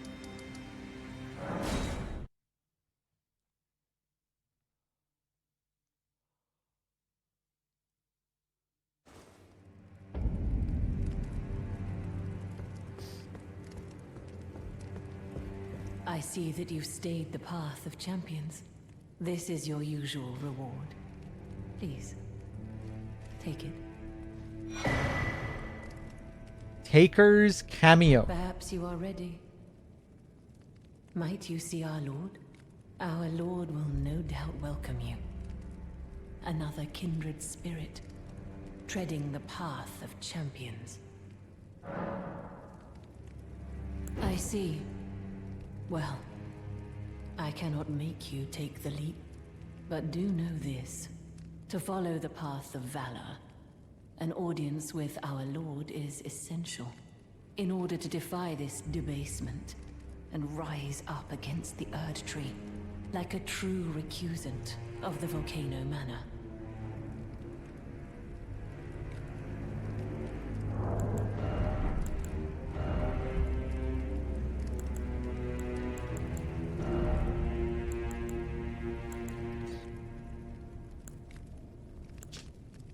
A talisman engraved with the stern likeness of Praetor Rykard, master of Volcano Manor. Restores HP upon defeating enemies. When Rykard turned to heresy, taking by force became the rule. The gods themselves were no different after all. Interesting, those two separate symbols on the left and right.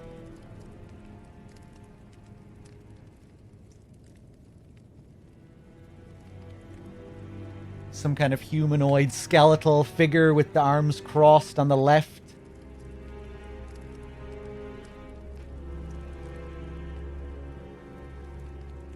And I don't know, some kind of emblem on the right.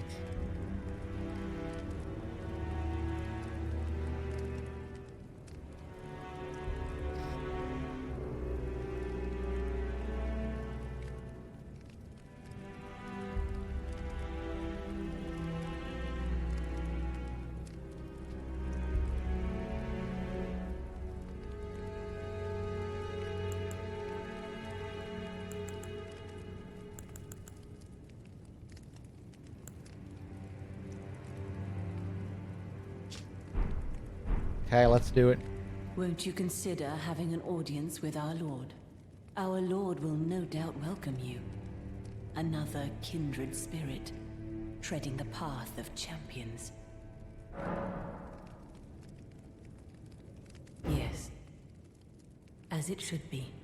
Now, close your eyes for a moment. I will transport you to the Lord's chamber.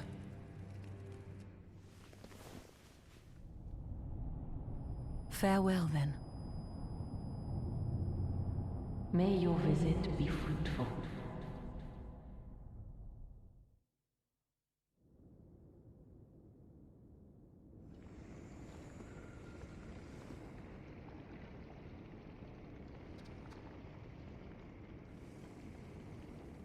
Yeah, Mask, I think I would have preferred if I had to find the weapon as well. But yeah, still probably the best version of this kind of fight that they've done.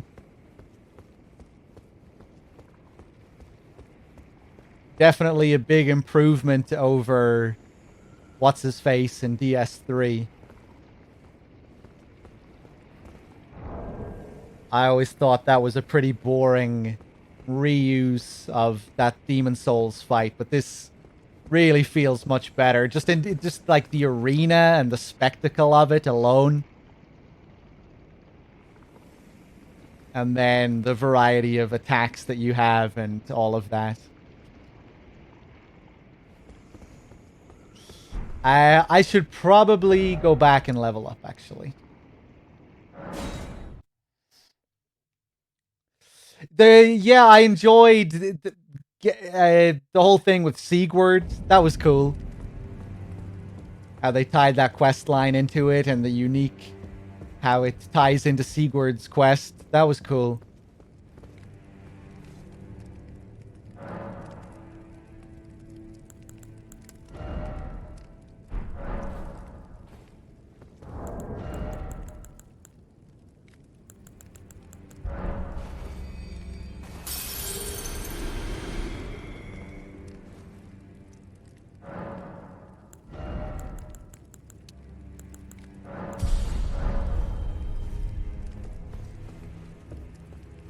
Won't you consider our Lord? Yes. As it should be. Now, close your eyes for a moment. I will transport you to the Lord's chamber.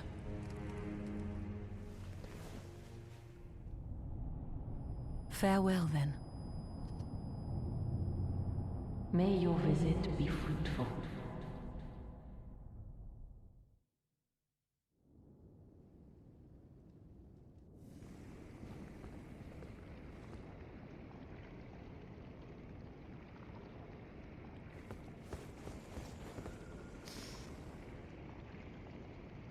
Rykard was a fight that I wasn't very prepared for. I refused to use the spear. And then after a dozen or so attempts, you got him, but found out it was only the end of phase 1. I think a lot of people had that experience with Melania, thinking she was only going to be one phase.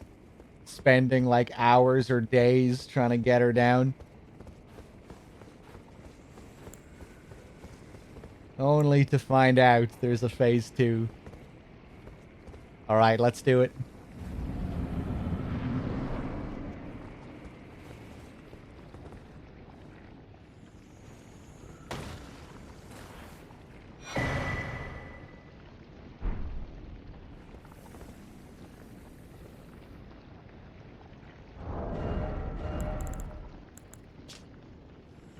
Weapon that serves as both greatsword and spear.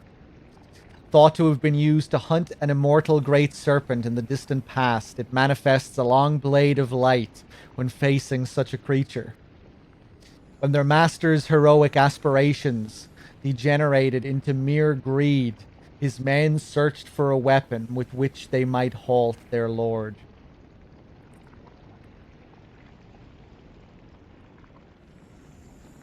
And the great serpent hunt. Perform a powerful forward lunge and follow up with an upward thrust via additional input. When fighting a great serpent, a long blade of light will appear, revealing the armament's true power.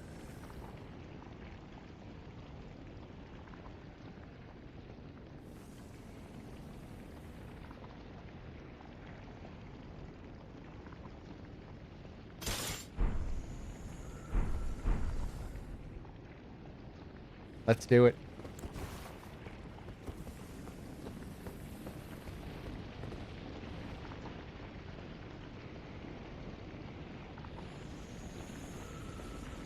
Looks like a hand. Fingers.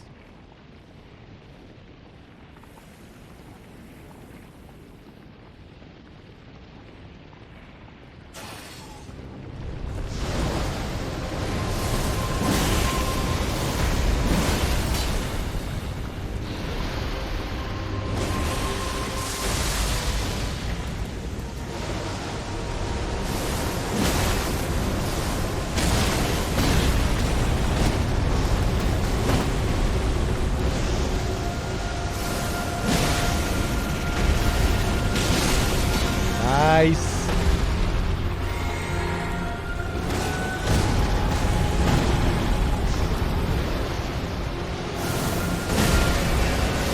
Ooh, shit.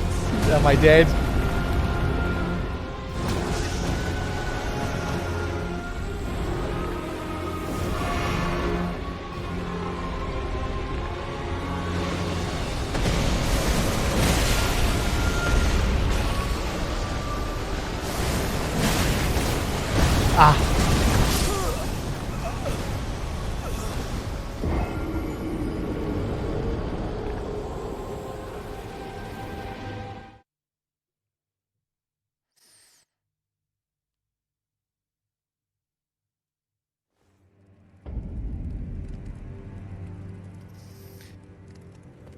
Yeah, this new thing is weird. Do these symbols actually show me if you have audio turned off? Like, does it automatically pop up when you mute the audio, or do you have to select it manually?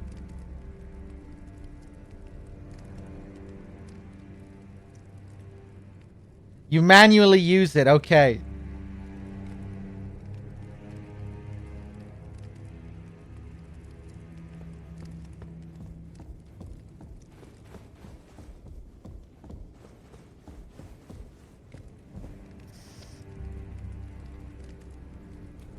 Right. What am I doing? Yes. Now, I will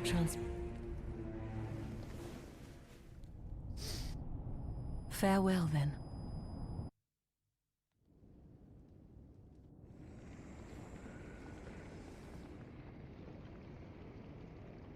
It's such a meme, nobody will even believe you if you use it properly. Yeah, I guess we'll see.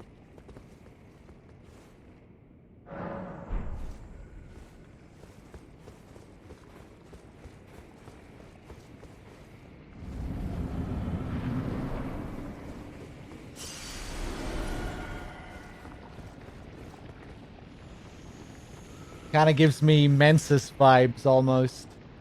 The chains and the chandeliers, the cages.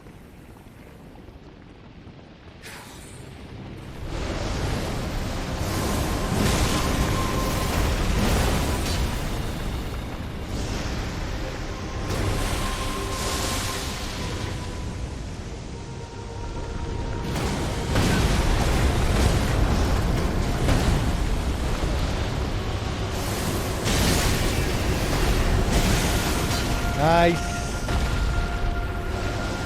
Oh.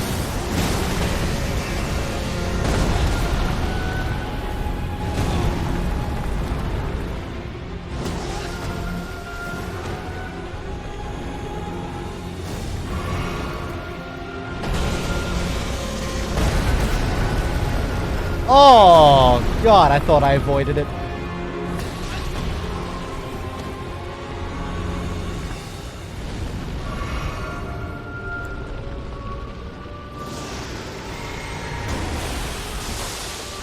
Ah.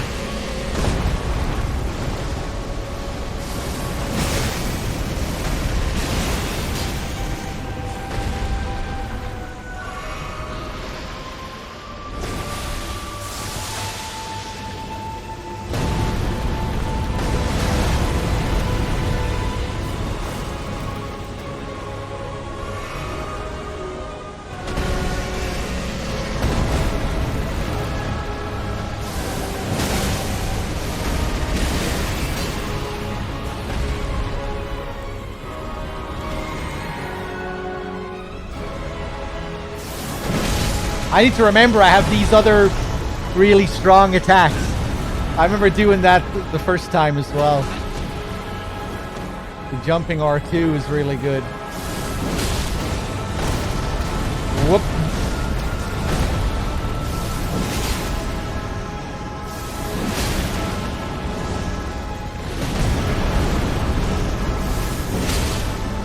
Here we go. Oh no!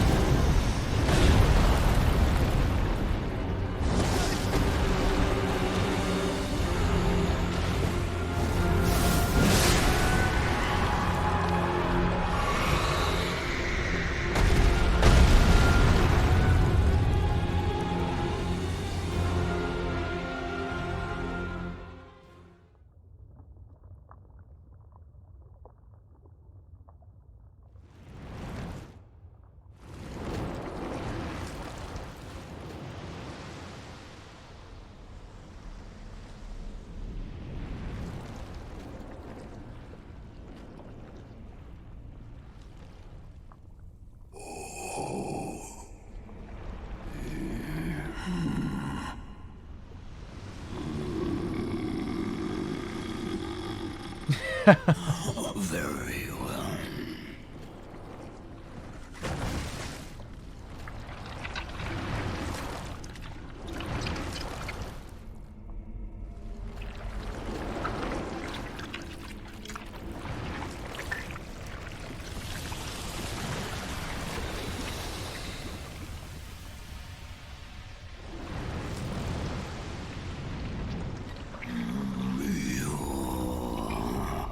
Join myself and King as family. Together we will devour the very god. What a design. His chin is quite similar to Godwin's, I think, isn't it? The big flaps. Big flappy chin.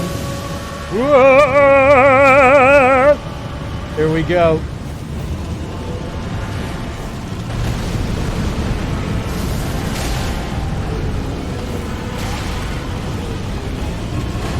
Ooh.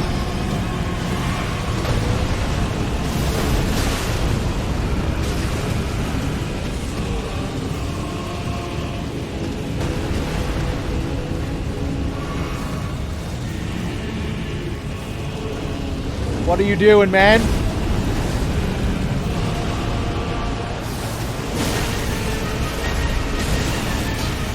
Nicely timed.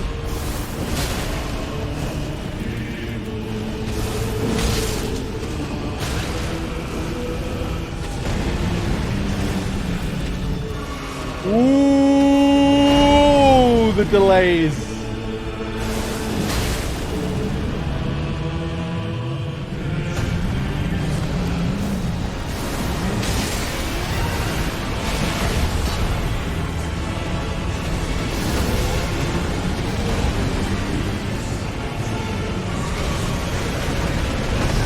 Oh, I didn't see that coming.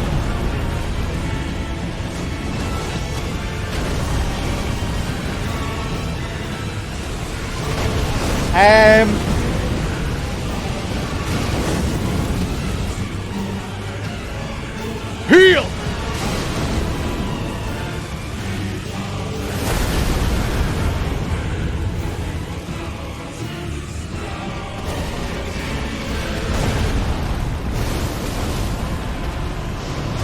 I'm dead. Yeah. We can do our work together.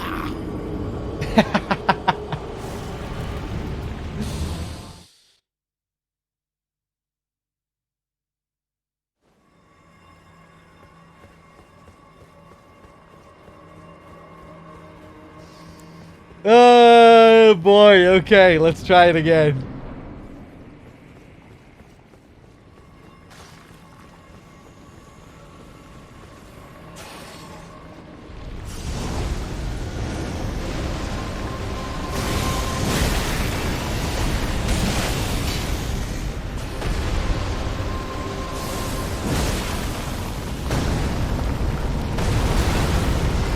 I guess jumping is how you avoid that one.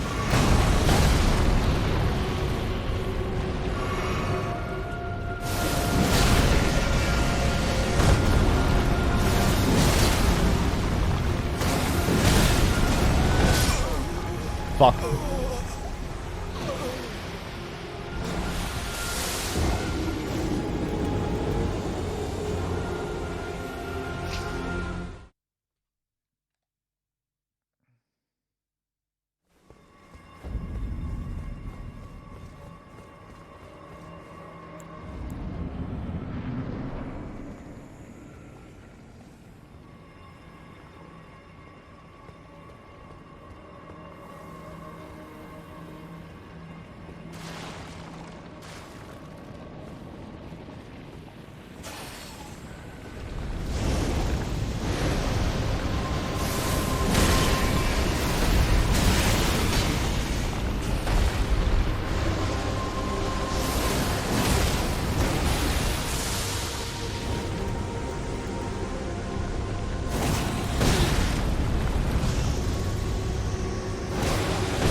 Oh, yeah.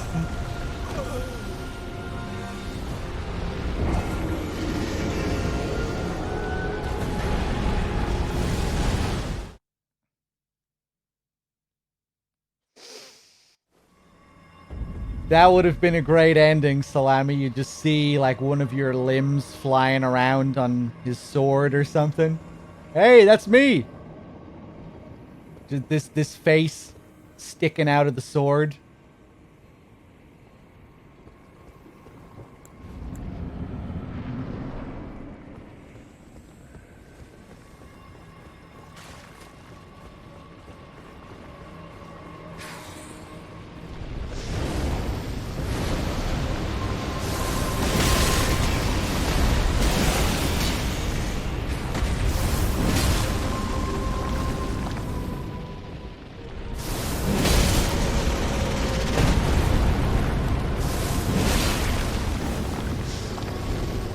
What are you doing?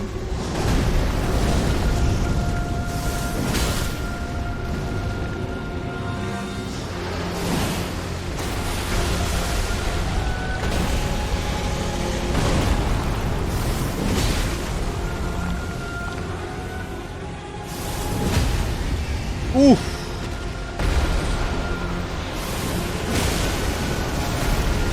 Oh, nice.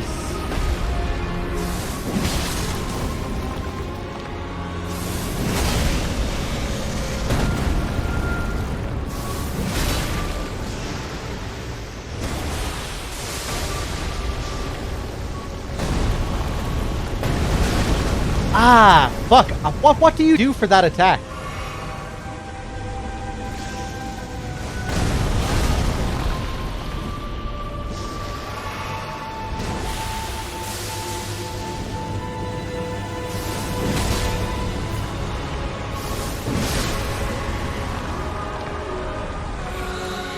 Alright, we're gonna watch the scene again.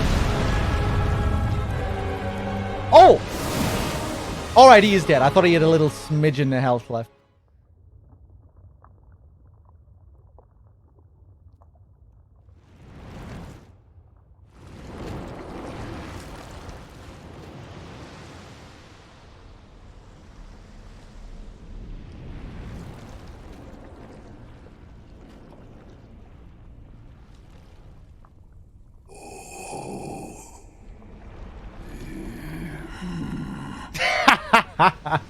The eye squint is the best. Very well.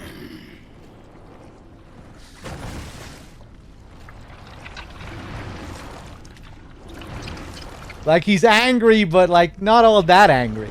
Not furious. He's just kind of bothered.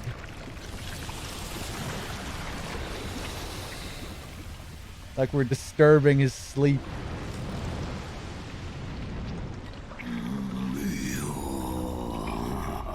Join myself and King as remedy.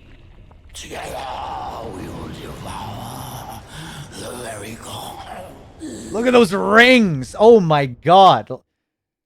I never noticed the amount of them before. Look at those hands. I think it's his left hand has more rings than the right hand.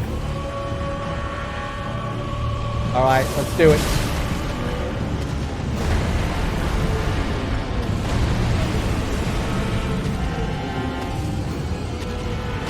Ah!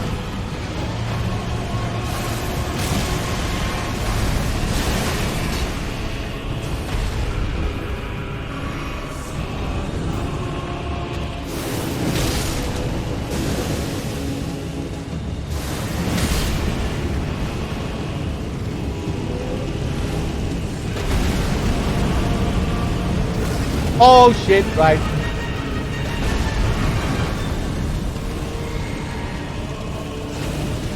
Whoa, you asshole. What an amazing design, man. Whoop!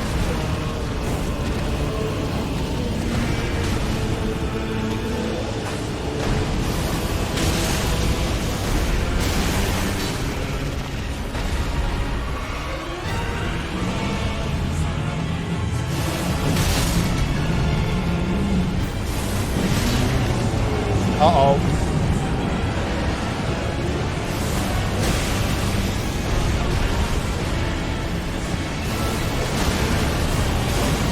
Oh, I'm gonna die.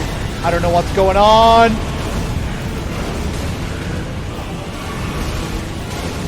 I'm trying to lock on. Now we can devour god together. Well, that was just a whole mess. I was trying to lock on. I couldn't lock on. I was getting covered in spells. I was right up his ass. I was running on lava. There were skulls.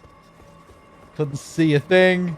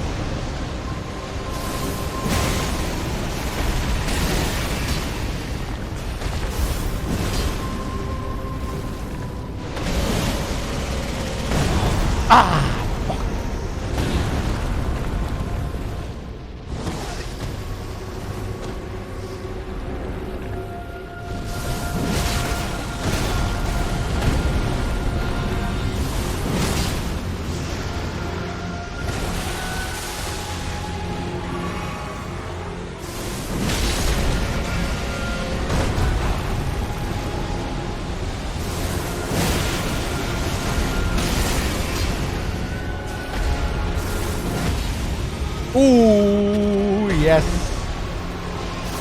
Am I going to be able to follow that up? Nice. That felt kind of awkward, but we got the damage.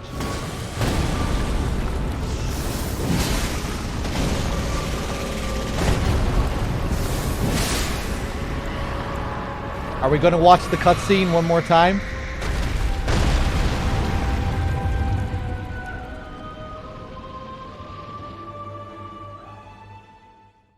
Fuck it, let's watch it one more time.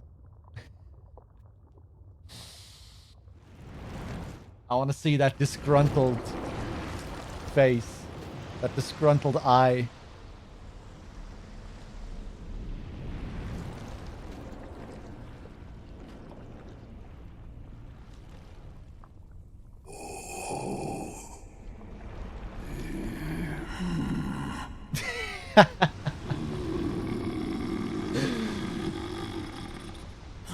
Very well. Look at his left hand. Both his hands are pretty ring filled. Pretty ring covered.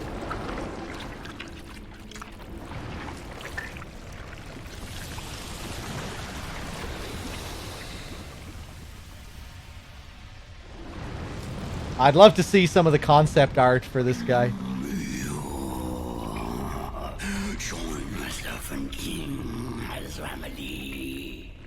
Together we will devour the very god.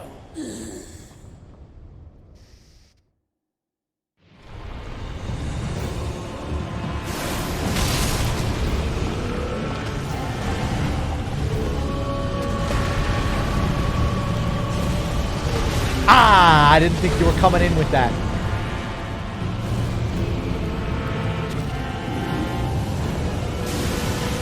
What the fuck are you doing, man? Oh, I'm out of FP!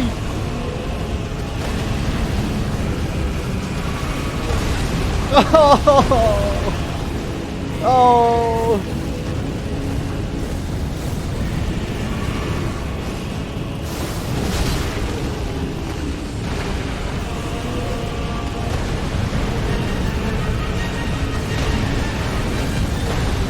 You asshole. Right, I'm doing it.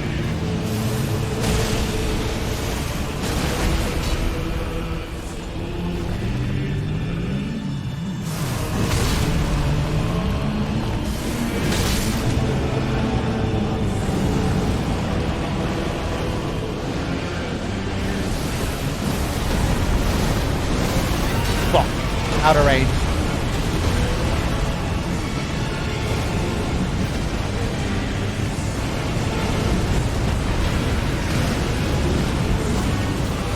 Heal! Now we can devour God together. Fuck. Okay, this time we're gonna skip the scene.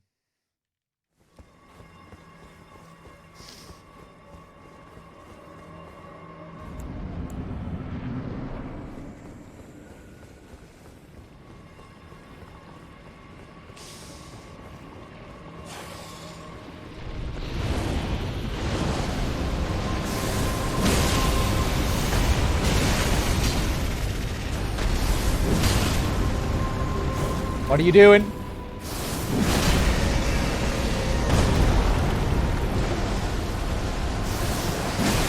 Ah! Fuck.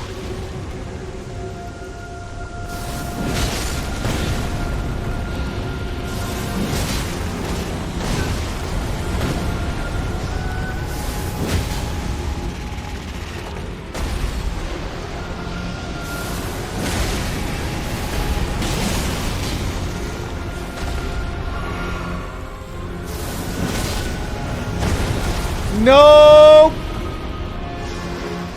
Being very aggressive this time.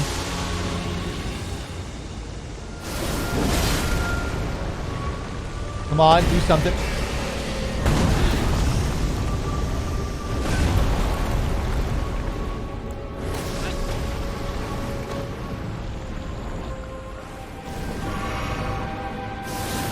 Ugh.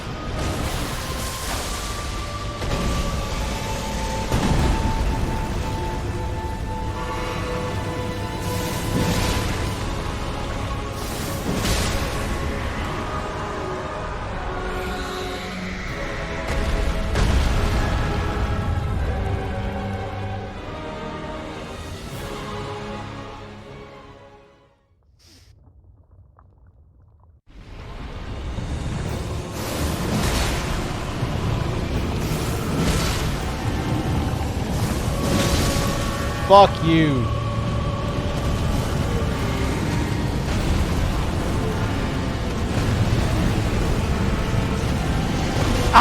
You bitch.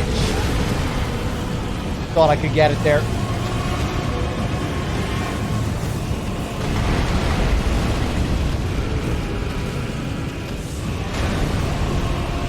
Whoa! I don't know what I should be doing.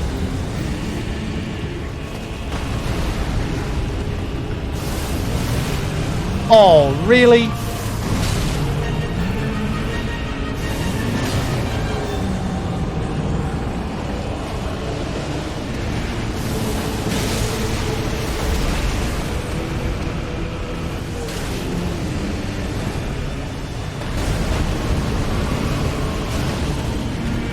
Really hard to know when you're safe to heal when these skulls are coming down. Okay. Just kind of praying. Oh, nice iframes. Got lucky there.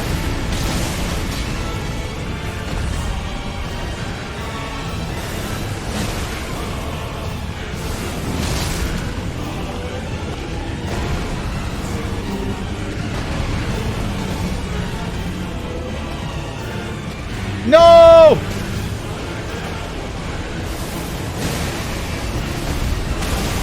Nice.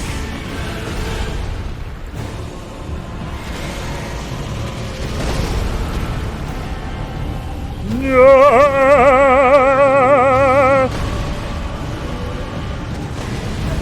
Okay.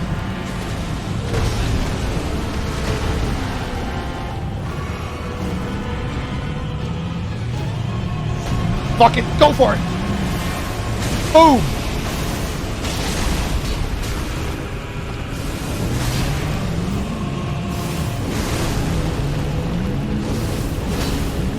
Oh, what are you doing? Can one of these hit, please? Thank you.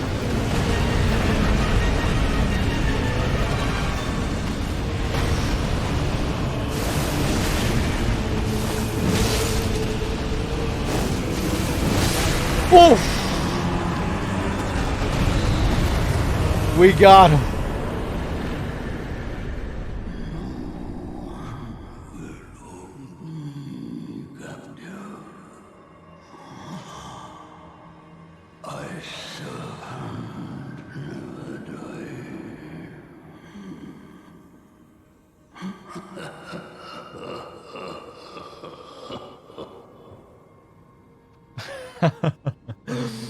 What a spectacle.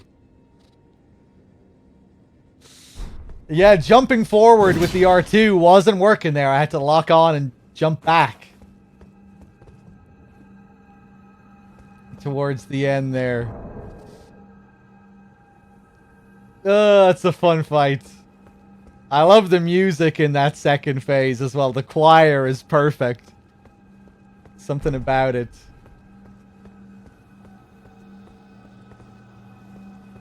Really captures just the scope of it and all of the chaos. The skulls flying all over the place. The chandeliers here, yeah, it's pretty reminiscent of Mensis in Bloodborne, I think. A lot of the same imagery. The chandeliers, the chains, the cages.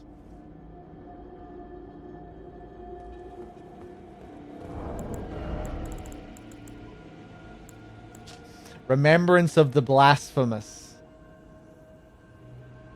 Rykard took the form of a giant serpent that he might devour, grow, and live eternally. I understand the road of blasphemy is long and perilous. One cannot walk it unprepared to sin.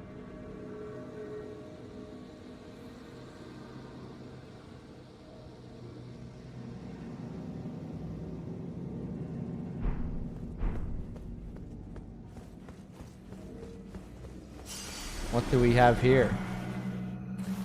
An eye surcoat.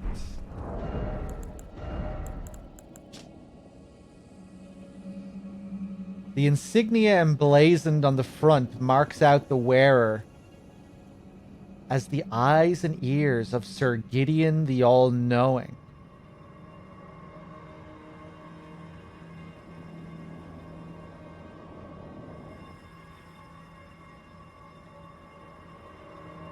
Ah, interesting.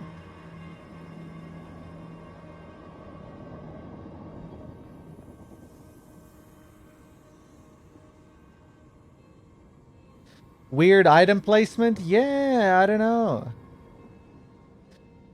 The eyes and ears here, like referring to Gideon's followers, like servants of Gideon, you would think.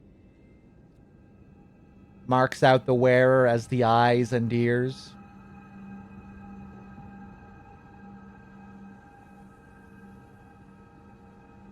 So Gideon had spies. That makes sense. It certainly does with everything that he knows.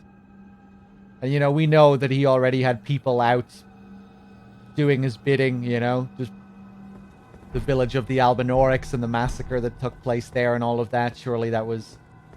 It seems very likely that that was his people.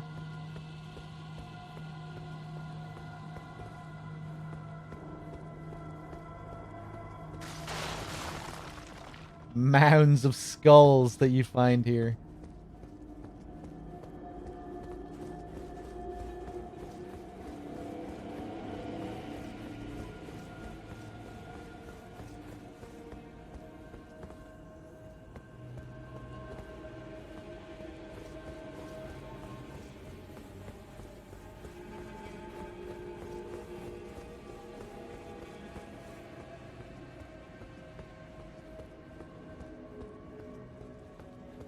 Okay, just looking around here just to see if I missed anything.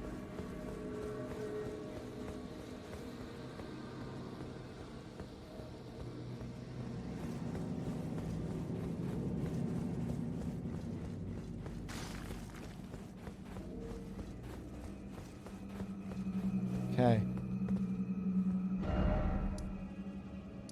Let's go back to Tanith.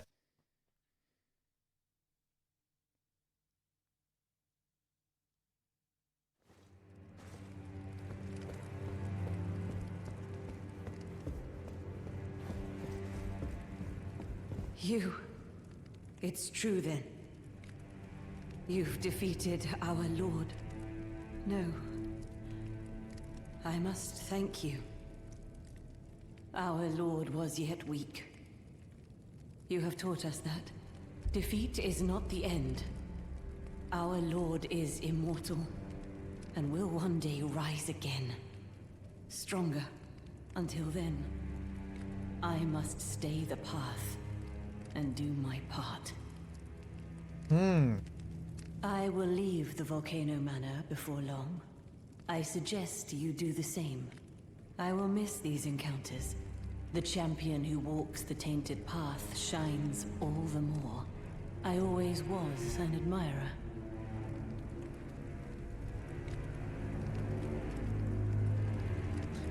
I used the spear on my first playthrough, yep. This is farewell. Perhaps we will meet again along the path.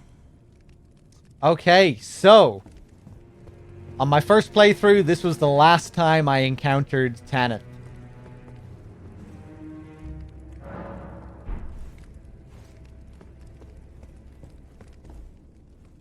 Yeah, she's gone. Ooh, and our boy here now, he's left something. My thanks. Okay. A really strange character, this guy that pops up. Not sure what his deal is. Dialos is gone. So, you killed Rykard. I harbor you no ill will. The strong take. Such is our code. Even he was prepared to meet a wretched end when he first took blasphemy unto his very flesh. But any road, the Volcano Manor is no more. Though we may yet fulfill an old promise. We hunted our own kind, and took what was theirs. And with everything in hand, the time has come to rise against the Erd Tree. Why did I struggle so much in my first playthrough? You made it look easy? Well, that's because I struggled and learned how to beat him on my first playthrough. You'll find it'll be like that for many of the bosses this time around in my second playthrough. Knowledge is power. Experience is power. On my first playthrough, I spent a lot of time just trying to use L2s on him. I didn't really think about using my normal attacks and my jumping R2s, which I use a lot now. Even this time I had to remember about the jumping R2s and how good they were.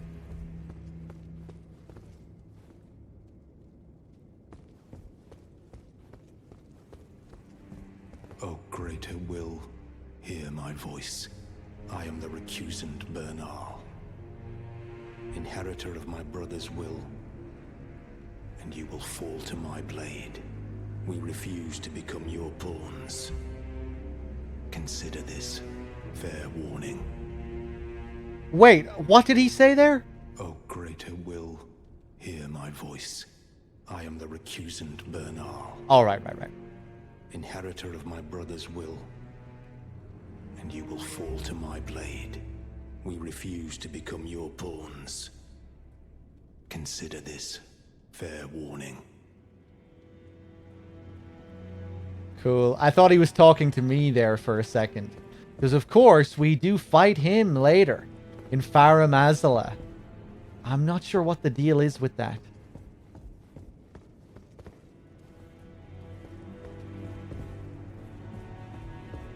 The inheritor of his brother's will. He's just speaking to the tree there, I think. Or rather, the greater will.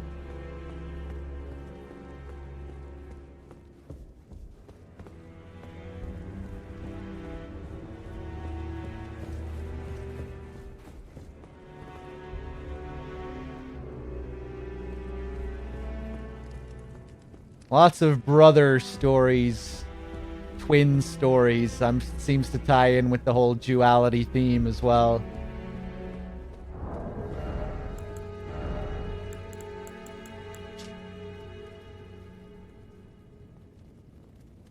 The twin-tailed helm.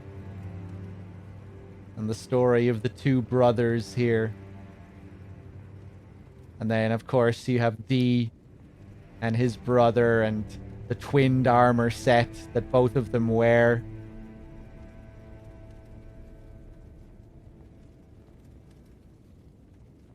I think they both have the same voice actors as well, don't they? The two Ds.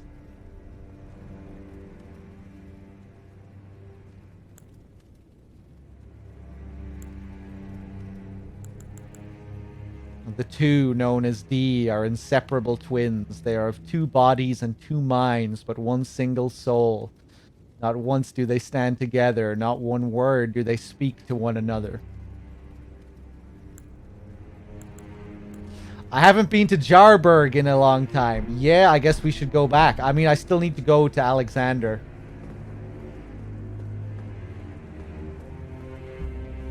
Are you, is Dialos gonna be in Jarburg?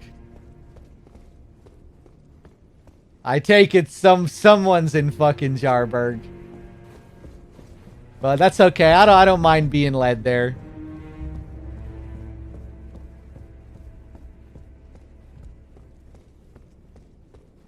Snake Girl wants us to kill her. Zorias.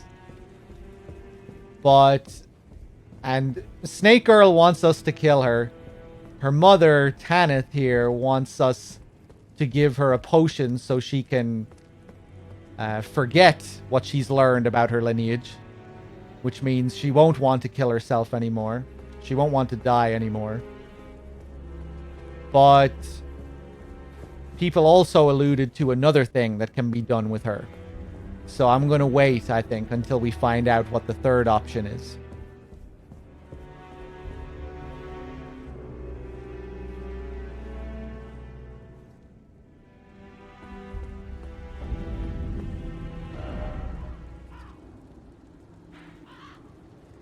Okay, let's go back to Jarburg.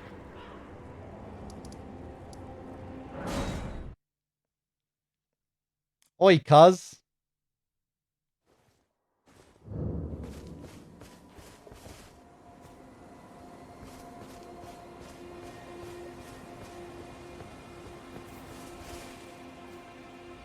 Oh.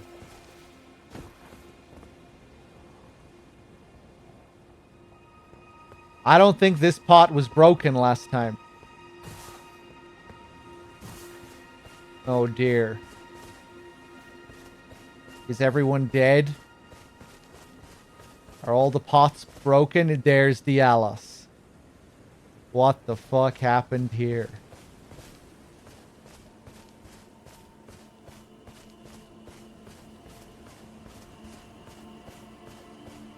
Oh, cuz, I'm glad you came. But we're fine now. Dialos fought the poacher, though quite a lot of us got broken. I won't cry, though. I'm a warrior, Jar. A warrior.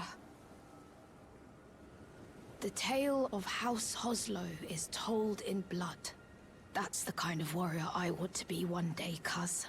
Even if I'm scared, I'll still fight to protect everyone. The tale of House... That's the kind of warrior I want to be, even if I'm scared. Right, so... Oh, he's still alive. You. Are the jars... Are they all right?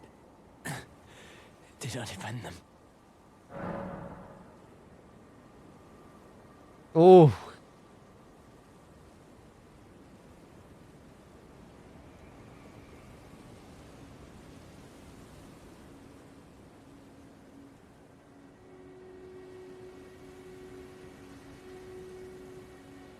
Is that the only one left alive?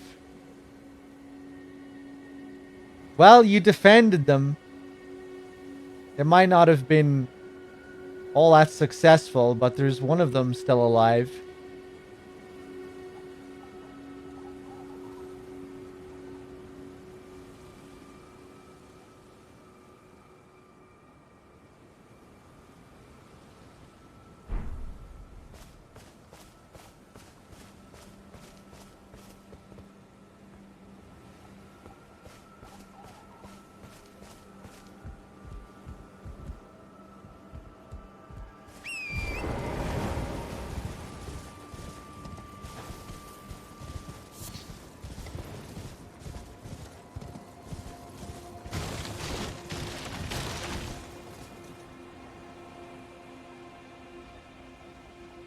Wait, hold on. Did I miss an encounter with Dialos?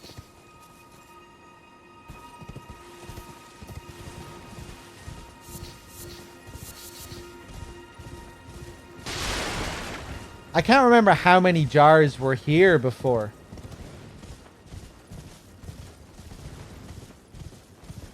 But it seems like they're all broken apart from that one. Doesn't seem like there are any other living jars. There's a segment where he just arrived at Jarburg. Fuck. Did chat fail to guide me along that path?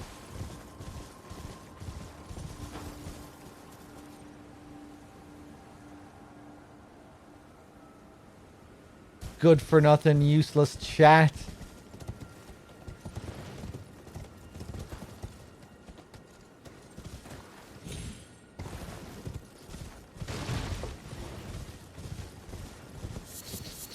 I'm not blaming everyone in chat. I'm just blaming Crow, Listo, Salami.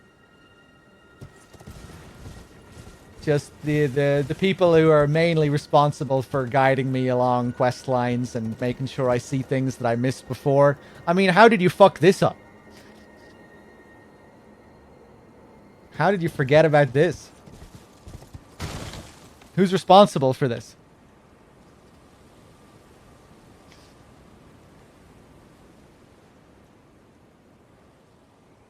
We are just as surprised as you. Oh, you thought I could... Right, okay. You thought now I could trigger the previous encounter with Dialos.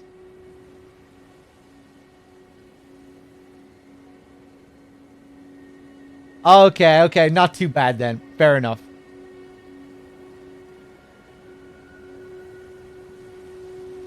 That's okay. If you do, you know, if you don't have a full understanding of the quest line, then I can forgive you. I thought you just forgot, you know, and that would have been a real sin if you just forgot to tell me. Not sure if I could have forgiven you then. Right, what does he say when you meet him here?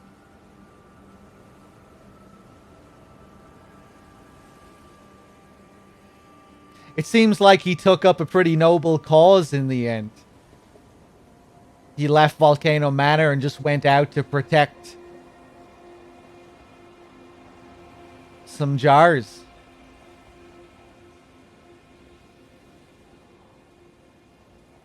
Seems like a pretty honorable thing.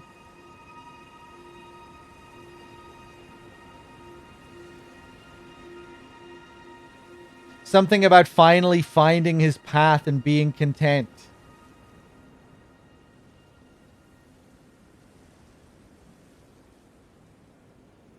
Overheard talking to NPC Jar. Well, aren't you full of beans? No wonder you're covered in muck. Oh, my friend, it's been far too long. I have to say you caught me at a rather low point. But as you can see, I've put all that behind me. Left the Volcano Manor, forging my own path now, making my own choices. Even a fool like me can look after some simply jars. The epitome? Well, don't. I feel like the first time in my life I'm on the straight and narrow.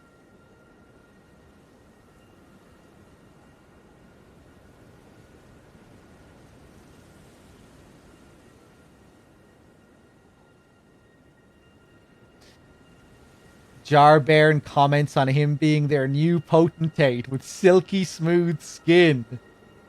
But he wishes it was you instead.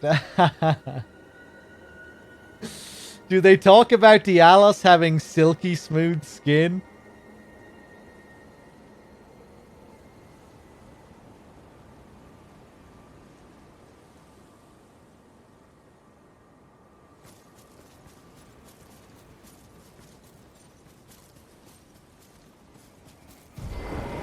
Well, I think we're gonna... You. Are the jars? Are they alright? I think we're gonna tell him that he defended the place. Did I defend them? You defended them. Then all is well. This fool proved his worth in the end.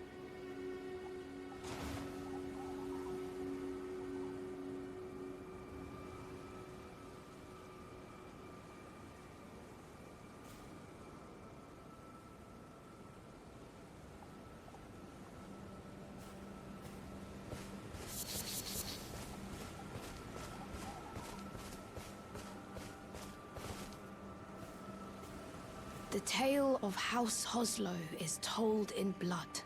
That's the kind of warrior I want to be one day, cuz. Even if I'm scared, I'll still fight to protect everyone.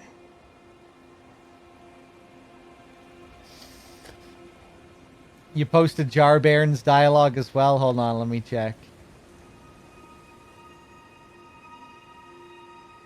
Oh, hello again, Cause. Have you heard? Hold on.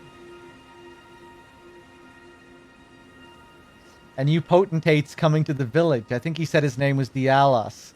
He seems a little down in the dumps. But his hands as smooth as silk. I don't know. I'm a little disappointed, actually. Even though good Sir Dialos has a wonderful suit of armor. He says he isn't a warrior. And since he's a coward, he won't be fighting anymore. His smooth and silky hands feel nice when he pats us. But I wish we had a potentate big and strong like you.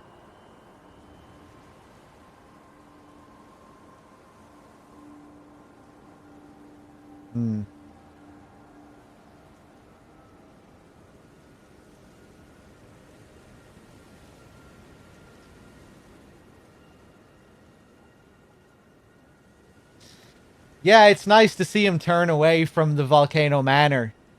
Surely, I thought he was going to have a much more upsetting end than this. Although this is still a pretty ambiguous end. I wonder what he says if you tell him that he didn't defend the place. It's interesting given that Bairn dialogue that we just read out as well.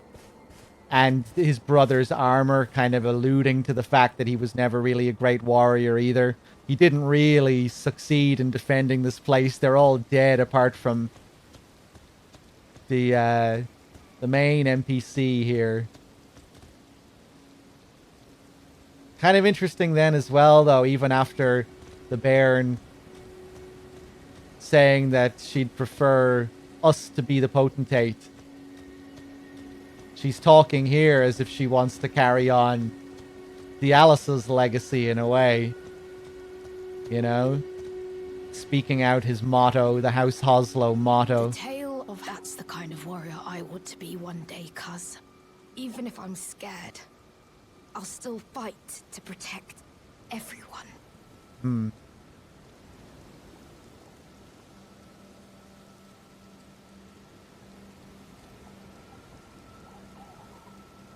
I guess the pot here resonates with the Alice in that way. Also being afraid like he was.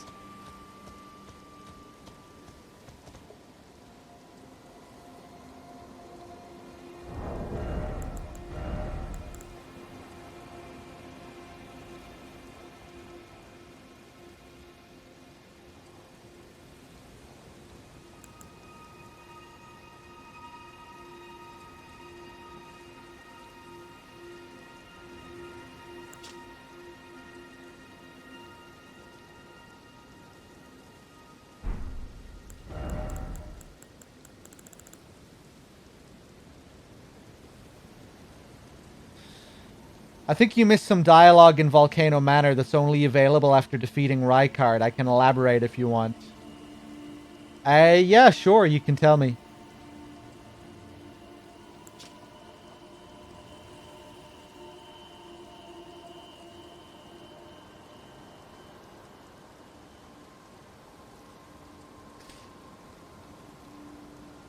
Juno Hoslow had a younger brother who was all talk and no trousers.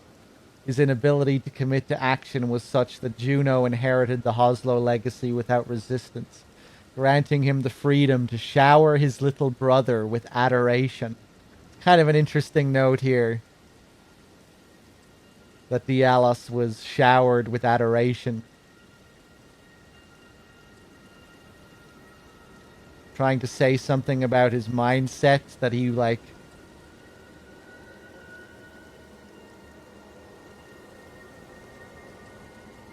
almost like... I don't know. Almost like they're portraying him as being spoiled in a way.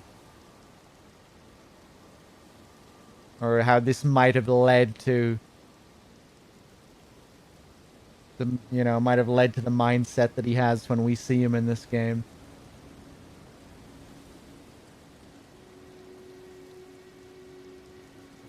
The false sense of confidence that he has.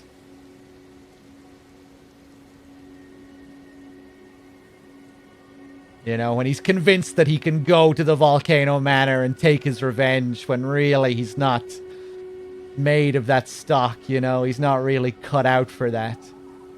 He's not really this vengeful hard man. He was this coddled child.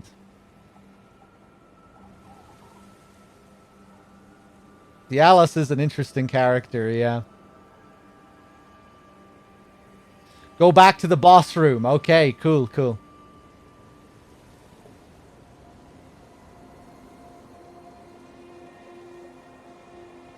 I think I might have seen what you're talking about, actually, Professional.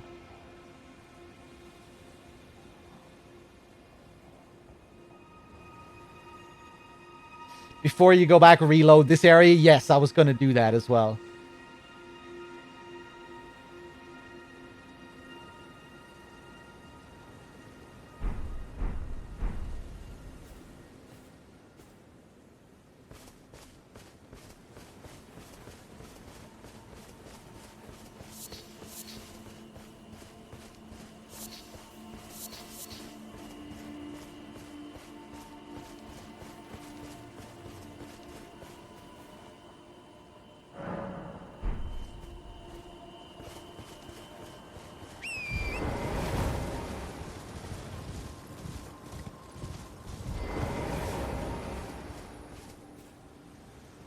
The tale of House Hoslow is told in blood. That's the kind of warrior I'm going to be. One who protects everybody. The tale of House Hoslow is told in blood. That's the kind of warrior I'm going to be. One who protects everybody. Okay. Hey, Dave with the raid. Thank you. Welcome, everyone. Let's reset one more time.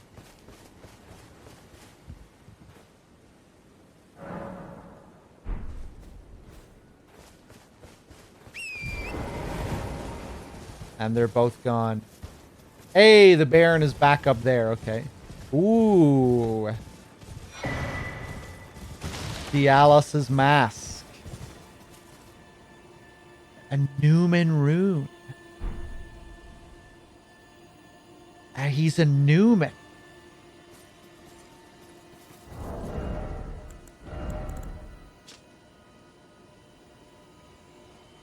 Sick looking mask. Replica of a twin-tailed silver helm with flowery adornments. Only without the twin tails. Dialos Hoslow had an older brother who was a stern, self-possessed man of few words. His achievements made him seem out of reach. This is cool how this one tells the story of the other brother and this one tells the story of him.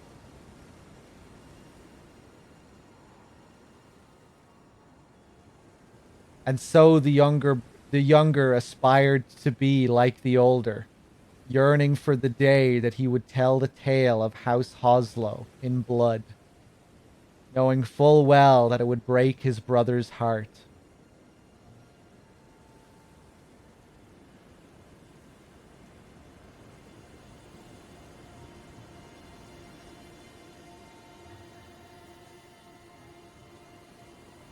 So Juno didn't want him following in the family's footsteps.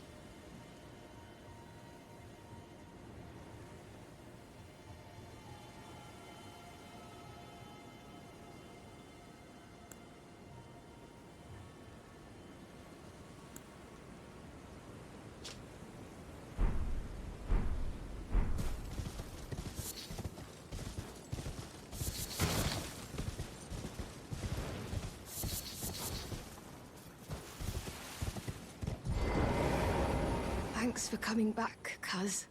I've been thinking. It's time for me to set out on a journey. As a warrior jar. Upon the path of champions. Oh no. I'm about to go on a journey. As a warrior jar. In search of glory. Oh god. I'm about to go on as a warrior. So this quest line isn't over. I'm worried about this poor jar. Oh, this isn't gonna end well.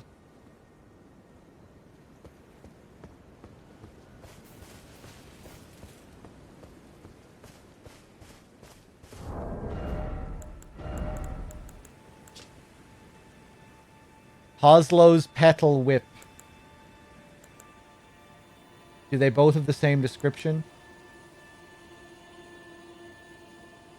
Yeah, we got one from his brother. They both have it.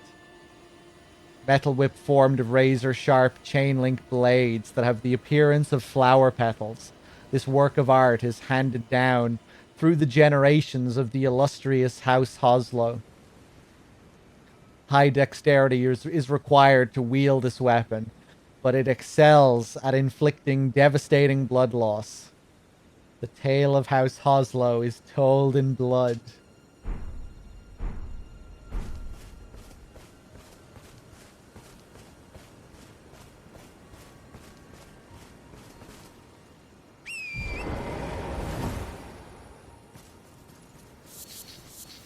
I think this pot is gonna die. He's probably gonna die in a similar manner. Or he'll die and his last words will be the same motto about House Hoslow.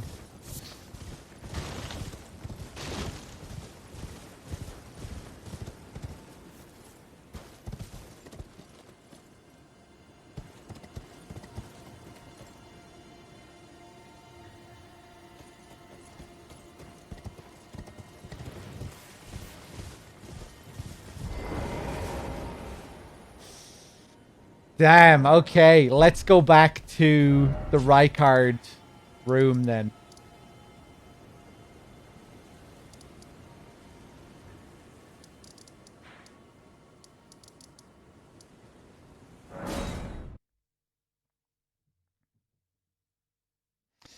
Maybe he'll become a great warrior.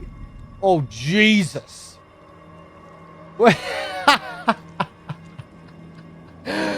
Fuck! Did I never come back here on my first playthrough? Or was this something that they patched into the game? Oh my god. Look at these limbs.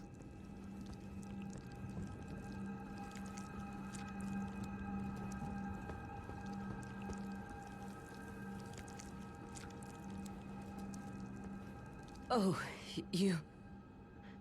Allow me some time. Our lord's carcass is vast, and not easily consumed. Dear... Oh! Please, find purchase within me. I wish to be your serpent, your family. One day, let us devour the gods together. I didn't even see her down there. I was wondering what was going on.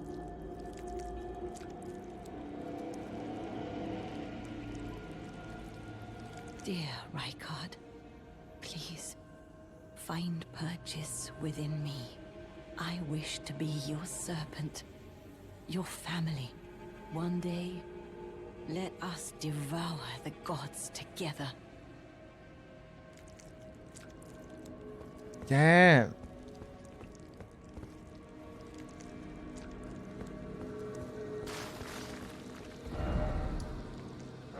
Let's reload again.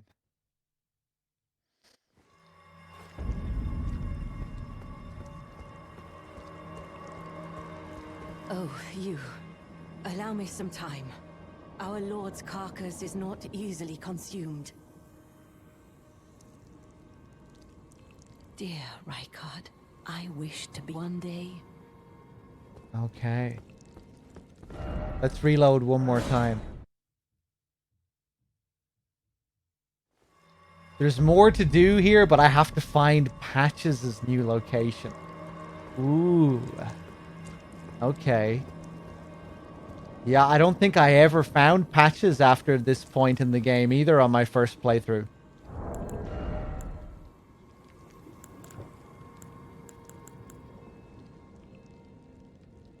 So Dialos is a Newman as well, it seems like.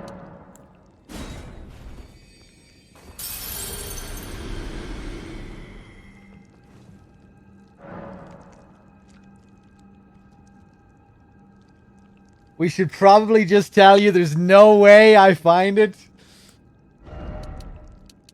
I'll probably let you tell me. Is there really no way I'd find it, or are you just convinced that I won't want to try and find it? Is it really well hidden, or does it mean that I just have to go back through loads of areas that I've already discovered?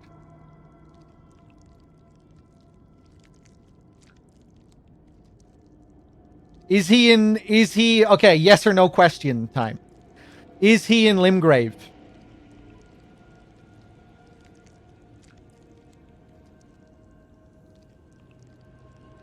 Is he in the Altus Plateau?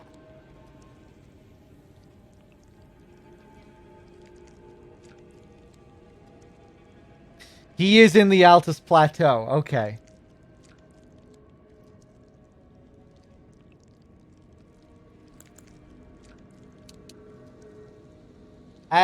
Don't tell me yet where he is exactly.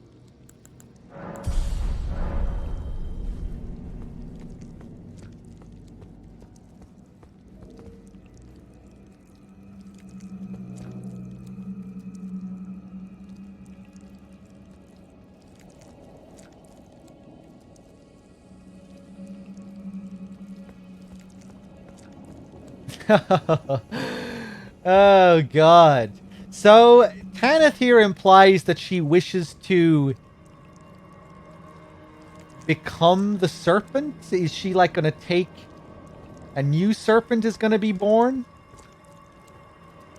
She did tell us that he was immortal, right? She implied that he was immortal. Is that because of the snake that he's tied to? Is the snake immortal? I thought she said there that she wanted to be the new snake or something. It's pretty fucked up anyway, whatever the hell is going on.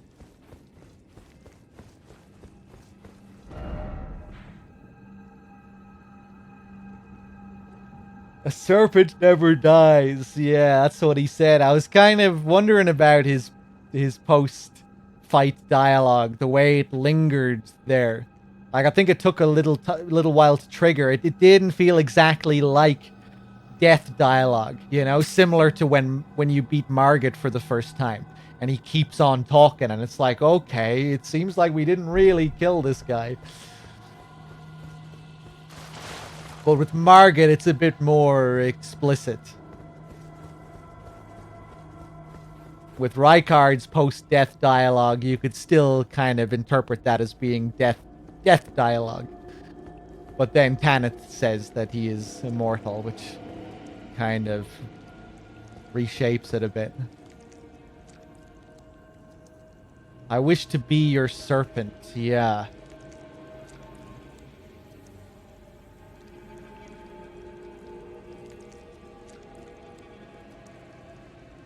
Lowlife with the 54 months as well. Thank you.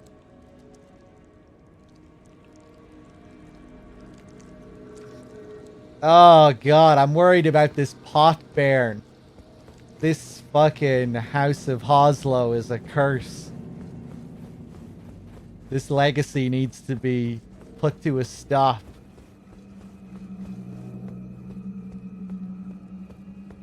Oh, I thought I saw something strange there.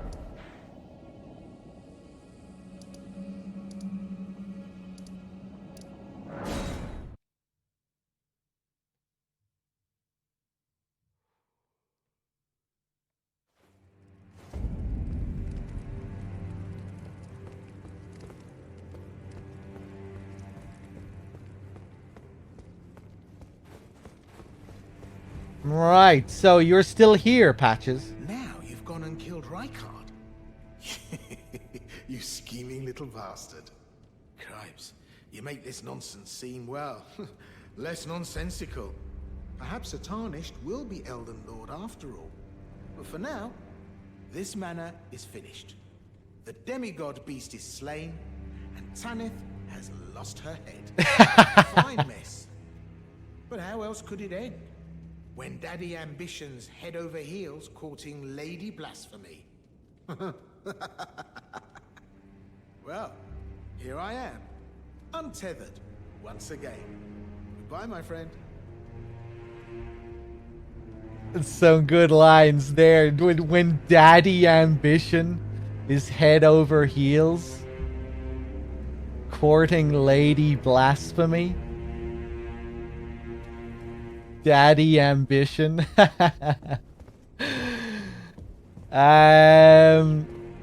Right. What is it? Oh, come to make a parting donation to Patch's Emporium? A parting donation. I'll take Margit's shackle. I don't know why I'm taking it, but why not? I'll take the cookbook. Cheers for that. Right, so now you're gonna be gone. Where the fuck does he go now?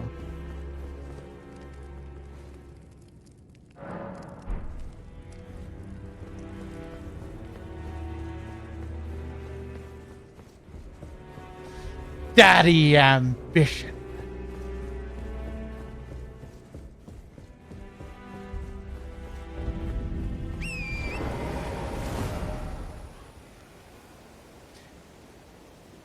Okay, another question. Is he inside an area? Like a dungeon, or is he somewhere out in the open world, or is he inside an area?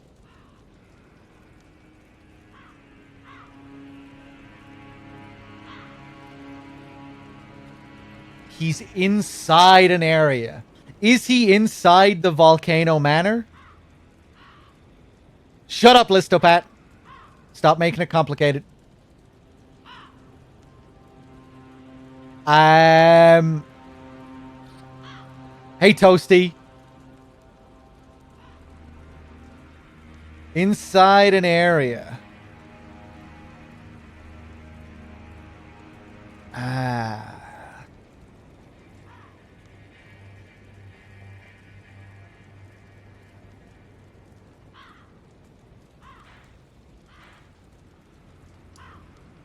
Fuck's sake.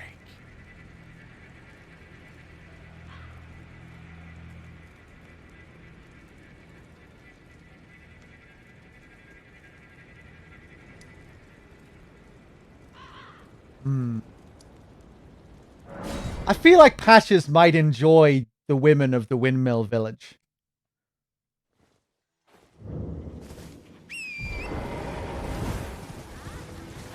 And I feel like this area could be a confusing open world-ish area, but also an area.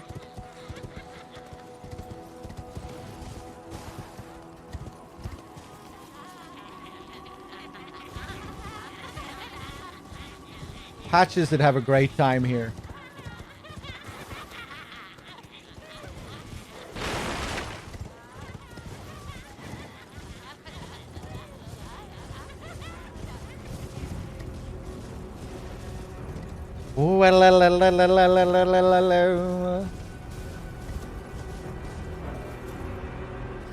Okay, is he in Lanedale territory? Yes or no? That's all I want. No. Fuck it. I may as well just ask.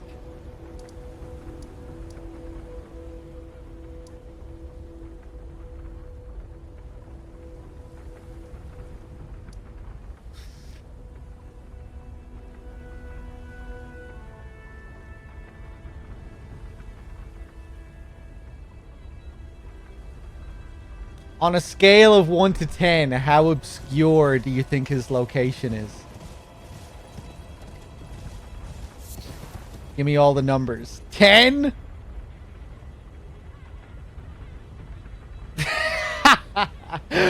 Four, 9.5. Ooh, a solid 9. Wow, okay. Ooh, a solid 9. Jesus.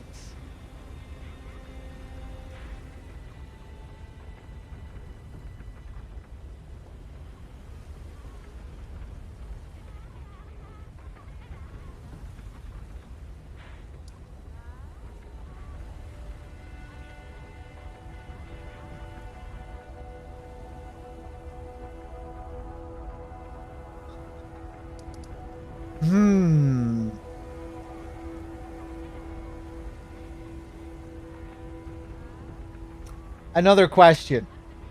Is he at the end of a minor dungeon? Like a cave or a catacomb or one of those types of dungeons?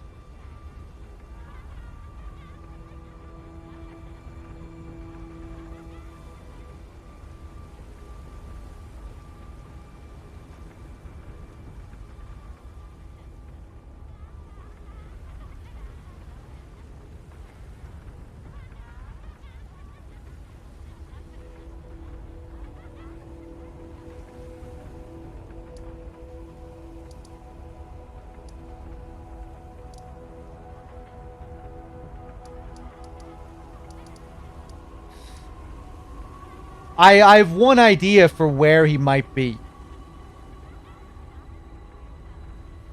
I just forget how to get to that particular dungeon.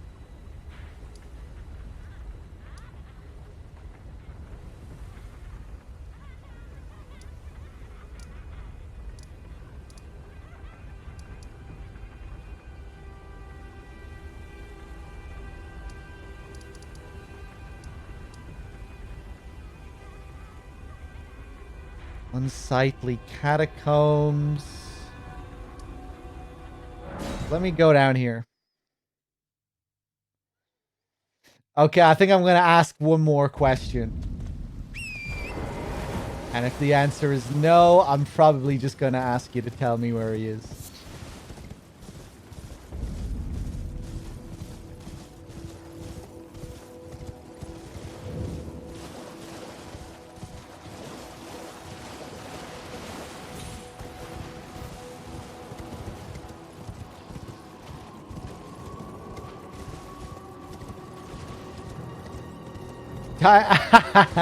Maybe it's time for a riddle. Okay. Is he in that fucking cave up there?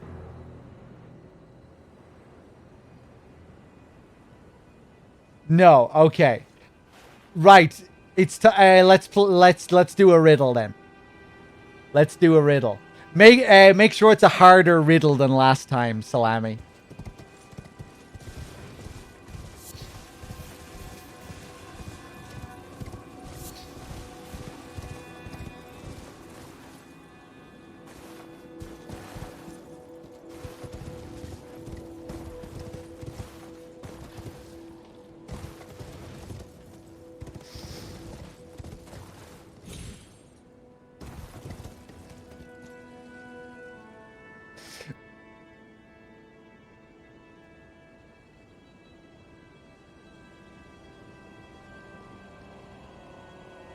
Where do you go to hide from the sun?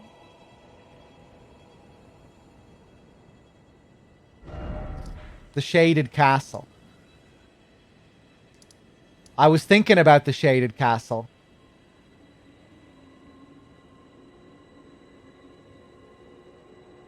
I was gonna ask. That was gonna be one of my questions if he was in the Shaded Castle.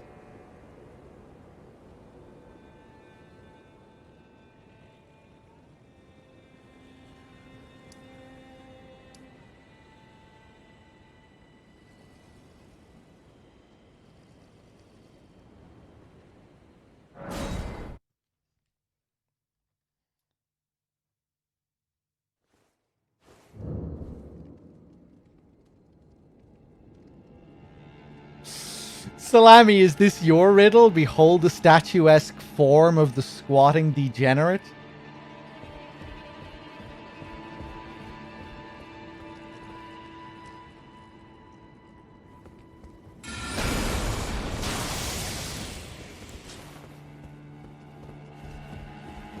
Isn't that just a description of patches?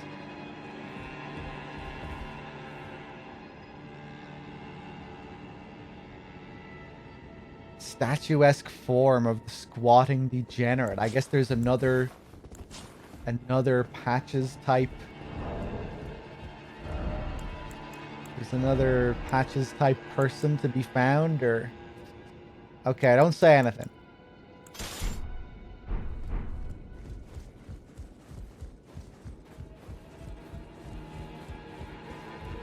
Pretty crazy if he ends up back here.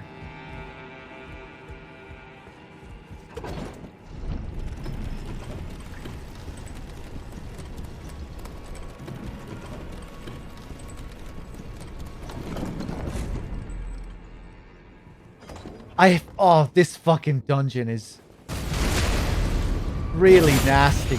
I don't want to be back here.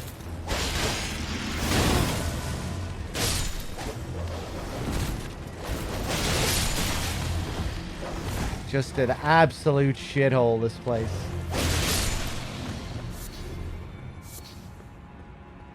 The statuesque form of the squatting degenerate. I think it has to be the Shaded Castle. That can be the only. In the Altus Plateau, where do you go to hide from the sun? The major dungeon area. Inside a dungeon area, the shaded castle, it has to be here, right?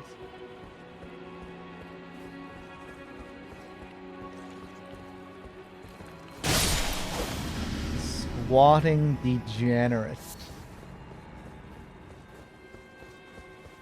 The statuesque form, though. I wouldn't really use statuesque form to describe Patches, or I feel like that's a key part of the riddle. You know, because the riddle can't just be a description of Patches. This place is full of statues, of course.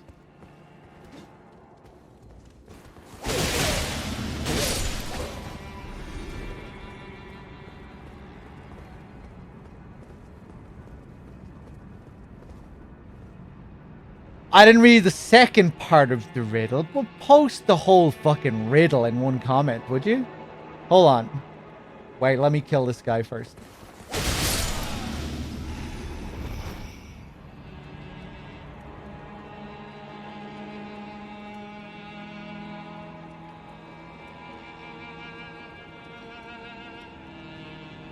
Will his poisonous tricks finally be at their end?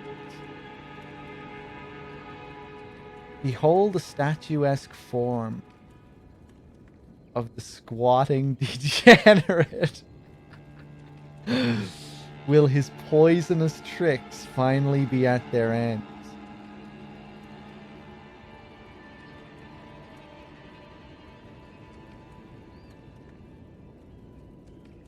Poisonous tricks. This place is full of poison, this area.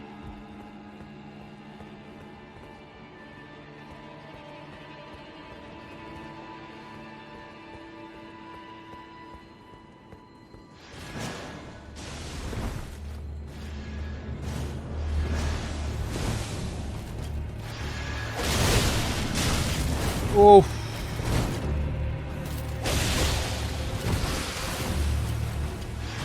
Okay, we're gonna run around here for a bit.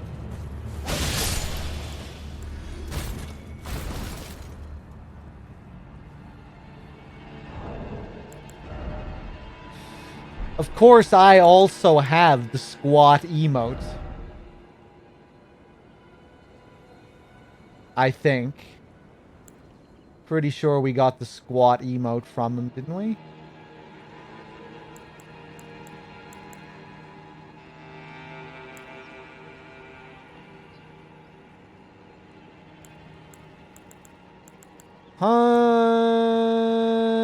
I don't have it.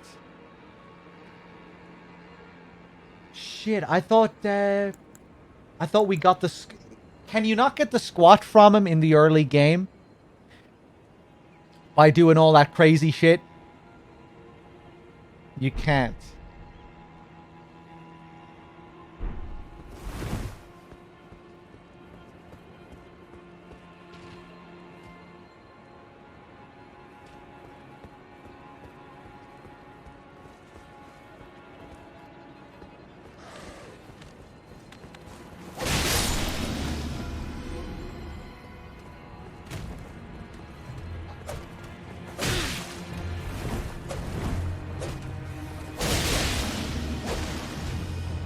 I'm probably going to have to ask another question soon, because I'm not sure if I have much motivation to explore this area again.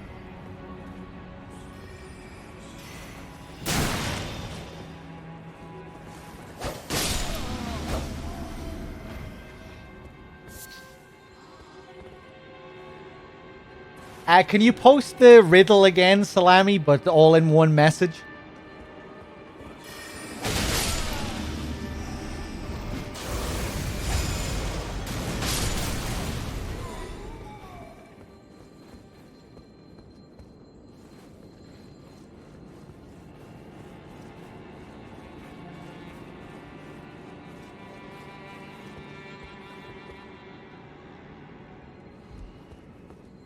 I was thinking of maybe going outside to where we fought Malay Murray as well.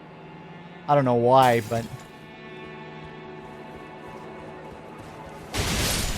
Behold the statuesque form of the squatting degenerate.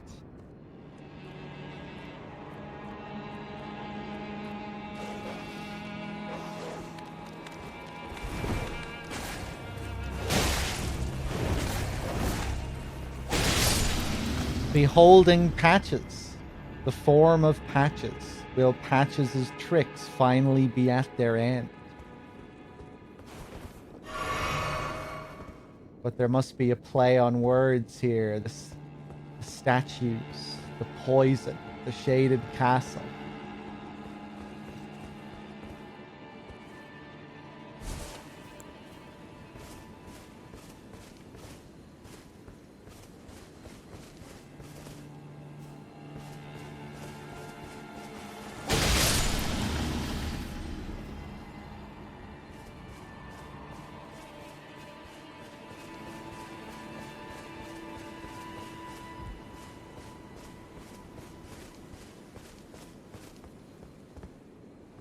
Oh, God, this area. I don't think I can do it. I don't think I have it in me to explore this whole fucking place again while thinking about squatting degenerates. Oh.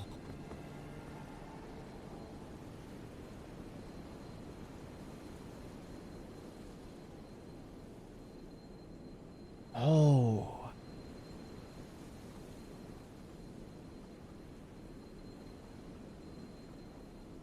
Statuesque form of the squatting degenerate.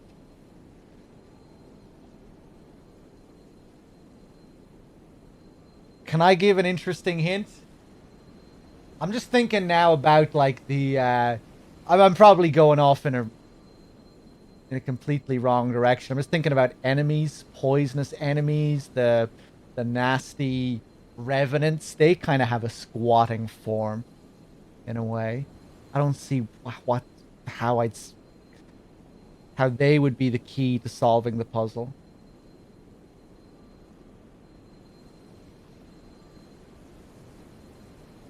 Can I give an interesting hint, a funny hint? No.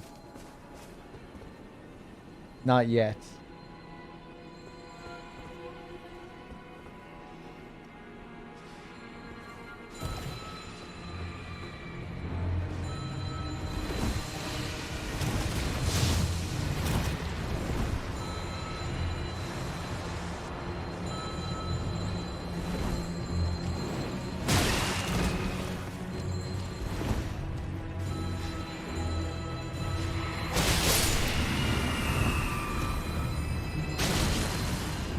Okay, yeah, go on. Give me your funny hint.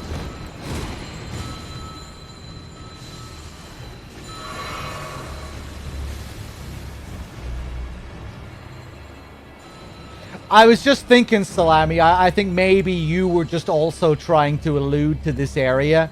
I think that's probably what you were doing. I don't know why you needed to mention his fucking statuesque form, though. Oh, right, because this area is full of statues. You were just trying to...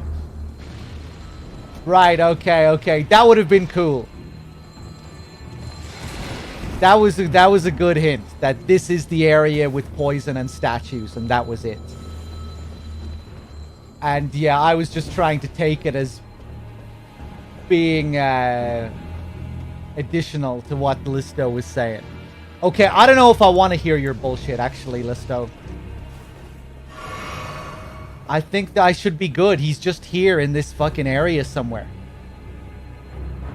Ah! I may as well just let you tell me where he is now, you know? I feel like when I figured out it was the Shaded Castle, I figured out the riddle.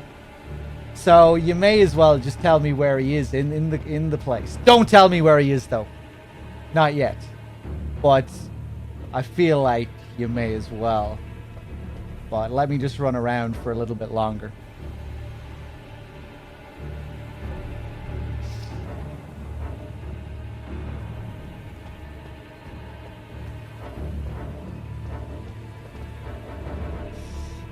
I want to teleport. What do I want? I want to find Patches. And I'm pretty sure he's in this area.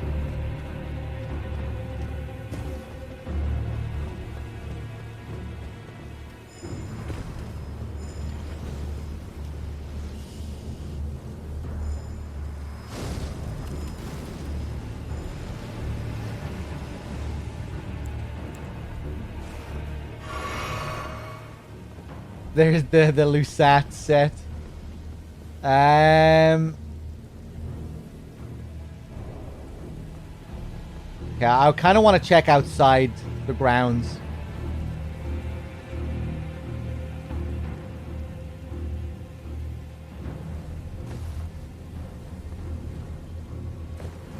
This isn't outside the grounds, is it? Where the fuck am I? I'm going deeper inside the grounds. I don't know where I am.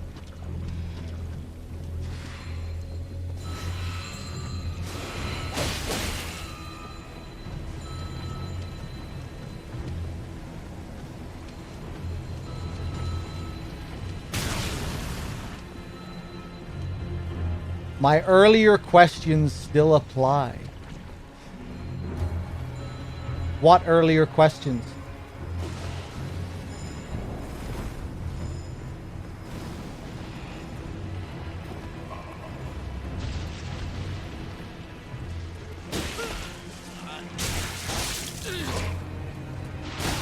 When I was asking if he was in the open world or if he was inside a dungeon. Yeah, but I got kind of some interesting, ambiguous answers to that. Some people were like, oh, well, no, not really. So I'm thinking maybe he might actually be, like, just outside the place.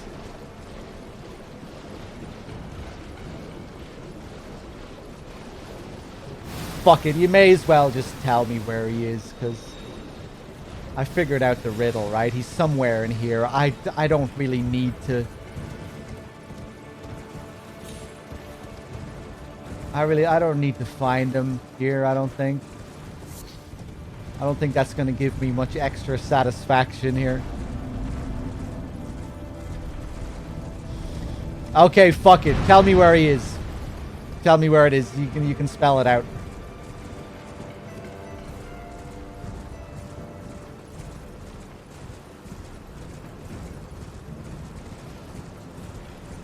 He's probably at, like, the site of grace up here or some shit.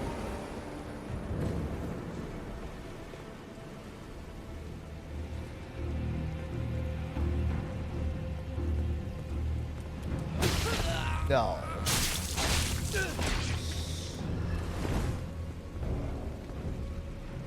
No hell?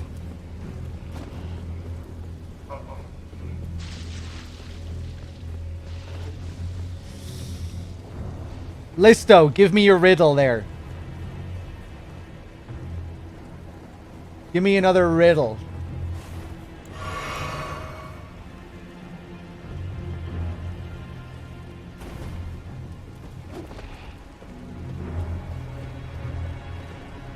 Oh, just tell me where he is.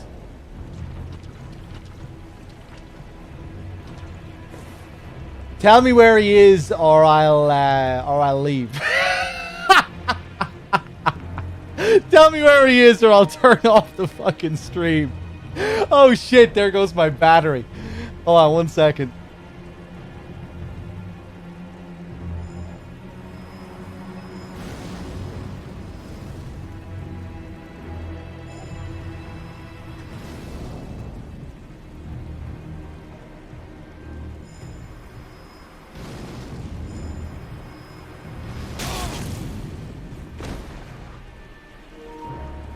Oh shit, okay.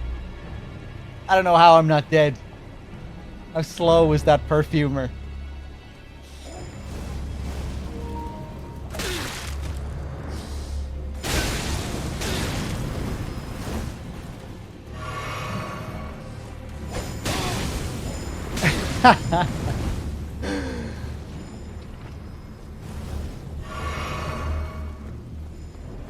Okay, I'm gonna find... Site of Grace. The Lord of the Castle must deal out punishment for a thief's crimes.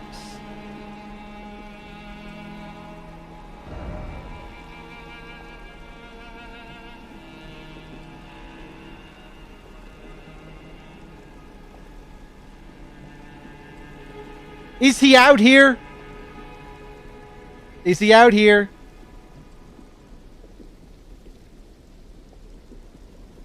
No, okay.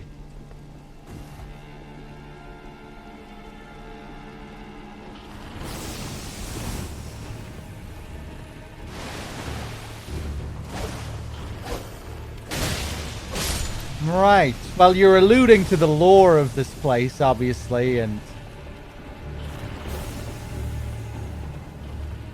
Malay Murray having Elmer of the Briar ready for execution.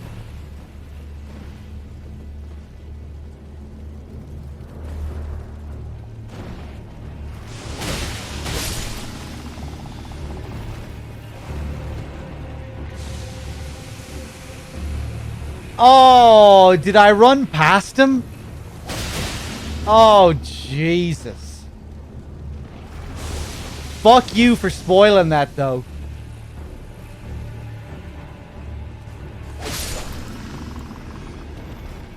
Ruining all the fun. So now I know that I've already been to where he is. Right, we're going back up to the hall. Oh, it's been said 5 times in chat. Well, I missed it.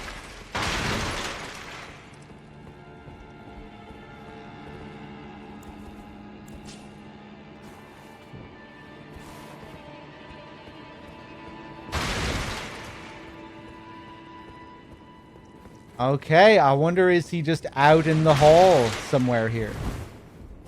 I'm gonna be extra careful now.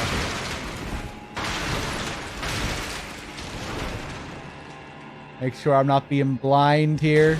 You're not in this room, are you, Patches? Doesn't look like it.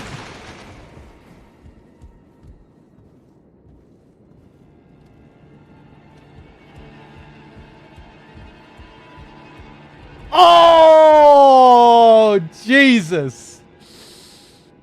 Here he is.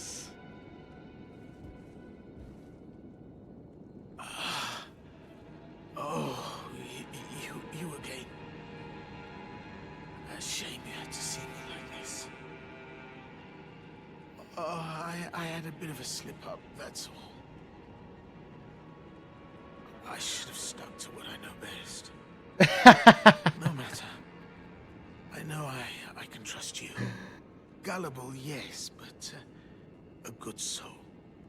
Make certain that Tanith gets this. It's like he's a parody of a Souls character here.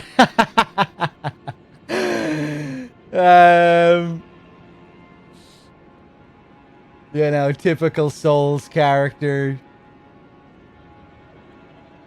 You come across them after they've been mortally wounded.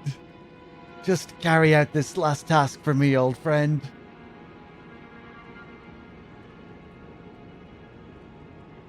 What is this? Oh, it's nothing. It's just makes me sick to see her all bent out of shape. You don't give a shit about her. Come on, Tanith, back on your high horse where you belong.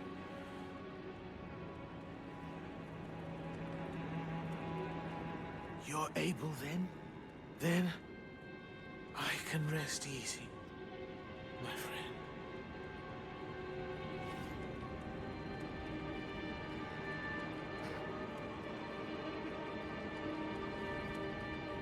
You're still alive, Patches. I'm not falling for this shit.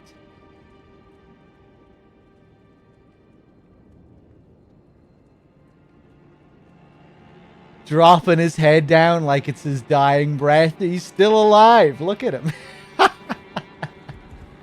I don't have the option to talk to him, though. As if he's dead. As if he is a dead NPC. This is what they do for dead NPCs, but you're not dead.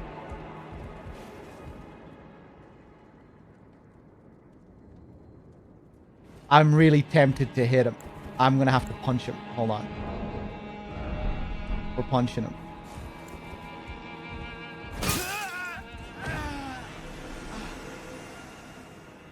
What?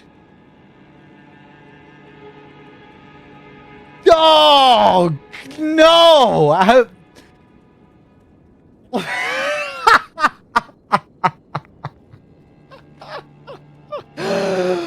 Oh, what the fuck? How did a punch kill him? Any amount of damage kills him here. So I guess he was wounded? Oh, fuck.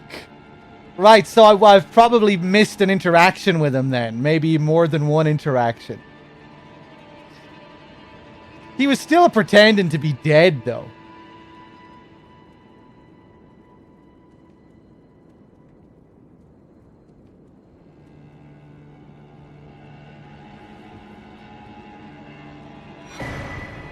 You can see the blood everywhere. Didn't I cause that blood with my punch? I don't think that blood was there before I punched him.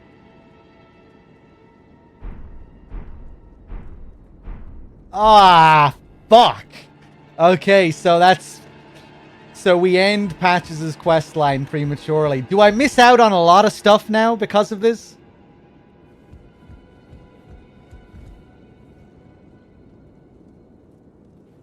Try the Church of Vows. Come on, man.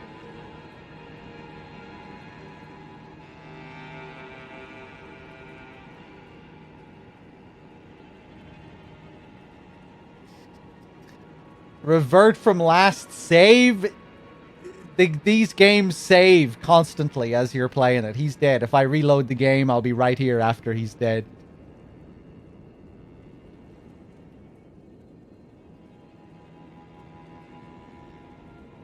Not a lot. Fuck.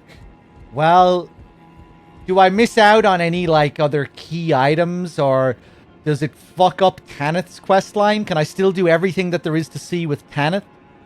Or do I miss out on some stuff with Tanith now?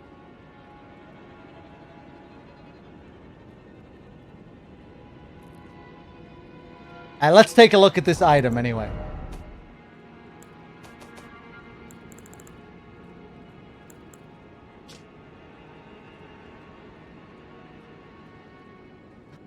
Dancers' castanets. Castanets used by dancers from foreign lands, received from Patches. The passionate dance comprises no seductiveness, but merely a dignified beauty.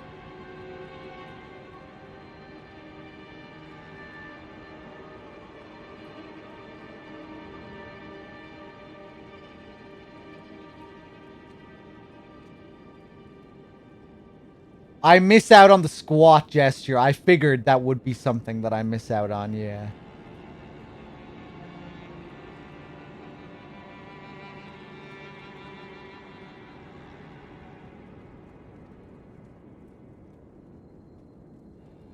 Okay. Castanets. Yeah, a kind of instrument.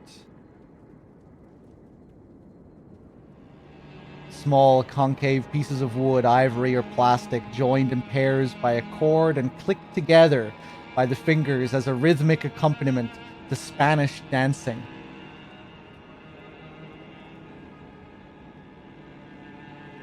Okay, let's go back to Rykard then. This is... What is going on with this item? Let's go back.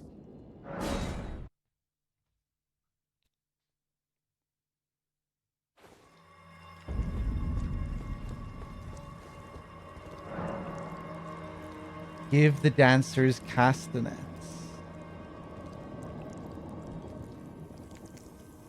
Maybe Patches had feelings for Tanith? I doubt it. I'm just worried that this is gonna kill her or something. Or it's gonna fucking make her go even crazier.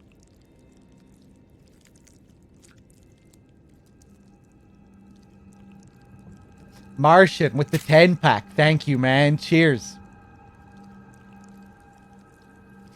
Much appreciated. Enjoy, whoever got a free sub. Cheers, man. Let me just check my dashboard as well to make sure I haven't missed anyone else.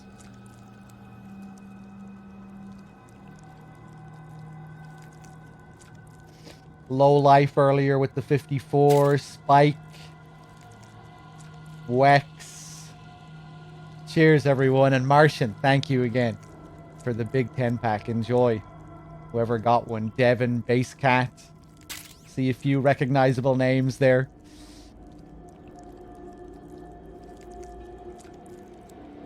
Okay, let's hand it over and see what happens. What is it? I have no need of that. I must continue devouring my beloved lord. Oh. Oh, you. Allow me some time. Our lord's carcass is not easily consumed. I bet we give it to Zarias.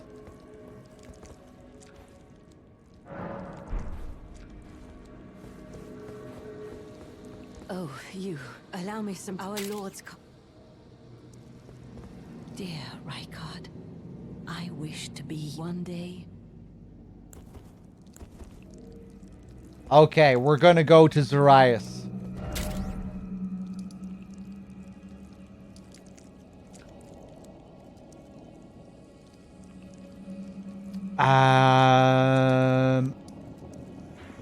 Oh yeah, she gets marked on the map. Zarias the Scout. Right, let's go to the Temple of Eglay. I bet this is gonna be it. Is this going to remind her of happier days?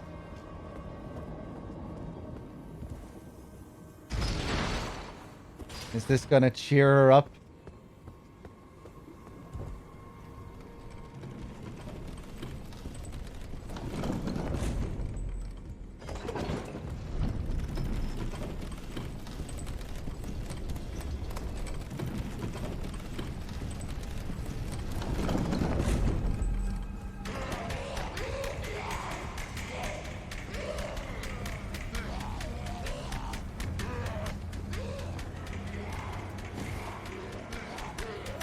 Stay away!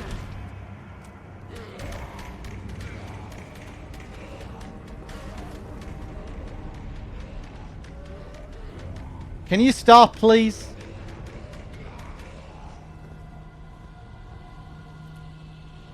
You're not willing to kill me, are you?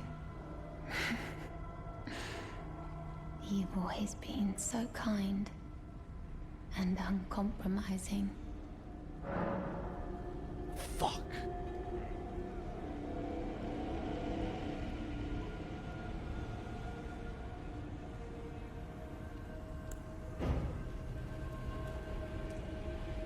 I suppose I knew in my heart of hearts how kind and uncompromising you always were.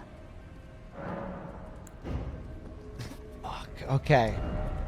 Let's go back to Rykard.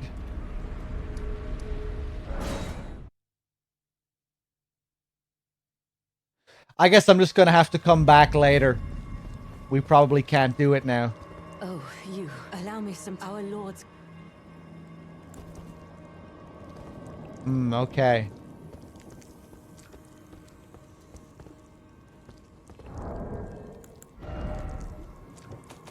Unless I can just use it.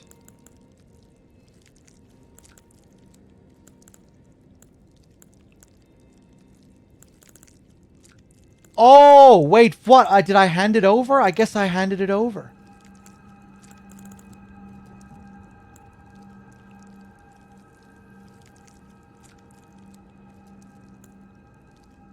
I thought she was, denying the offer because she was busy.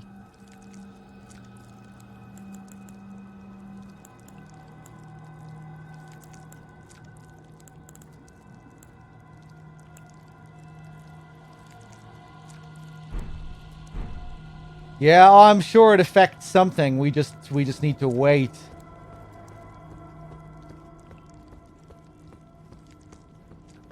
Maybe not. Maybe it doesn't affect anything, but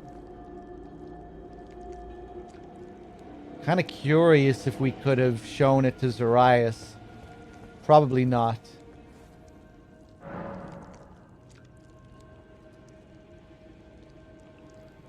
No, I don't think it's possible for Patches to give it to you before the Rykard fight. Patches will only leave after you beat Rykard. That's what his dialogue heavily implies anyway. Now is not the time for Spanish dancing.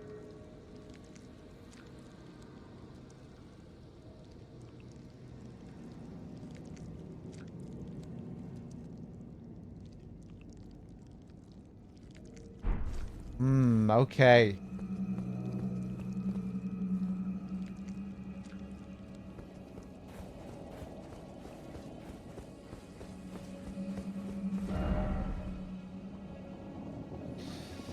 Right, well then, what is the plan now? I think we're done here.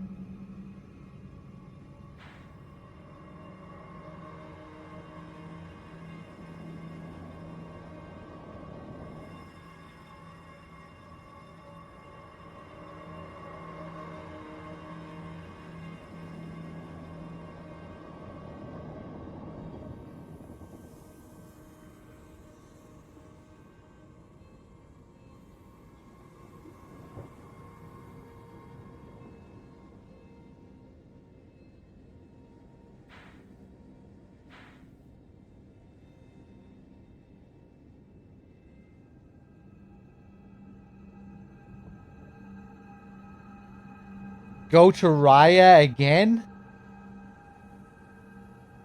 Even though nothing changed since I spoke to her last?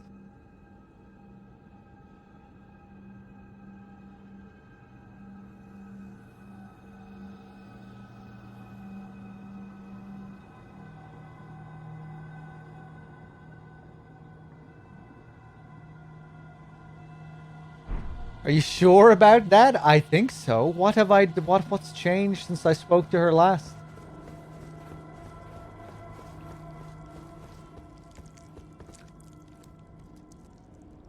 I just went to her just there. I guess I'll go back to her, sure.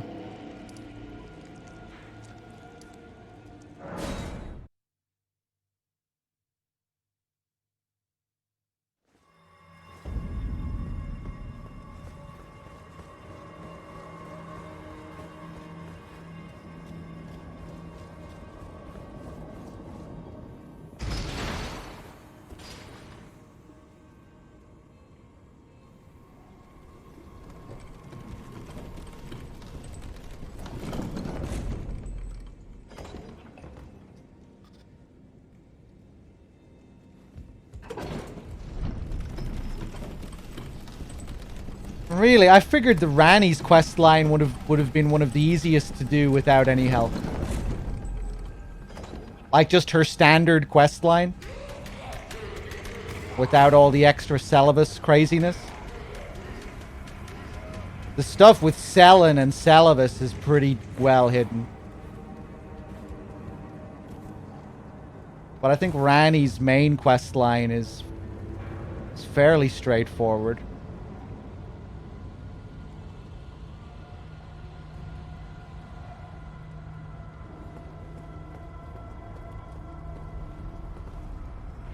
Huh.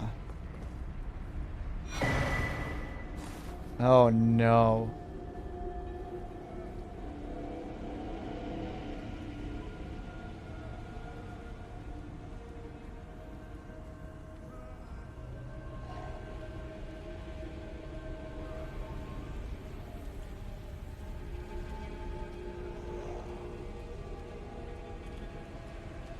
I don't think the majority of NPCs required you to summon them in Souls.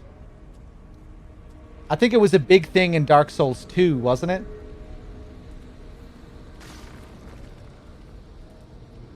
I think the only NPC you need to worry about summoning in Dark Souls 3 is Sigurd, right? And in Dark Souls 1, I think there's only 1 or 2 characters.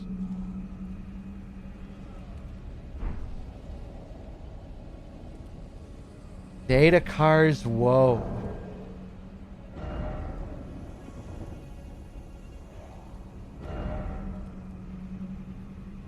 Solaire in DS1. Is there anyone else in DS1?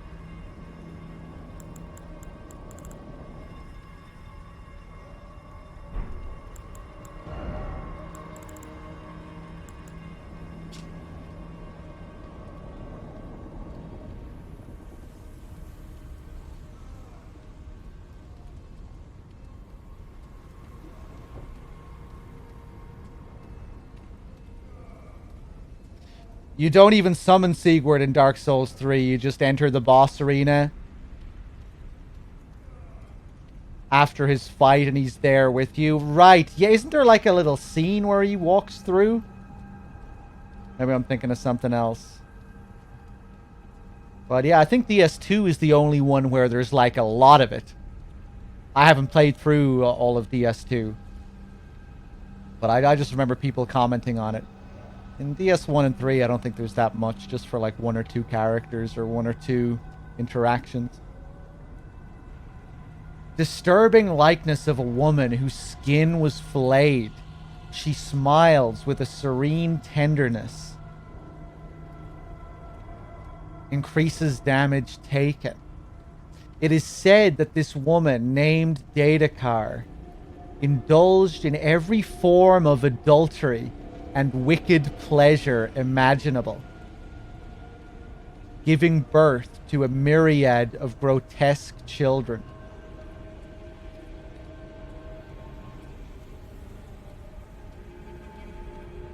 Hey, Knight, thank you for the raid. Welcome, anyone coming in.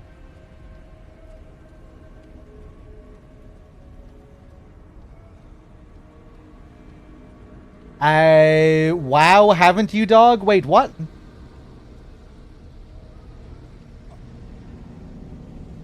Oh, you talking about Dark Souls 2? Yeah, no, I've barely played any of Dark Souls 2.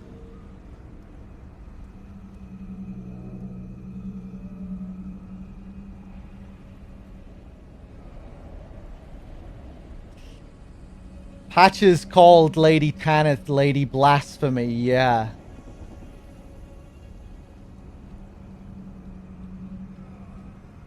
It is said that this woman named Daedakar indulged in every form of adultery and wicked pleasure imaginable, giving birth to a myriad of grotesque children. What a description. I'm surprised you never heard me say that, Storm. I feel like it comes up all the time. Or at least when I'm playing these games, anyway.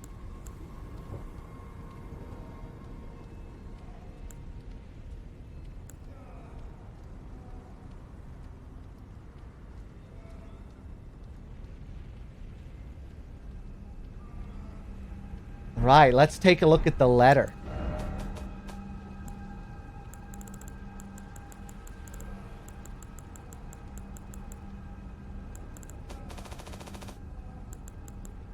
Zarias' letter. Farewell letter written in an inexpert hand. I wish to set out on a journey so that one day I can carry on Mother's work. Be the proud daughter of Tanith of Volcano Manor. Farewell. You've always been so kind, so uncompromising. My champion.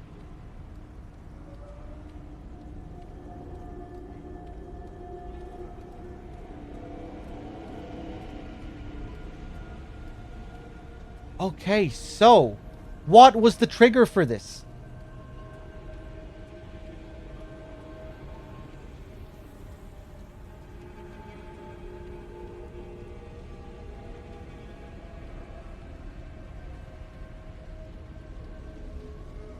What was the trigger for this? I came to talk to her, didn't get any new dialogue, went back to Rykard, didn't do anything new there. You just speak to her a few times and don't give her the potion. That's all it takes. You just have to interact with her a few times.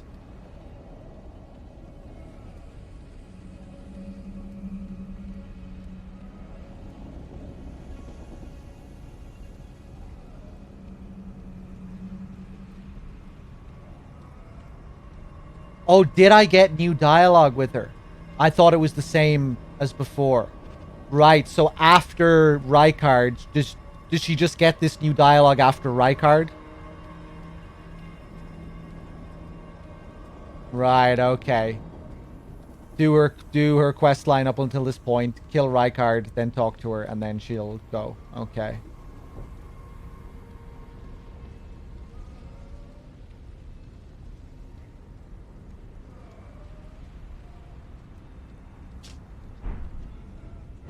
Right, okay.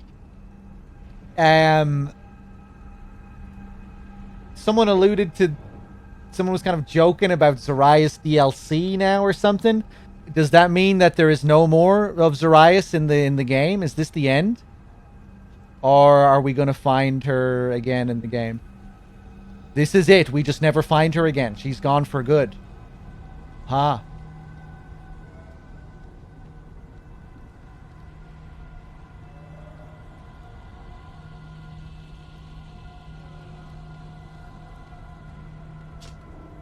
Interesting. Yeah, pretty interesting that she's holding on to this as well. And how that might relate to Lady Tanith being referred to as Lady Blasphemy. You would think every form of adultery and wicked pleasure could be called blasphemy. Giving birth to a myriad of grotesque children.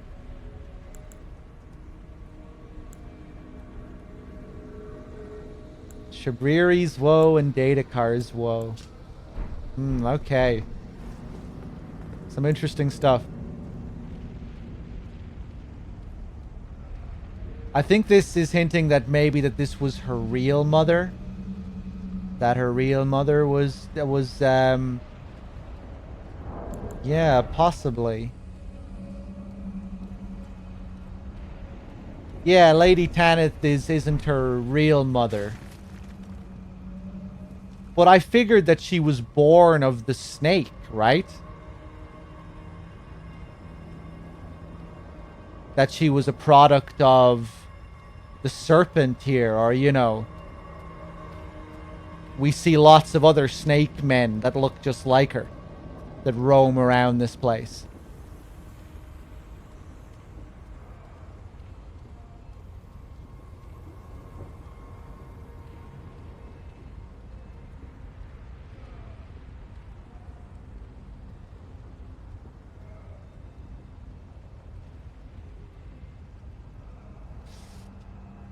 It wasn't Tanith that banged the snake, no, although there did seem to be some kind of interesting relationship going on between Rykard and Tanith.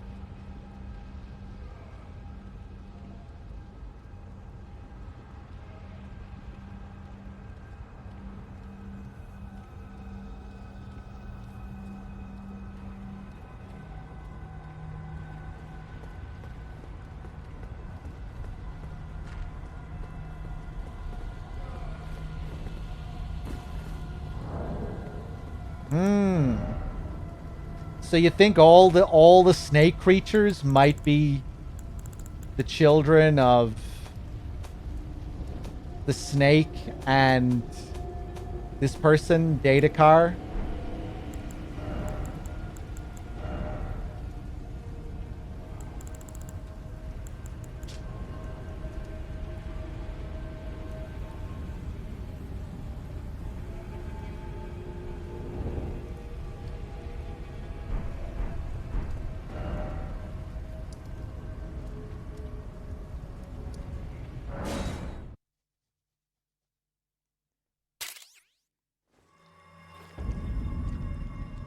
I can safely kill Tanith now. Okay, let's kill her.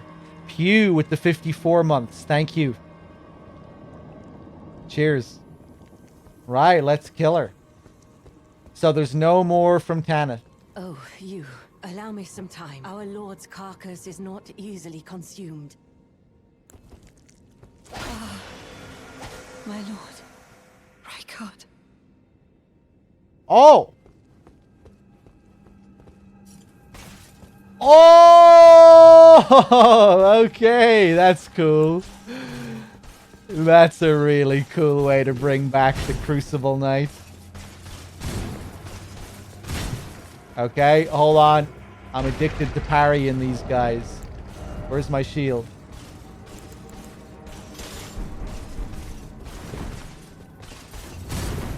Wait. Woo!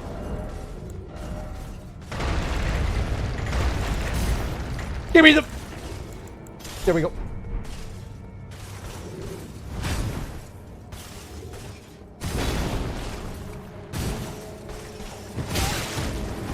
Hey, Dave, welcome back.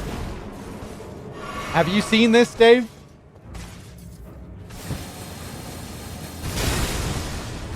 I'm gonna die. I tried to quickly run in there and get the parry on it, but I was too late.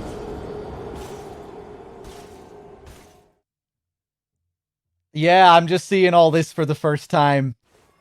We just got the letter and the Daedakar's woe from Zarias as well, which is interesting. Interesting implications.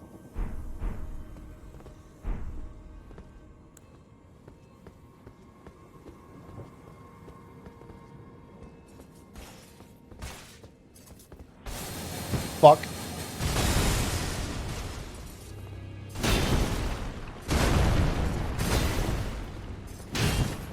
Ah!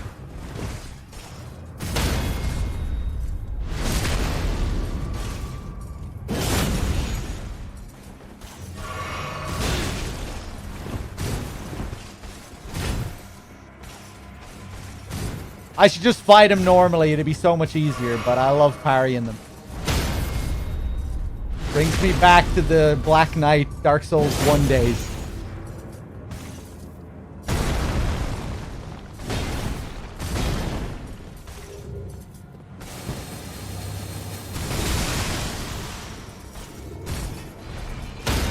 Nice.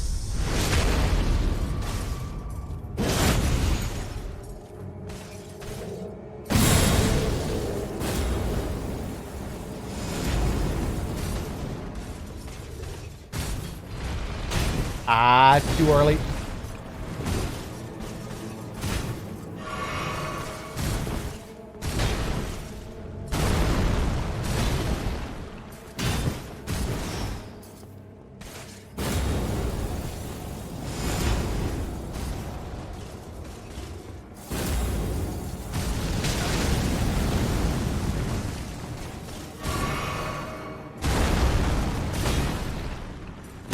Nice.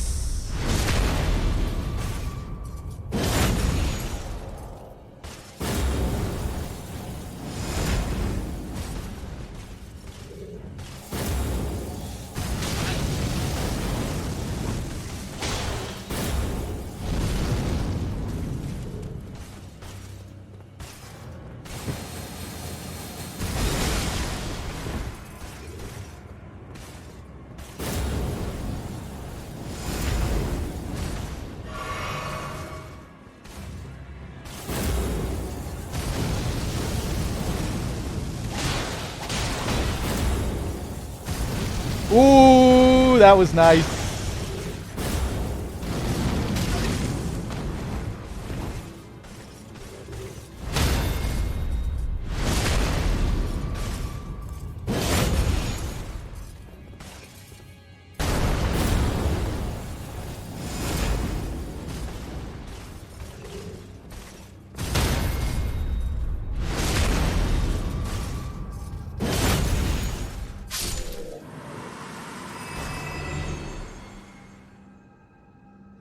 Aspects of the Crucible. Breath.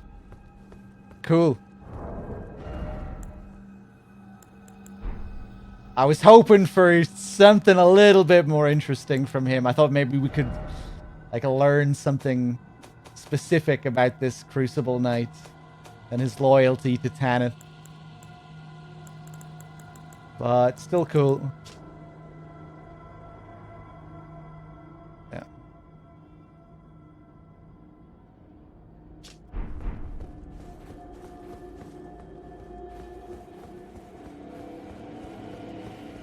Ooh, hey, now we can take whatever this is. Her set. The mask, the robe, the trousers. Let's take a look. Mask worn by Tanith, Lady of the Volcano Manor, in the image of a foreign queen. Increases dexterity. Long ago, when Rykard first set eyes on Tanith, she was working as a dancer in a foreign land, in Spain. Soon he made her his consort. She was the only human to remain by his side when he became the Serpent of Blasphemy. In that moment, Tanith was truly charmed by him.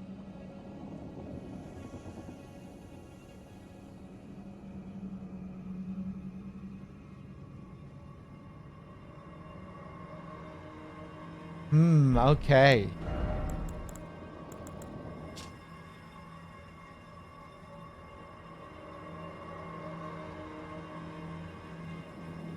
The fine robe of white silk worn by Tanith, Lady of the Volcano Manor.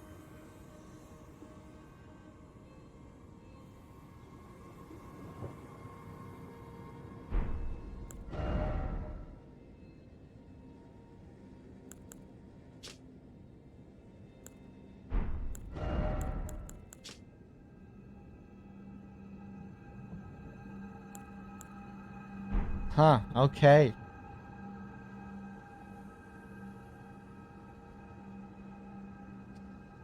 So she was actually his consort. I wasn't sure if that was the case entirely.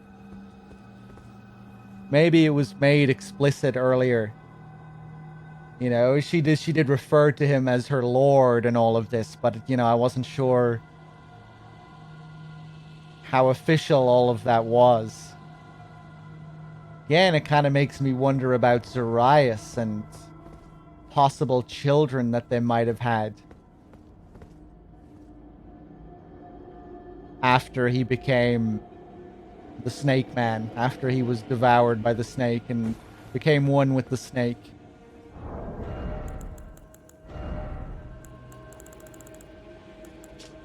But then this whole thing, Datakar.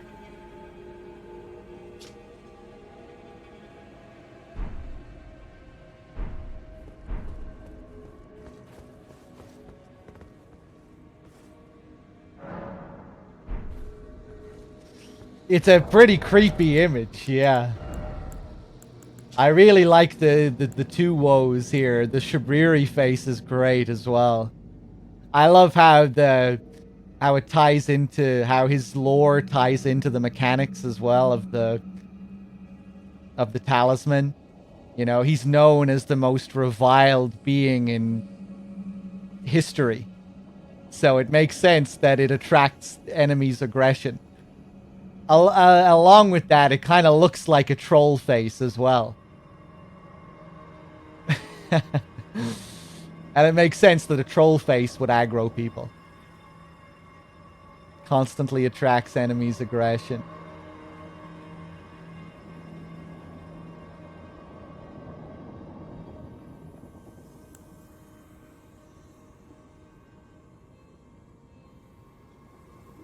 Dave, what do you think? Do you think Zarias is the product of Lady Tanith and Rykard? Or Rykard and Datakar? So it is pretty interesting that this is dropped by Zarias when she leaves.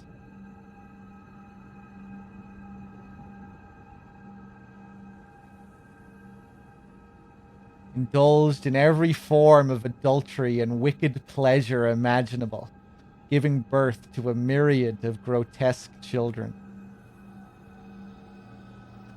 think Daedakar is the mother giving birth to a myriad of grotesque children.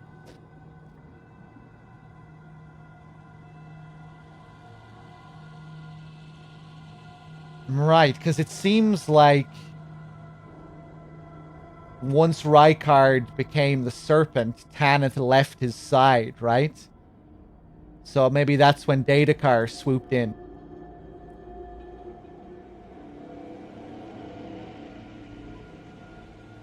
It's kind of interesting how they parted ways as well.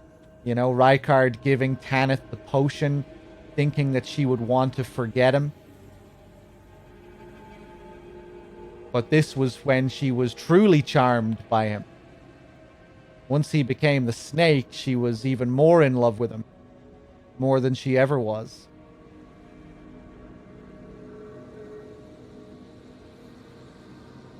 Oh, of course, yeah, right. Yeah, that's not even a question. Tanith describes her as being an adoptive daughter. Yeah.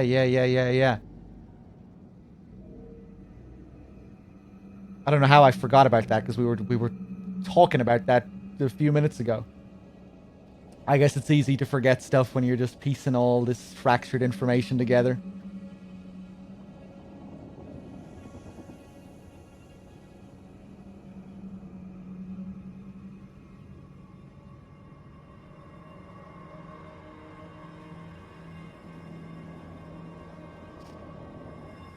The serpent's amnion as well, from the mother's womb which cradled the poor unwanted offspring of repellent birthing ritual. It will never dry out, remaining damp indefinitely.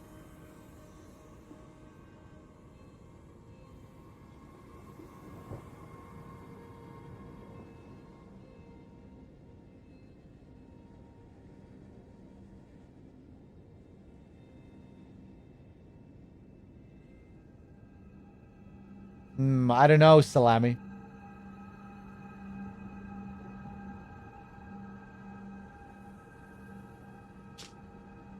I think I'm probably leaning in the direction that it is Daedakar's child.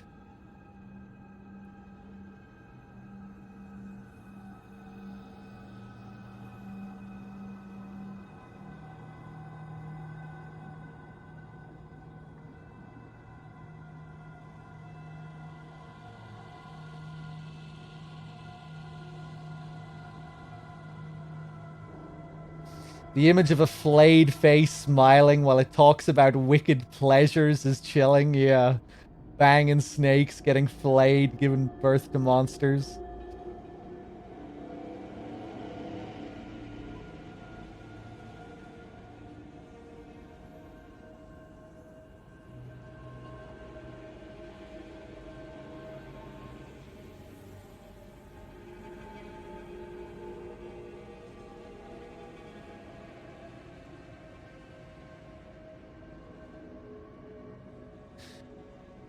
Oh, Salami, are you going like with the idea that Tanith might be...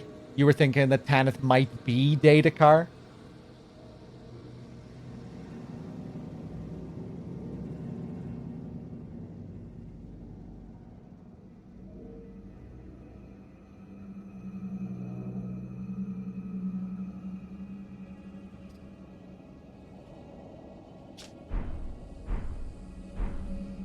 Okay.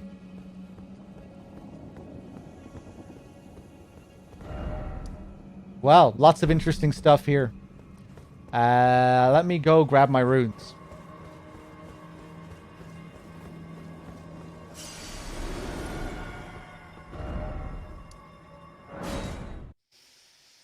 And everyone's gone from Volcano Manor, I think. Not a soul left in the place. Everyone is either dead or gone. Maybe Bernal is still here? No. Gelmir's Fury. We can still learn the ashes from his sword, though. Everyone's gone.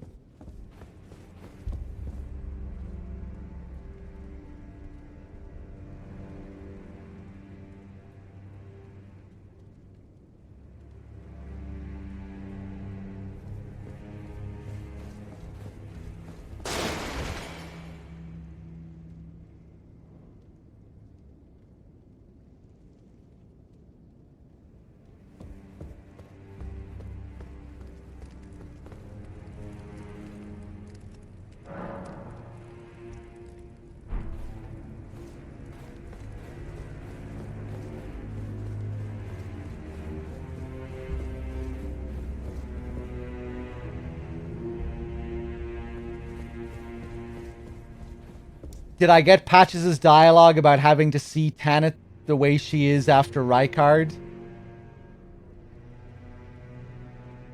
I'm not sure. I killed Patches by mistake at the Shaded Castle. When he pretended to be dead, I punched him. And the punch killed him.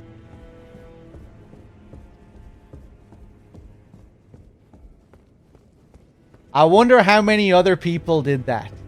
Surely some other people must have done that as well.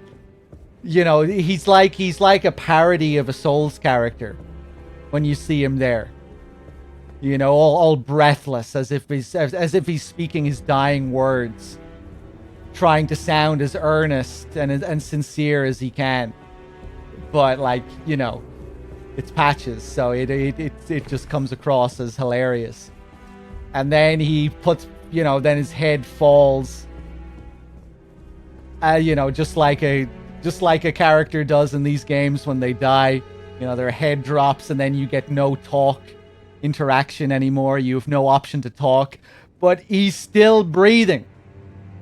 That's the thing. When he drops his head and you zoom in on him, you can see his body is still moving. So I was like, come on, Patches, who the fuck do you think you're fooling here?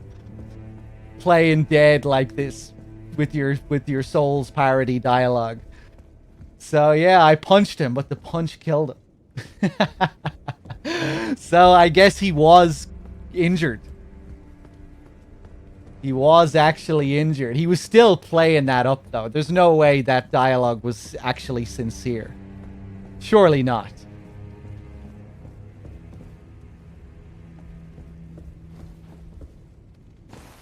And he was surely playing dead on top of that. You know, the head falling, but his body still being alive. I don't think that ever happens with other characters in these games. You know, usually if they die during an interaction with them, they'll be gone, or there really just won't be any movement from their body afterwards.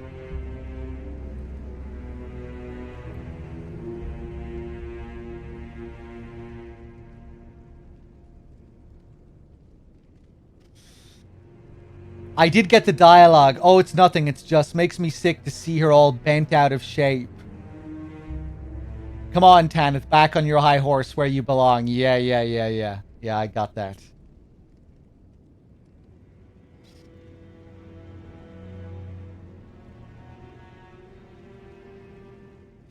His previous bit of dialogue implied that he didn't really care that much, though, I thought.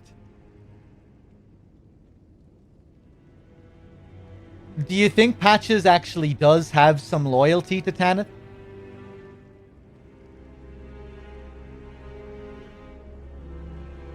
Because remember, before he left here,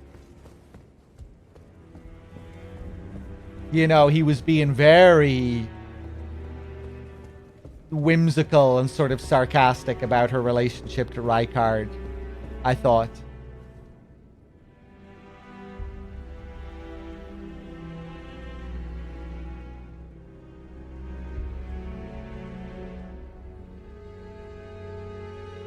Check out what I posted. Okay, hold on.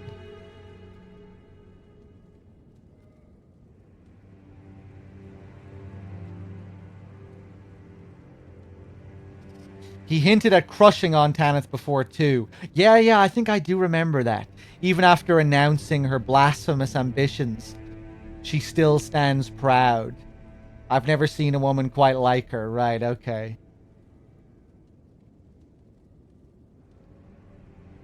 Which I think makes sense. It kind of makes sense that Patches would have a thing for the people of Volcano Manor.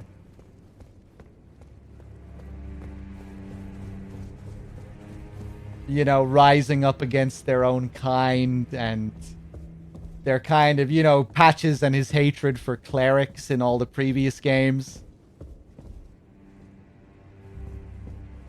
And the self-righteous religious orders and all of that. You can see him. This is, you know, this is antithetical to all of that. So I can see why he would have some kind of loyalty to them or some fondness for them.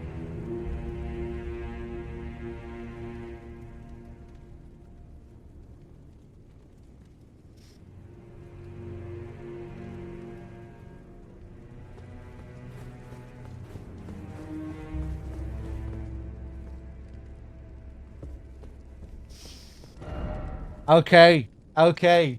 Interesting stuff.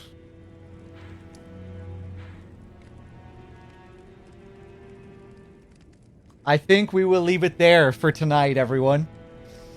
But that was a good session. Saw plenty of new stuff. Made some good progress. Finally made it to the mountains. Saw some great new stuff with Dialos, Zarias, Rykard. And yeah, we'll see where the road takes us next time. Yeah, it's cool to finally see all of this stuff related. I missed so much when it came to Volcano Manor on my first playthrough. Didn't even explore the main dungeon area of the place. So yeah, seeing lots of new stuff. It's cool. Guys, thanks for watching. Thanks for being here. Again, Martian, thank you for your big 10-pack earlier. Thank you, everyone else. Let me just check my dashboard one more time before I wrap up. Oh, I'm pretty exhausted. Pew again with your 54. Martian with the big 10-pack. Everyone, thanks for being here. I'll see you soon. Till next time, take it easy. Peace.